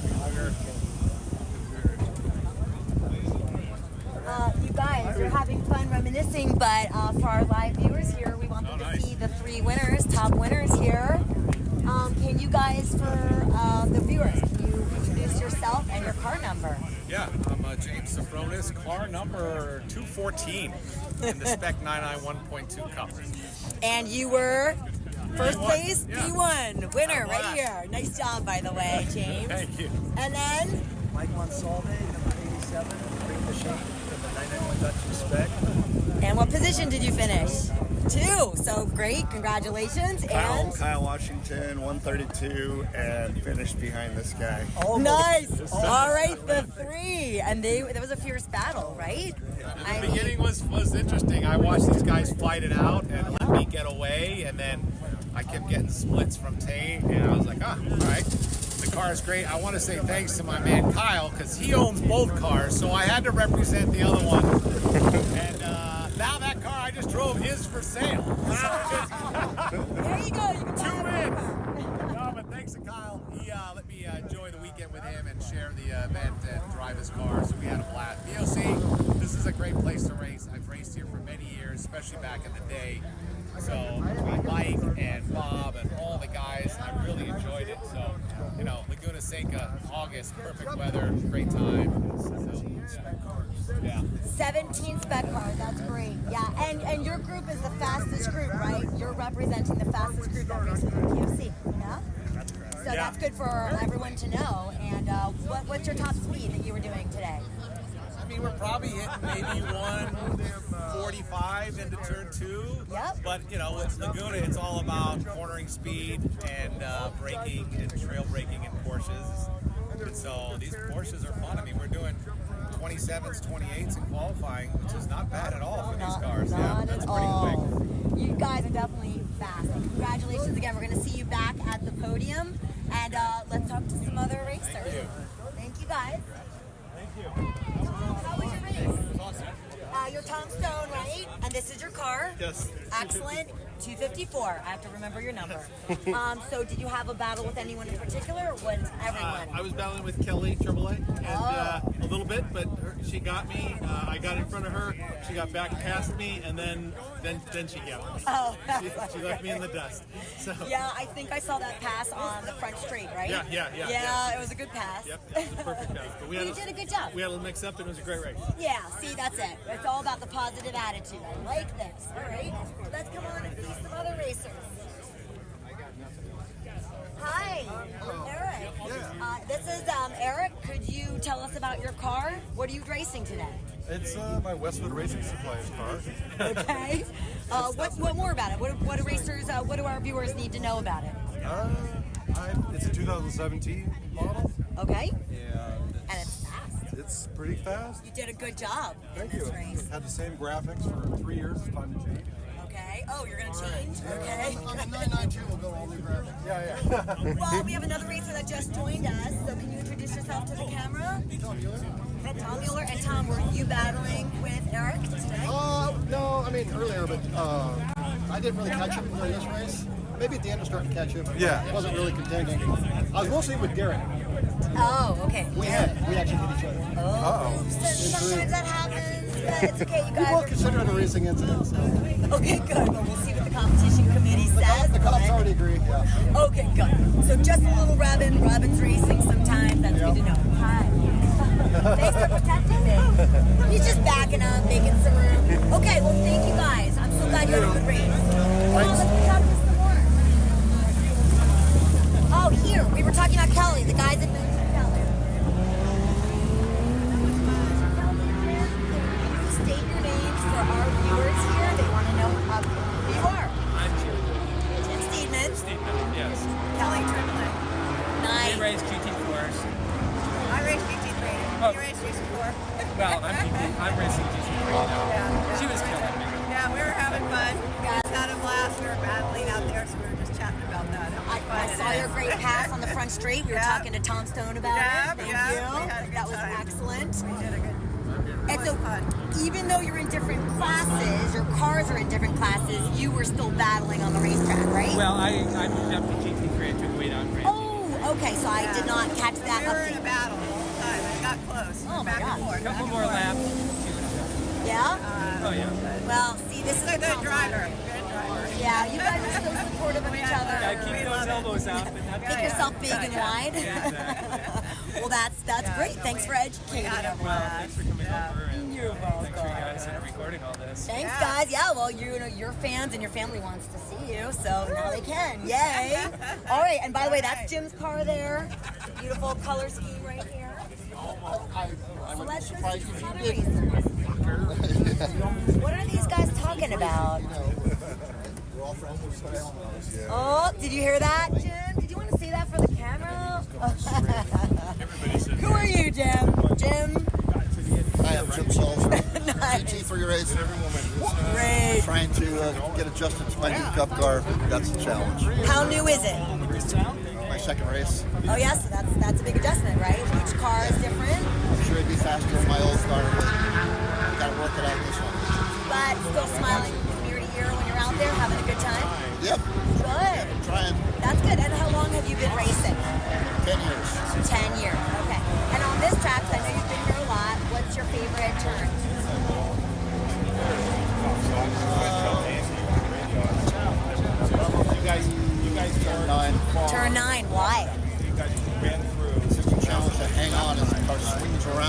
that curve. Yeah. Okay. A long curve. A long curve. Okay, so that's good because we're not in the cars with these racers, but that's what it feels like to them, and that's important that we understand that. I'm glad you had such a good race.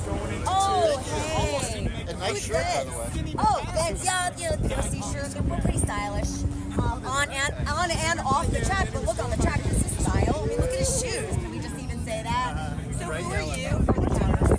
My name is Darren Moore. What car number? 763, red and black, right over there. Red and black. You're not matching your car. No, I need a new car, not a new race suit. I need a new car. Good to know, but we always need, right? Yes, Need always wants, need something else. Okay. But today it's not a cloud in the sky. It's Laguna Seca. This is a special treat for us. So we don't get it this good. So I'll worry about the suit and different race car next time. I like that. But Okay, that's least of your concern. What a wonderful. A little bit later. Yeah, that's nice. And Laguna Seca, I mean, it's sort of an epic track for us, right? Laguna Seca is what Pebble Beach is to golfers, what Wimbledon is to tennis players. It is the epic creme de la creme. It's the top of the heap. So anytime we come here and race our cars and even finish the race, you have nothing to complain about in life. That's wonderful points to remind everybody about. They're good. What was your favorite turn on this track? Favorite turn is 6, and it was also the one I struggled with the most. Oh. So it was a challenge every time. One out every 10 times I get it right, but the other 9 I would say still have work to do. Okay, well, Rome wasn't built in a day. You got work to do, but good job. Good job. Thanks for sharing so much and explaining your favorite turn. We'll see you next time. See you next time. Thank you. Dude, nice job. All right, come on, let's go talk to maybe a younger driver here. Not that, we're kind of younger to this track and younger to this class.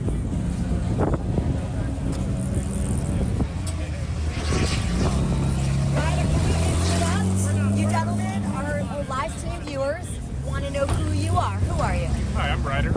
And what car are you? Which is your car? This one? This car. This is a 997 Cup GT3 class. Okay, GT3 class, and it's number 683. Number 683.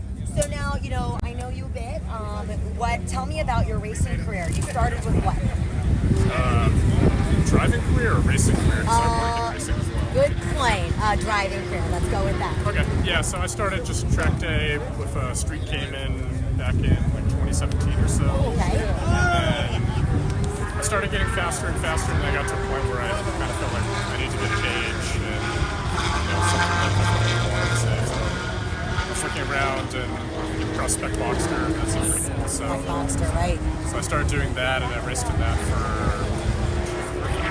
2 or 3 years. And then one of my friends who used to drive this car, she got my number car.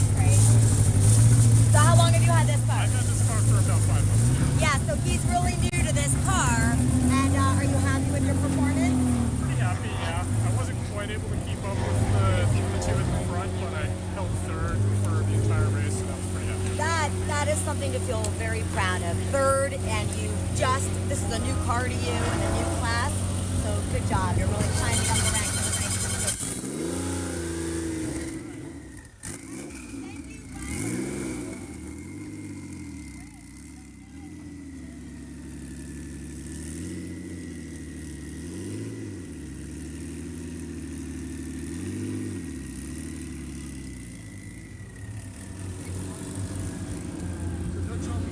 I don't know.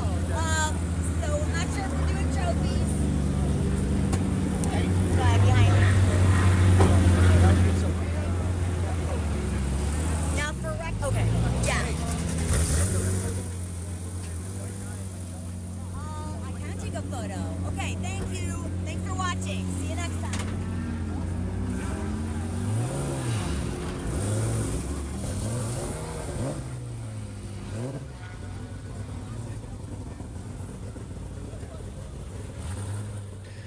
Big thank you to Aspasia Zoros for doing our post-race interviews. Some fun stuff out there.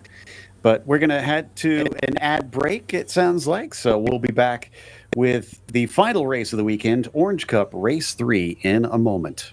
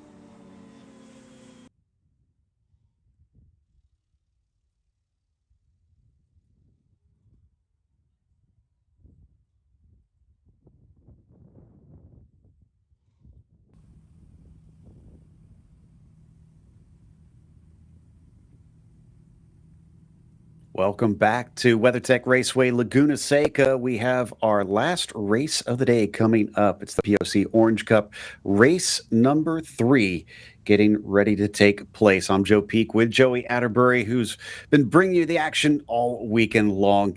Looking forward to this. Like we keep saying each time, Joey, the Spec Boxsters getting on track is so much fun. It is a lot of cars packed onto a little itty-bitty racetrack, and they have been putting some of the best racing action for us all weekend long. Here is some of those shots from pre-grid. That's an interesting themed hood. It's been a while since I've held a Mickey's in my hand. It's very cool with the sort of metallic green going on with it. But yeah, once again, the liveries have been kind of one of the talking points for us. We heard the discussions about the Pepto-Bismol one you could see in the background there on this row that we're looking down. So there's some folks that get rather creative or really put some personal touches on these cars because they do mean something for them. But with them rolling, that means it's time for the grid. And well, look at that. It's Rob Walker and Alistair Belton on the front row again. Here they go. Nick Malloy will start from 3rd. Nigel Maidment will be in the 4th position.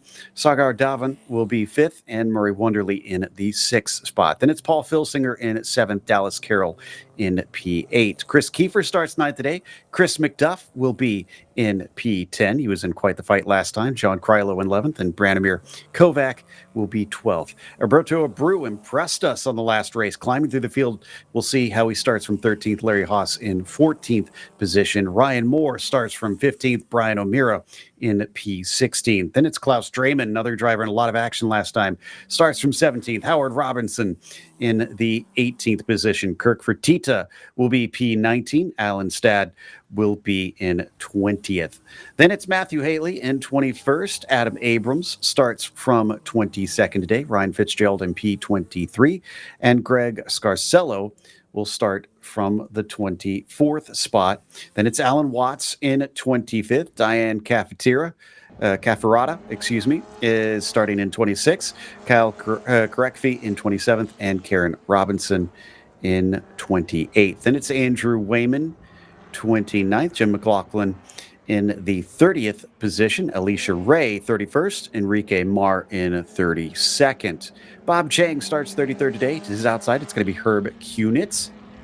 And then it's Mike Porteous starting from 35th, and Steve Town in the 36th spot. Phil Town is the next one in 37th. Bill Durant in the 38th. Douglas Folder 39th, and John Momeyer down in 40th for this one.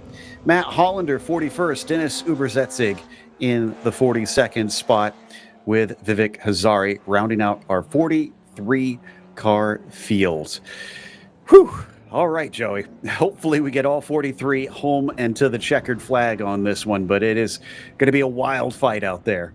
It's the final stretch of the Sunday afternoon. Everybody has already had a great weekend of racing, and all you got to do is bring it home for the next 13 laps here for potentially your best finish of the weekend. Try to end one of these things on a high note so that way you can carry that momentum into the next race. That way you can carry all of that knowledge, learn from yourself, learn from the race car here at Laguna Seca, and apply it to the next time you're out, hopefully just getting even faster with each step. But now the cars are lined up 2 by 2 around the final corner, and then they'll see that green flag.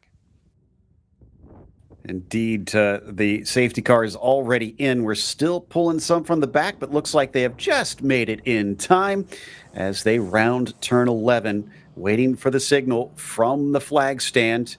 Doing a good job getting everybody bunched up considering how many cars they sent out on this track at once.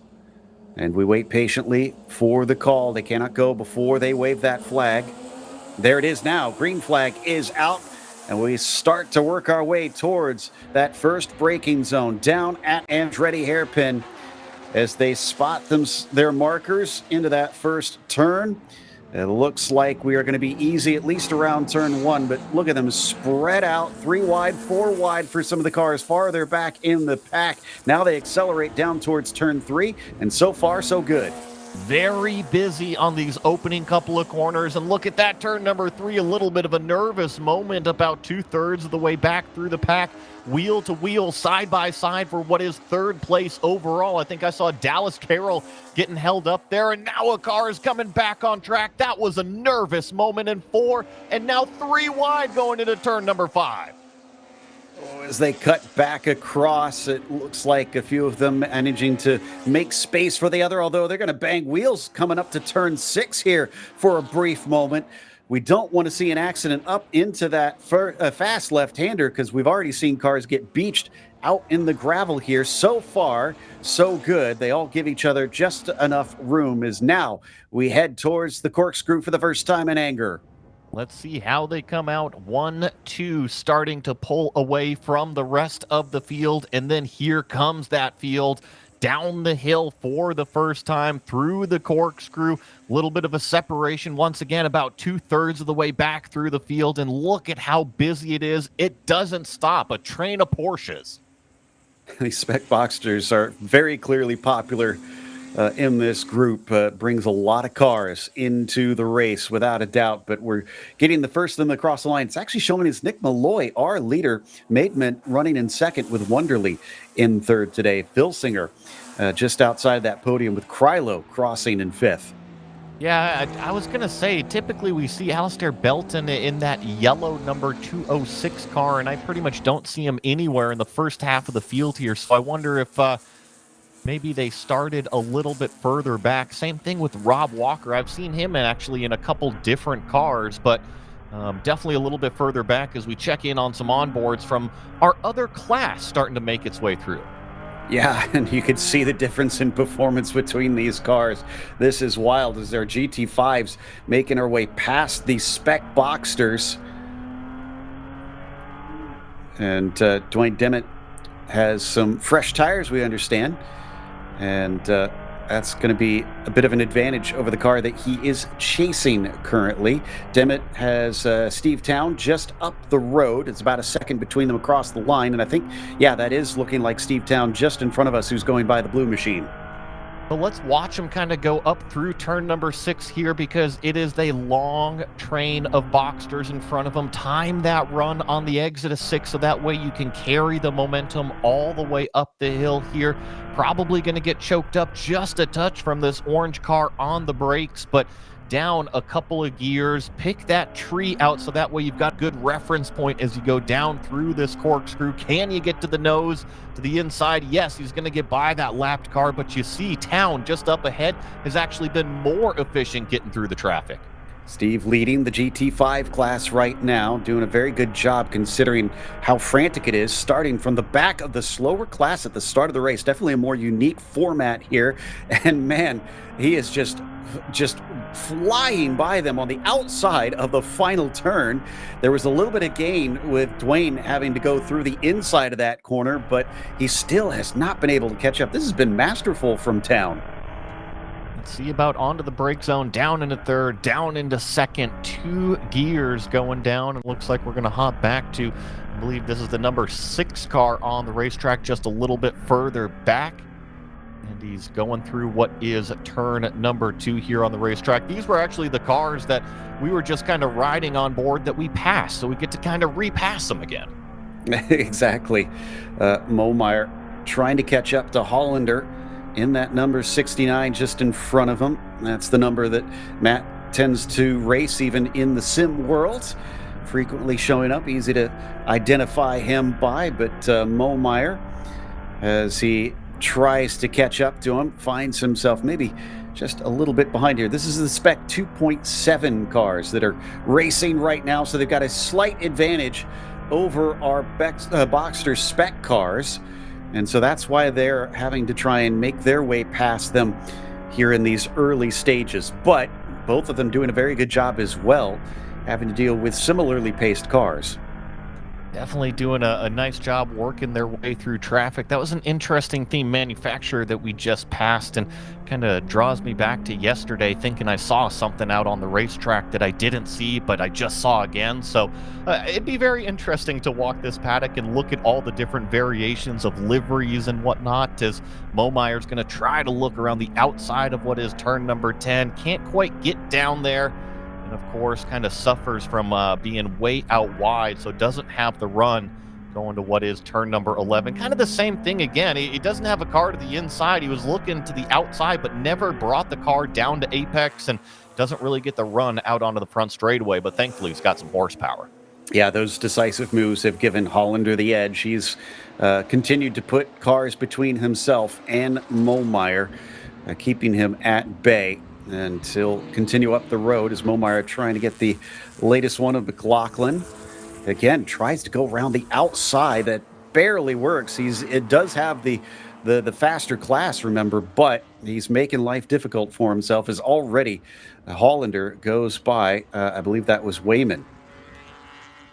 A big line of cars here just trying to settle into the rhythm. Accomplished a few laps right now on lap, I believe, number 4 out here. So everybody just kind of figuring out where this running order is. I'm still with you on timing and scoring show. Nick Malloy up front with a nice 3.5 second lead over Nigel Maidment. On board with Steve Town. So now we'll see the perspective from our leader and what he has to do in this race. Look at him sandwiched between some of these Boxsters. It was by the Jameson liveried car. Again, looking for the outside line and using it to pretty good effect. It is a lot of trust in those cars, making sure that they know you're going to try that. Outguns them off the corner. This is our leader in that GT5, flashing across the line again. Remember, only 13 laps in this race. As we sit here on board and watch the performance out of this car, it's pretty impressive how fast it is compared to the Boxsters. I'm just kind of wondering where Belton and Walker are, because I look on timing and scoring, and they're not even on the racetrack. I wonder if they've packed up early, said, hey, I've had a good weekend, as that was flirting with the track limits on entry, but thankfully kept it on the pavement. I kind of suspected the same thing, just maybe the day got a little bit late. That was the inside curb this time. Did you see the car bounce? Yeah, and trust me, folks, those inside curbs are day enders. You can kind of brush up against them, but if you get them at the wrong angle, it will rip off a corner from the car. Let's hope he doesn't try that again then. But yeah, back to what we were talking about. We did have a slight delay, so they may have just unfortunately found themselves up against other obligations and had to take off, which is a bit unfortunate because they were giving us such good battles up at the front. The 732, the next one here in front of our GT5 leader. He's again going to use that effective outside line. He tends to like, cuts back down across and sets up, but then has to brake as unfortunately he's balked down into turn 10. Let's see if, we're going to swap back to, I believe we're on board here with Dwayne Dement a little bit further back. And Joe, remember yesterday we had kind of put out a nice special memorial, but Dwayne is still racing that car. He's still racing Don Kravig's car today, and he's doing a great job out there. Yeah, looking for a second place maybe to add to his win, or maybe he could catch up to Town there a little bit. He's not giving up on this one. He's keeping him honest, forcing him to really have to hustle through a lot of these cars. We've been seeing some aggressive moves at times, but they seem to know what they're doing. They're experienced with this format. And also credit to all the Boxsters out there, Joey, because this could have easily gone awry if someone wasn't heads up, but they've been all very, very aware of the situation. I'm a big fan of multi-class formats, especially in road racing. Oh, that was a little nervous there. Something I don't like seeing is when you do pass a slower class car and then immediately move back over to the racing line and jump on the brakes. That's always a little bit of a nervous moment from what I saw down there at turn number 5. But back to what I was talking about, I like multi-class racing. I think that if you look into the upper echelons of professional racing, most of it is multi-class when we're talking about sports cars. So if you want to see if you got what it takes to go out there and do some professional racing, you're going to have to learn somewhere, and it's better on this level than that level. Yeah, I agree. And I think they're doing a good job of training these drivers on that multi-class style of racing with such a frantic start to it. A few of these Boxsters still battling hard. There you can see Dement's number 5 just continuing to try to keep touch with the GT5 leader of Steve Town. They'll cross the line once again. Let's see what that gap is between the pair of them. Actually, I have to find them a bit because they've climbed up so far up the order. I've kind of lost touch with them here. Where are they? Yeah, I see Phil Town on timing and scoring. Oh, he's up to 6th. Yeah, and it's just, trying to sort it out here, and you're right, he's all the way up to 6th place overall. Dwayne Dement still certainly right behind him in that 7th place overall, working on lap number 6, 7 laps to go, coming up to halfway. About 2.5 seconds between them. So, yeah, Steve's been doing a very good job to keep him behind, just continuing to pass all these other class cars and never letting him to get close enough. Since they have dropped apart a little bit, we're going to take just a short break for an ad. We'll be back for the remainder of the last race of the day here for POC. Westwood Racing Supplies is SoCal's home base for serious driver safety and performance gear. Founded by 4-decade POC member Eric Olbers, we've got everything you need. Fire suits, helmets, Huns devices, data systems, transponders, and more. All from the brands racers trust: Alpine Stars, Bell, Simpson, Stam 21, Stilo, Zamp, and Rue, Sparco, MyLaps, and beyond. Need expert advice? Swing by our brand new West LA shop for hands-on support and everyday low prices, or hit up westwoodracingsupplies.com and shop from anywhere. Orders over $100 ship free, fast, and with the same pro-level service you'd get in store. Westwood Racing Supplies. Gear up, drive safe, and race hard.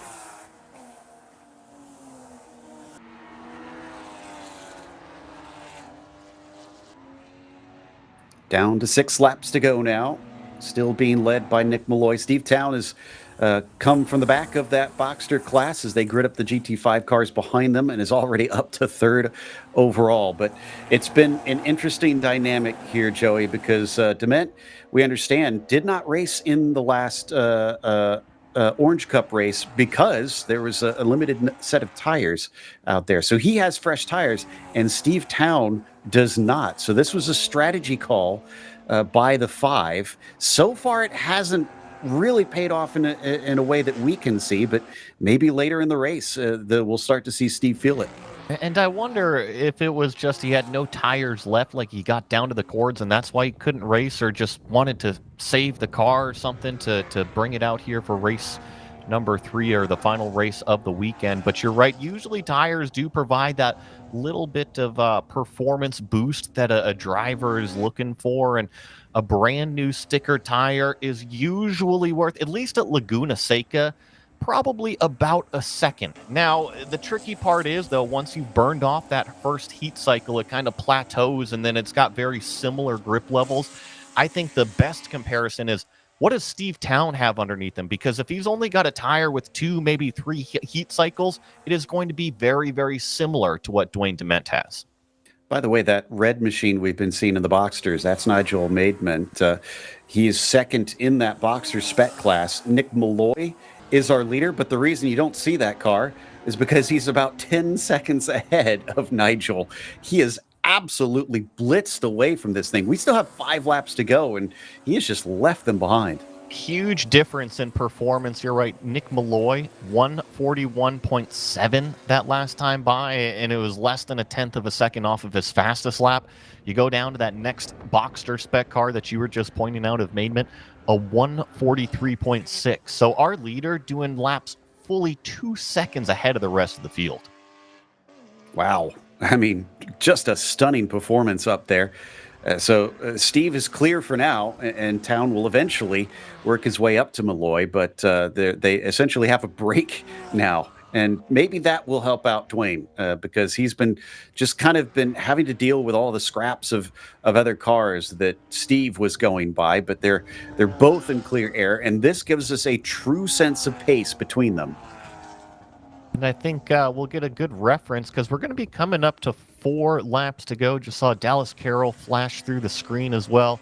I think that he's looking to go up one more position. He's trying to chase down Murray Wonderly, who's maybe about a second and a half up the road. You see him just right there, just out of touch of Dallas Carroll's reach. But I mention it because that would be a podium for that number 102 car. He's had a good weekend so far. And like I said earlier, it's always nice to end Sunday evening, Sunday afternoon on a high note. Very much so. Crossing the line, it's still, I mean, to give you the sense of the pace, Town was just passing the leaders last time across the line. And he still hasn't caught Malloy, who's supposedly in the slower class car. It is 4 seconds now, so he did run them down a lot. The last lap time was about 4 seconds quicker between the pair of them. Wow, I mean, I'm trying to think if we've even seen Nick Malloy since they took the green flag. No, I believe he's in a gray car. I think you're right. Like a dark charcoal color car. It was a very clean looking car on pre-grid, I must say. So, the number 46 is definitely way out there and maybe even a bit disheartening to all of his competitors. He's one that's going to have to be reined in.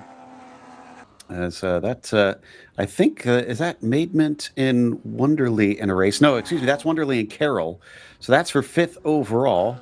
But that is for the last podium spot on the Boxster Spec class. So, yeah, this fight that we see between the red and the orange car is for P3 in Boxsters.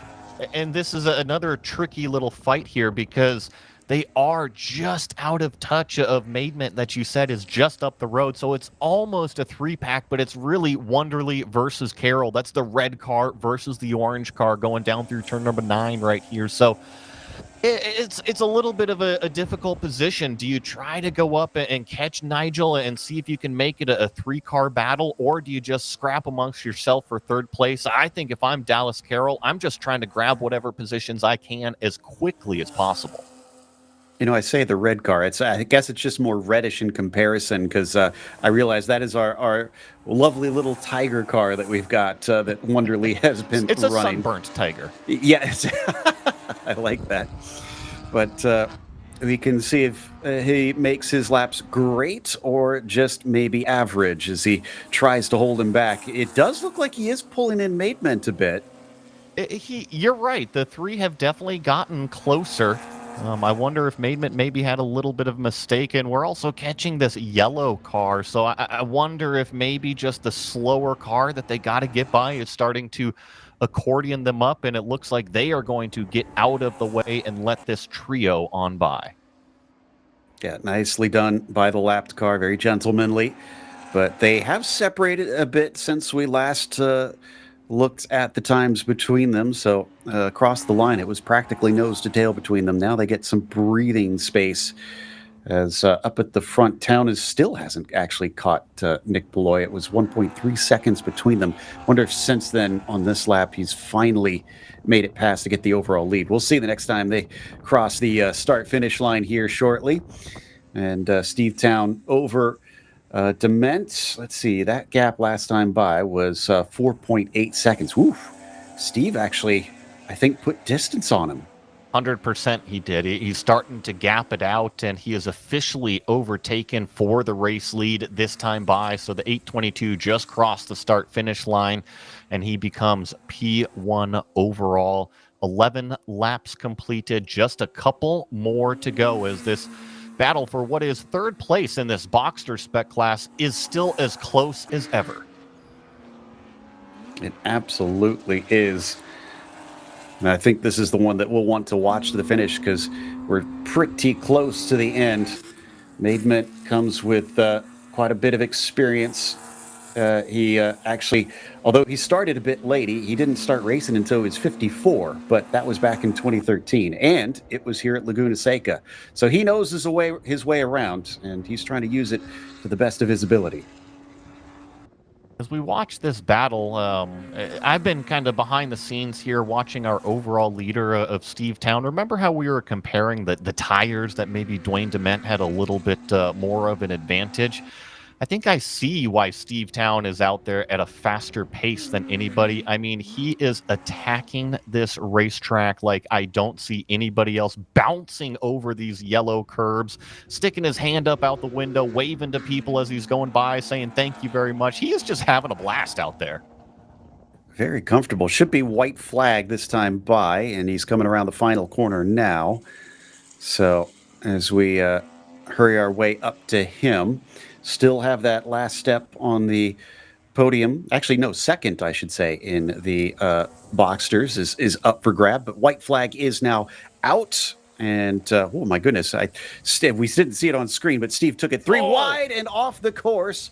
Goes Carroll, keeps it from wrecking, but may have lost an opportunity to fight for that third place. I think you're right there. That lost him a ton of track position. We've seen some of these Boxsters get really slippery here late in the afternoon. It doesn't matter if it was turn number 10 or turn number 3 or turn number 4, like we've seen some huge slides at.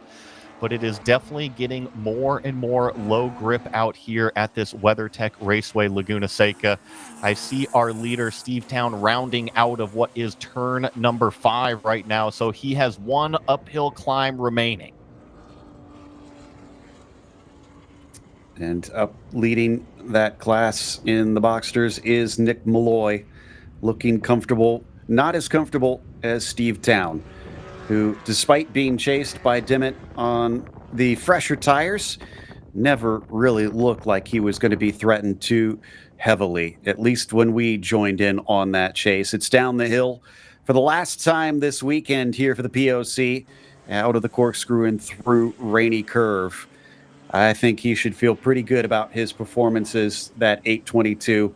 Steve Town with a great race today, up into the final curve, slamming on the brakes, something under the car looking like it's flapping around a little bit, but doesn't matter at this stage. Victory for the 822 of Steve Town.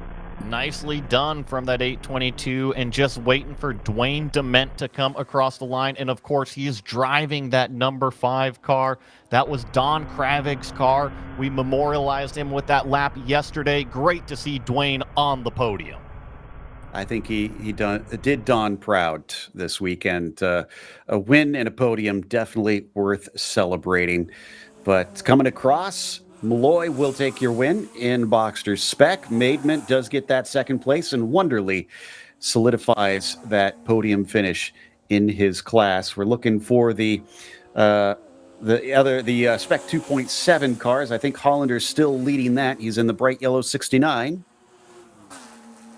Waiting for him to come across the line here.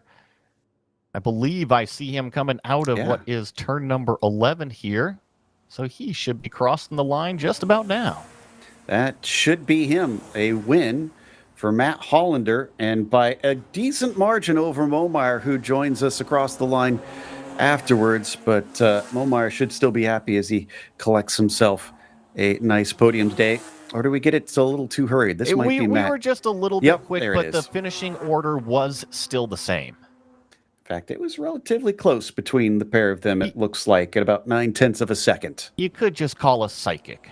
The crystal ball commentating for us. Miss Cleo. Last few coming across the line. I think we got about 10 cars or so to wrap it up. Maybe even less than that, because some of those were lapped. And that will end it for the racing itself. We're, of course, not quite done yet, as we do have a post-race. Once again, going over to Aspasia Zoros a little bit later, getting us some conversations and some insights from the drivers down in the paddock. I mean, Joe, how about this awesome race weekend we just had? How many races did we cram pack in here into Saturday and Sunday? It was something like 7-8 races that we did. Had a little bit of trouble yesterday, and all the organizers were able to kind of shuffle things around and get everybody their race time today. For the most part, it was extremely clean racing. We had a couple little bumps and bruises out there, but for the most part, I think that this was a fantastic weekend for both PCA and POC. I agree. It was very good racing out there. Very few cars that wound up coming to grief today. We're going to take a look at the cars as they park up, including Steve Town there in that black and white machine. Probably pretty chuffed with himself after that win. And 346 looking a little worse for wear, but made it home. And I also wonder, I know that they're on a little bit of a time constraint, but it does look like they're going to park the majority of the cars here in the paddock. There is a good shot of that number 46 car that we didn't get to see too much of. Finally gets some screen time. I almost wonder if he prefers it that way. He has a calm race, dominating up front, and hard to catch up with him. I'm noticing even some of these Boxsters, they're ashamed of the non-round lights that they put covers on them to make them look like the round light cars. My goodness. I've learned something new. This is your bugbear, apparently. That, and you know, the sunburnt tiger might have Clifford as a dad.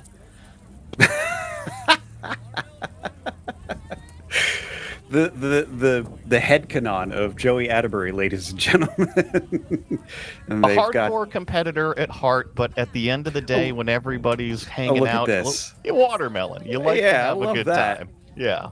That has got to be hugely refreshing after this race. Getting some vitamins back in them, not just getting some water inside. There you go. Nice clip of the in memoriam stickers that we have of Don Kravig. Again, a big thank you to everybody that helped make that happen, and thoughts go out to friends and family of Don after losing him recently. It's a fantastic effort by the driver, Dwayne Dement, to get it up on the podium to really celebrate Don. Some more folks wandering around, chatting, debriefing. Thought we were going to get Aspasia in here. I haven't seen sign of her.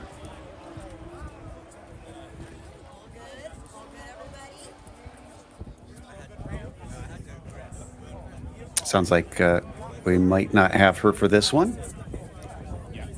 Oh, we do? Okay. We did get confirmation. So hey again. There she is. Another race with the Orange Racing Group, Spec Boxster, GT5s, and we've got some winners right here that we should talk to. It's always good to listen in for a little while. Hi guys. Our live viewers would love to know how did your race go, both of you? Honestly, it was amazing. Amazing. That pace should have been all weekend. Had a little car trouble, but we got to figure it out at the end. So next event, should be back where we belong. Okay, good. And what is your name, so everybody knows? My name is Nick Malloy. Nick Malloy. And you finished? P1. P1, winner. And? Nigel Maitman. P2. All right, scorched it. Scorched it. I like that term, scorched it. That's nice. And who are you? Who am I? Murray Wonderly. Yes, great, Murray. I got it right. Yeah, you got it right. Wonderful. And then cars-wise, we've seen your car, the Tiger, right? 614. What number are you, Nick? Oh, he's saying hi, thinking that, I think, is his family. And what car are you, Number Nigel? 46, right behind you. So you're 46, sorry, I just interrupted you, and then right behind? 705. 705 is Nigel. Nice looking cars, everybody. Style and pizzazz. Great. Was there any one moment in your races where, you thought maybe you could catch P1 here, Nick? Not me. No, after the first 3 laps, no, I gave up. Yeah. Okay. I was trying my damnedest to reel him in. Right, so he just went ahead, and then it was really the two of you battling. Well, no, I wasn't. We were spaced out 1, 2, 3, and I was trying to catch him, and Dallas was catching up to trying to catch me at the same time. But battles up there. It was pretty spread out, actually. First 3-4 places. All right, well, if you were going to pass on this track, where would you want to pass? Anywhere's good. Okay. Answer. And you? Oh, I don't know. I would say probably 5 to 6. 5 to 6? Okay, and Nick, where would you like to pass if you could pass? Where are you aiming for? Front straight, out of the corkscrew. Last corner, front straight. 5, 6. Wow, okay. So you can see we have a lot of different answers everywhere, and that's great because you're all running different races within your race. Thank you guys, and congratulations, you're the top 3. Both those are great.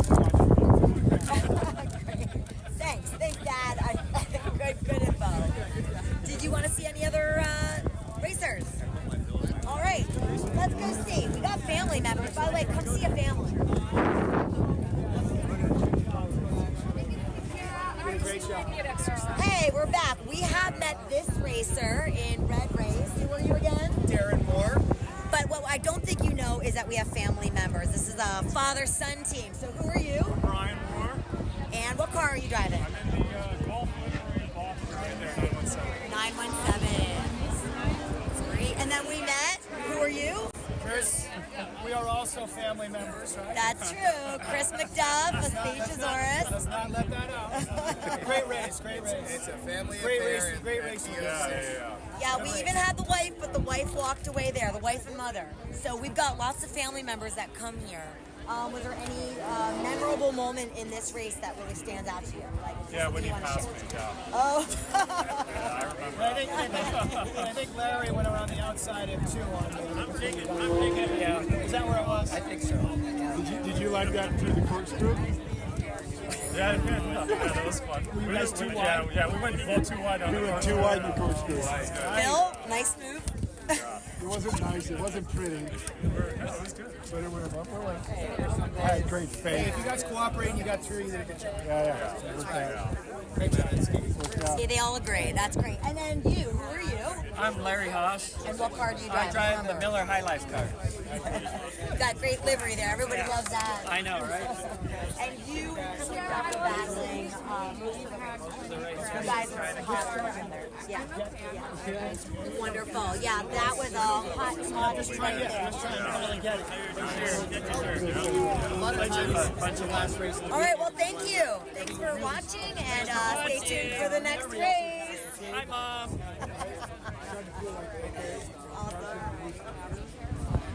That scares me.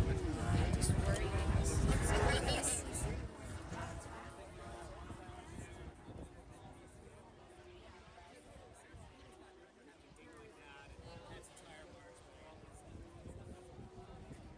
Great stuff from Aspasia once again.